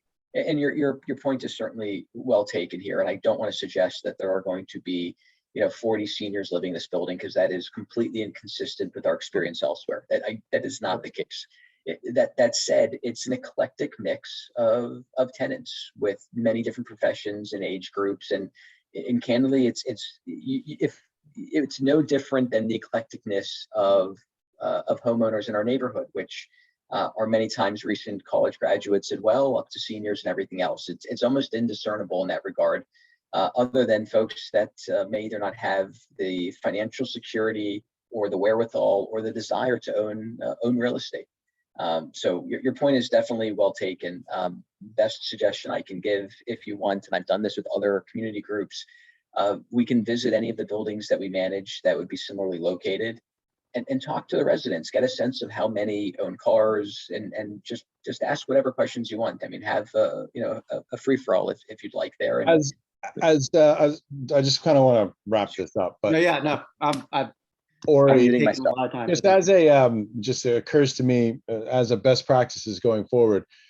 We hear this at whenever large groups of rental units are being proposed. In the future, if you could create just like a compilation, what's the word, not an ethnography, but you know what I'm talking about, of like percentage, if you have the data, for instance, of like what, like break it down, like, by age, by profession, by whatever. So that way, as part of a presentation, you can just say these types of places, here's who kind of live in them, because there are a lot of misconceptions and preconceptions about who rents and why. And so this would go a long way towards alleviating these. Like now, I'm not picking on you, Adam, I'm sorry, but I mean, like in the future, it might make your life easier. No, and Dominic, to that point, I'm working with a property in Chicago, and we know today who our current demo is and who our future demo will be in that building as we change it and evolve it. And so I think something like that, if we had this here, would help us understand. So thank you for bringing that suggestion up, and you've afforded me a lot of time. It's super late, so thank you for the forum to voice my questions and opinions. So thank you. Okay. Yeah, I need to add something, Dominic. Adam, I don't know how long you've lived in Bella Vista, but I've been here almost 30 years. And I've been on this committee almost 20 years. And I don't know if you're aware of really the zoning map that we're seeing on the screen right now, but so many of these townhouses that were built in the 1820s, 30s, and 40s are gigantic. And the ones on South 9th and 10th Street and 11th Street were broken up into multi-unit apartments decades ago. And many of these houses have 300, 400, 500 square foot apartments in them that are studios or one bedrooms. So in amongst us in Bella Vista, we are a mixed use community of mixed unit housing sizes. We are a very diverse housing stock community already. We are not just 3-4 bedroom townhouses. The diversity of housing types is extraordinary in Bella Vista, and it's what makes Bella Vista so attractive, because there are so many different rental price points that almost anyone can get into our community and rent that 400 square foot apartment. So to say or think that this is unwarranted here, or we don't have anything like this here, is just false. Think of St. Mary. Larry, I need to interject because I think St. Mary Magdalene de Pazzi, please let me finish. St. Mary Magdalene de Pazzi's grade school at the northeast corner of 7th and Christian, that was converted into condos or apartments. Many of those are only 600-700 square feet. I'm just saying there are other big buildings in this community that have one bedroom apartments in them. And then the other thing is, since I've been an architect for 35 years, the housing type most in demand in the entire United States is affordable housing. And primarily that's 1 and 2 bedroom apartments. So I have to concur with Ori. This is in great demand, this housing type, and it is not unusual in Bella Vista. Okay, I'm gonna let Adam. I feel attacked by Larry, so I'd like to be able to say something and respond. Actually, Adam, I'm going to say something. Hold on 1 second. Okay, I'm going to let you wrap up with your comments. Okay, but if you and Larry want to continue this discussion, that's fine. But you're going to do it off of the group time here. So, Adam, you're going to finish up. My point is, this is presented as kind of what the neighborhood needs. It's going to rescue the neighborhood when you read the language. What Rite Aid is today is very serviceable to a lot of people. When people are looking into the Bella Vista area on Catherine, which is not a full street, it's a short cut through street. What brings people to this area, not to Washington, not to Christian, which is a little bit more traffic, is the family focused nature, the Meredith School District, other things. We're not talking about the intersection of Washington and 10th or Washington and 9th or Christian here. So there are certain things on certain streets that make certain characteristics more appealing to others. What the Rite Aid is getting replaced with, if we were talking a block away on Washington or Christian, it's a very different conversation. If we're talking 20 units, and I also already say earlier, this is not going to be low income housing. So I want to just be honest what this project is. So if I didn't present my statements correctly, Larry, that misguided you, I apologize for that. But I'm not saying boo to renters. I'm not saying boo to small things and people. There's a good diversity, but to ignore the familyness of Bella Vista and the school and the parks and the community that's built and the neighborhood and the friendships that are formed here, I think that's, I felt a little slighted by what the people on Catherine and Darien kind of believe in our neighborhood is. So. Okay. But that's the point of why he's putting single family homes on Darien and putting higher density on 9th Street. If you look Okay. at 9th Street, Larry, 9th Street Larry, is all Larry. MX2 and RM1, which means you have a lot of high density small apartments all along South 9th Street, not just at 9th and Christian or 9th and Washington. 9th has historically been high density small apartments. Okay. I'm not responding. I'm ending this. We're back to Dominic. Okay, thank you. So we've got two more people. We've got Angela and then Martin. And then we're gonna wrap up real fast. And but I'm gonna ask, one second, when we wrap up real fast, I'm gonna ask that I know you guys have been here forever, but if Sean, Jose, and Ori could just hang back for a bit, and also all the board members, just hang back a bit. Once everyone goes, we'll tie things together, and then we'll let Ori, Sean, and Jose leave, and then the board members, we're gonna have a quick just powwow before we close this out. Okay. So Angela, if you'd go, please. Yes, hi. Thank you again for giving me a second chance to speak. And I want to say that I do agree with Adam, a lot of points that Adam just made. But one thing that hasn't been brought up is, and what I don't understand as a functionality, is the townhouses. Why townhouses and why this building? And it's a rhetorical question in a sense. In CMX2, the idea of CMX2 is that you have a commercial space on the first floor and then you have residential upstairs, and that's not what you have with this split of these townhouses on facing Darien and the commercial of Rite Aid. Actually, Angela, I'm gonna interject and say that question was asked. It's not. Excuse me, I don't mean to interrupt. What I'm trying to get to though is, why can't you look at it, or Ori and his architects look at it in a different way, where you have all flats, where you don't have to have just one bedroom, and elderly people can have flats. They can have an elevator. Why can't I guess I can just kind of, the party where, and it's not like I'm trying to redesign your building, but if you had a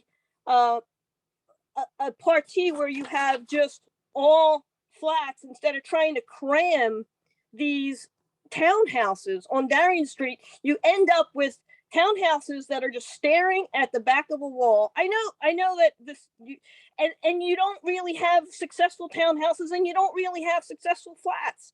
That's the way I look at it from my educated opinion of building for the last 35 years. And, when Ori says, and there's a lot of elderly people that would love to have flats and an elevator. And I know they're probably not going to want to relook at this and redesign it, because it wouldn't be, it would be a hard thing to do, but they're coming to our community and they're asking for forgiveness on certain issues that they don't meet zoning, but then they're not willing, like what Eddie said, they're not willing to give anything back, and I think that is a really serious problem that has to get looked at. And that's really all I'm going to say right now.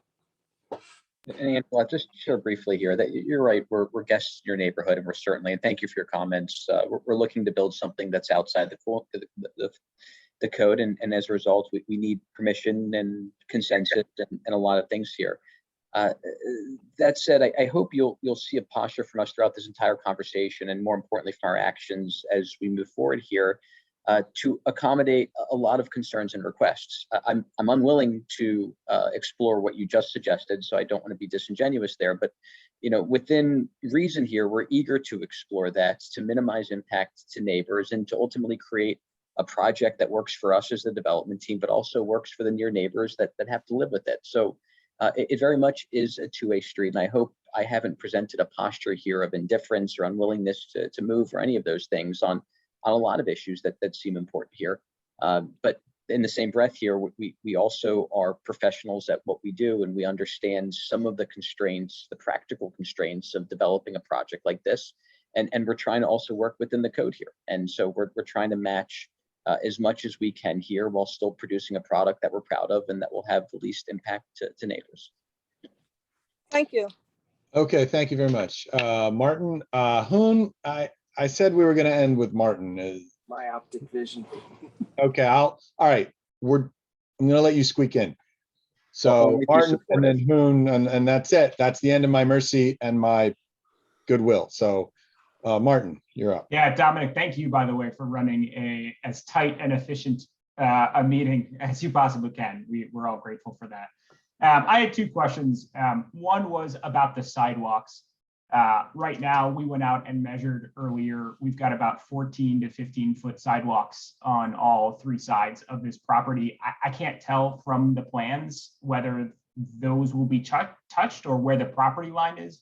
If you could speak to what's going to happen to the sidewalks in our wonderful walkable neighborhood, that would be great. And then second, or maybe should I pause there and yeah, why don't you? answer, Because my capacity for multi. No, so Okay. again, the site that we are building within our property line, the sidewalk is not changed from the property line to the existing curb line.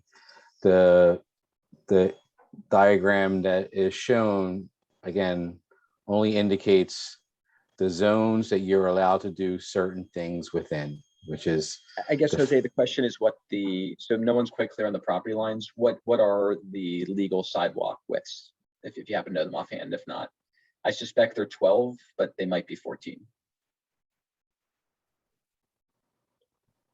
Yeah, basically the question is, are the sidewalks going to change? You're on mute, Jose. You're on mute, Jose.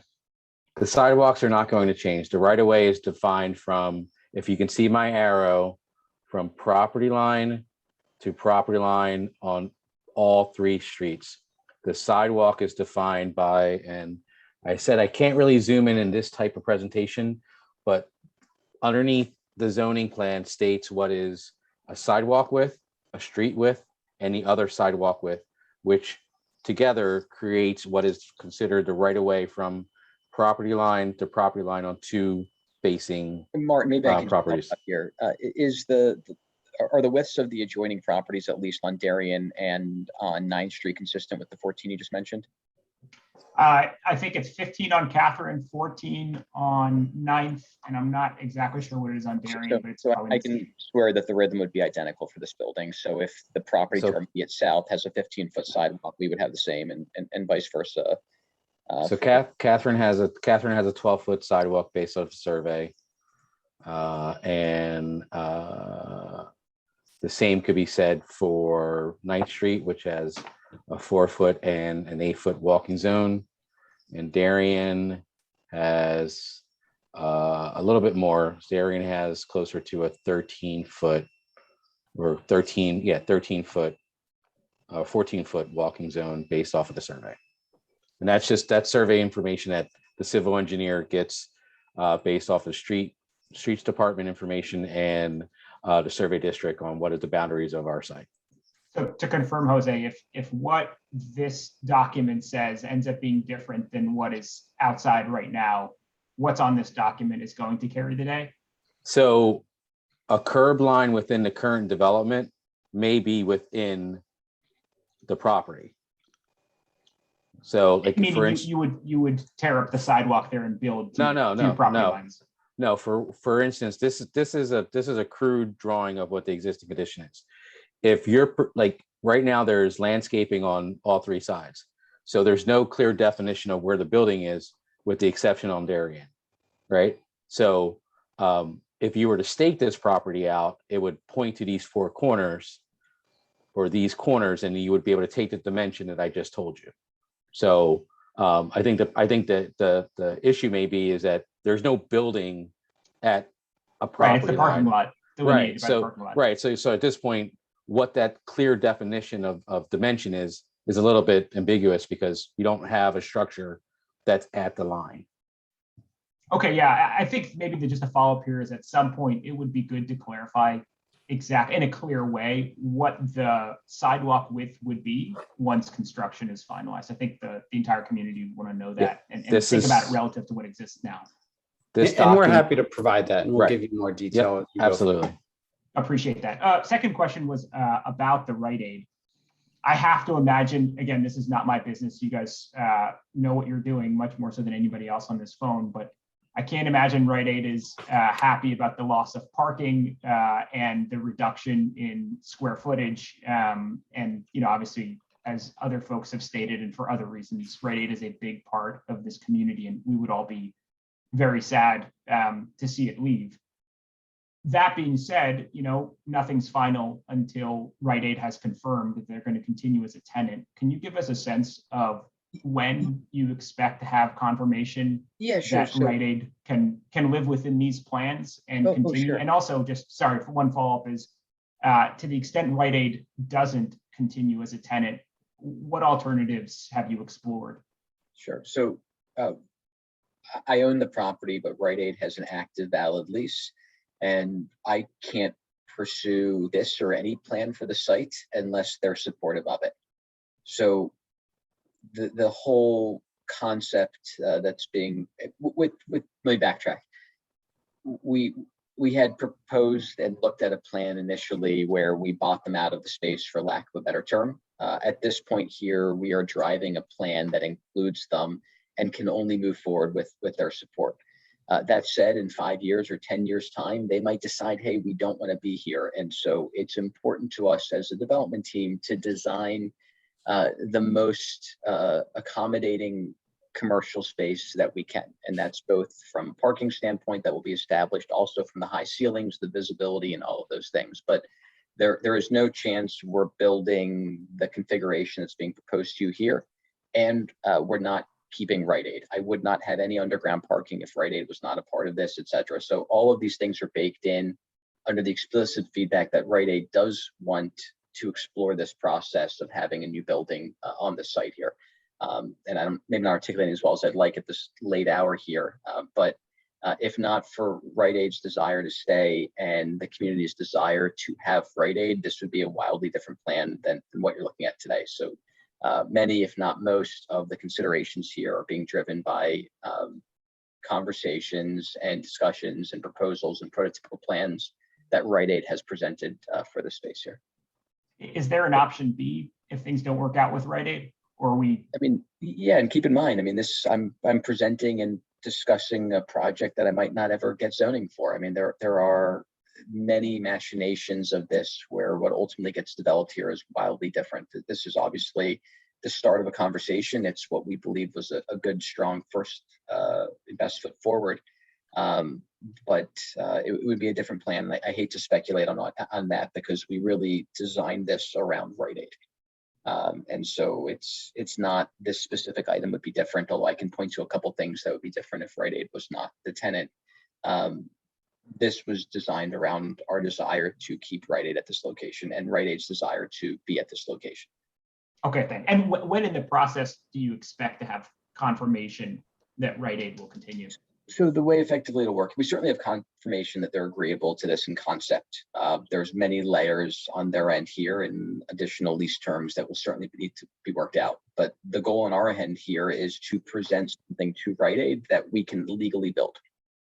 Right now, we have a concept that we're hopeful of getting approvals, but it would be wildly presumptuous based on the 144 people who are on this call to suggest that we're going to get approved, right? We're hopeful, but that would be inconsistent with at least what we've seen at this point here.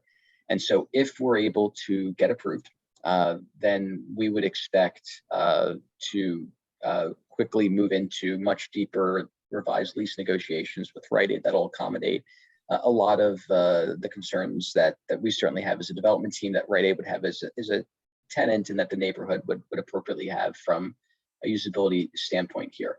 But I guess I'm sort of speaking out of both sides of my mouth here. Let me make sure I'm distilling it appropriately. We are designing this around Rite Aid. If we were looking to buy them out, we could do that a year ago. That's no longer the plan of the consideration. They have a specific number in mind. They presented it. We've subsequently gone back and said, we'd love to keep you as part of this development. They are on board. And so in concept, they are absolutely staying at this location. There is no world in which I envision that we're developing this and not having Rite Aid as a tenant in this building. Thank you. Okay, thank you. Hoon, I see your hand is down. Does that mean you're good? Well, Martin basically asked it, but one last follow-up to what he just asked. Or then would you be, I don't know if this is legal, if you're allowed to do it. I don't know negotiations that well. So is it possible that you could provide a representative to the community at a meeting like this, perhaps, that confirms that says we intend on being here? I mean, you're saying that on record. You're saying from Rite Aid? Yeah. There's no chance. Happy to. I mean, it's just not that they would never participate in something like this here. They have 3,000 plus locations, and on my end here, we have to present to them terms that are supportive and exciting to them and are worth the brain damage of moving and dealing with the disruptions and all of that, and that has to be presented effectively. So Rite Aid has a lot of opportunities here, right? I wouldn't be able to offer that here, but I also not sure sort of the relevance, forgive me. At the end of the day here, we're bending over backwards to accommodate our desire to build the development that incorporates Rite Aid, and which is our preferred path at this point. If we knew that Rite Aid was not going to remain in the space, we would do things very, very differently at every step here. All right, and then one last question for Jose. What's the square footage of the new commercial space for the Rite Aid? It's the same as the existing space. So Okay. Okay. I want to thank everyone for, their patience. I want to thank everyone for their questions. I want to thank everyone for their insight, your feedback. This has been a very involved meeting. And so again, I appreciate Don't you. forget to vote. Yeah, right. I appreciate you being here, and on your way out, please make sure that you vote. Larry, can you give that address one last time, please? Is zoning at bellavistaneighbors.org. Great. Your name, your address, if you were flyered or not, and what your major concerns are. Thank you. Yep. Barry, can you just define flyered again? Because some of us got a notice in the mail from OCF, but it certainly wasn't certified. You would have had to receive a certified letter that had, it looked like a legal letter that would say, it would explain our meeting tonight and how to attend it by Zoom and so forth. And it would discuss the basics of this project. And it should have been sent only to people who live within 250 feet of this site. If you receive that kind of letter, then we need to know that. And Right. if you live within 250 feet. Yeah, so if you don't, then you didn't receive that type of flyering, like you might have gotten a different one. But yeah, From memory here, we sent about 120 mailers out, which is probably double what we traditionally send out for a development here. And it's just a reflection, I think, the density around the site. I think Hoon is holding one of them there, if I'm looking at it correctly. So whatever list was provided by the Planning Commission, we certainly sent that out. So we've received some back, I'm sure, and we can provide those as well. And Sean has both the list and proof of mailing that we can provide as needed.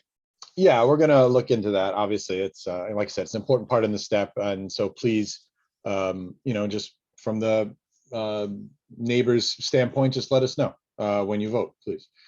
And I think that's that. So I'm actually Ori, Jose, and Sean, if you would just hang back for a bit. The rest of the board, obviously, we're going to hang back for just a bit, and we're going to let everyone log off. So thank you very much. See you on the streets. Have a good night, everyone. Thank you. Thank you. Good night. Good night. Thank you, Dominic. Good night.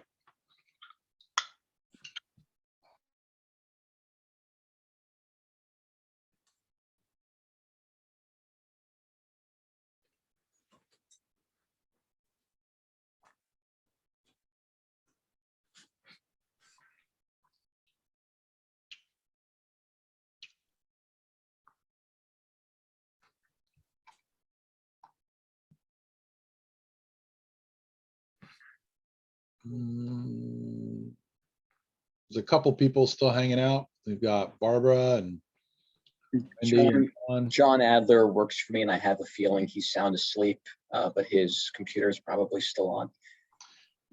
We can, Eugene, we can boot people, right? Can I have 5 minutes or 1 minute for a nature call? And I'll come back. Yeah, I was just gonna say, this would be a good time to do it. I can't because I'm the moderator. So Okay, you all, if everyone who needs to go to the bathroom, go. I'll be right back. Okay, go. I just want to make sure I don't boot Jose, Sean, and is there anybody else with the development team? Who's Alan Kolk? And if you want to boot me by accident, I won't. I No, won't complain. you're staying. You're staying with us. You don't get a reprieve.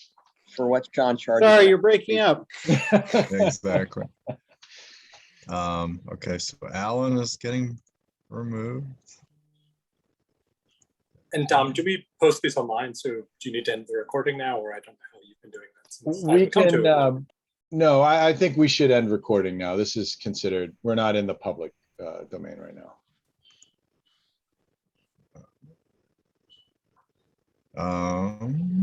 Yep.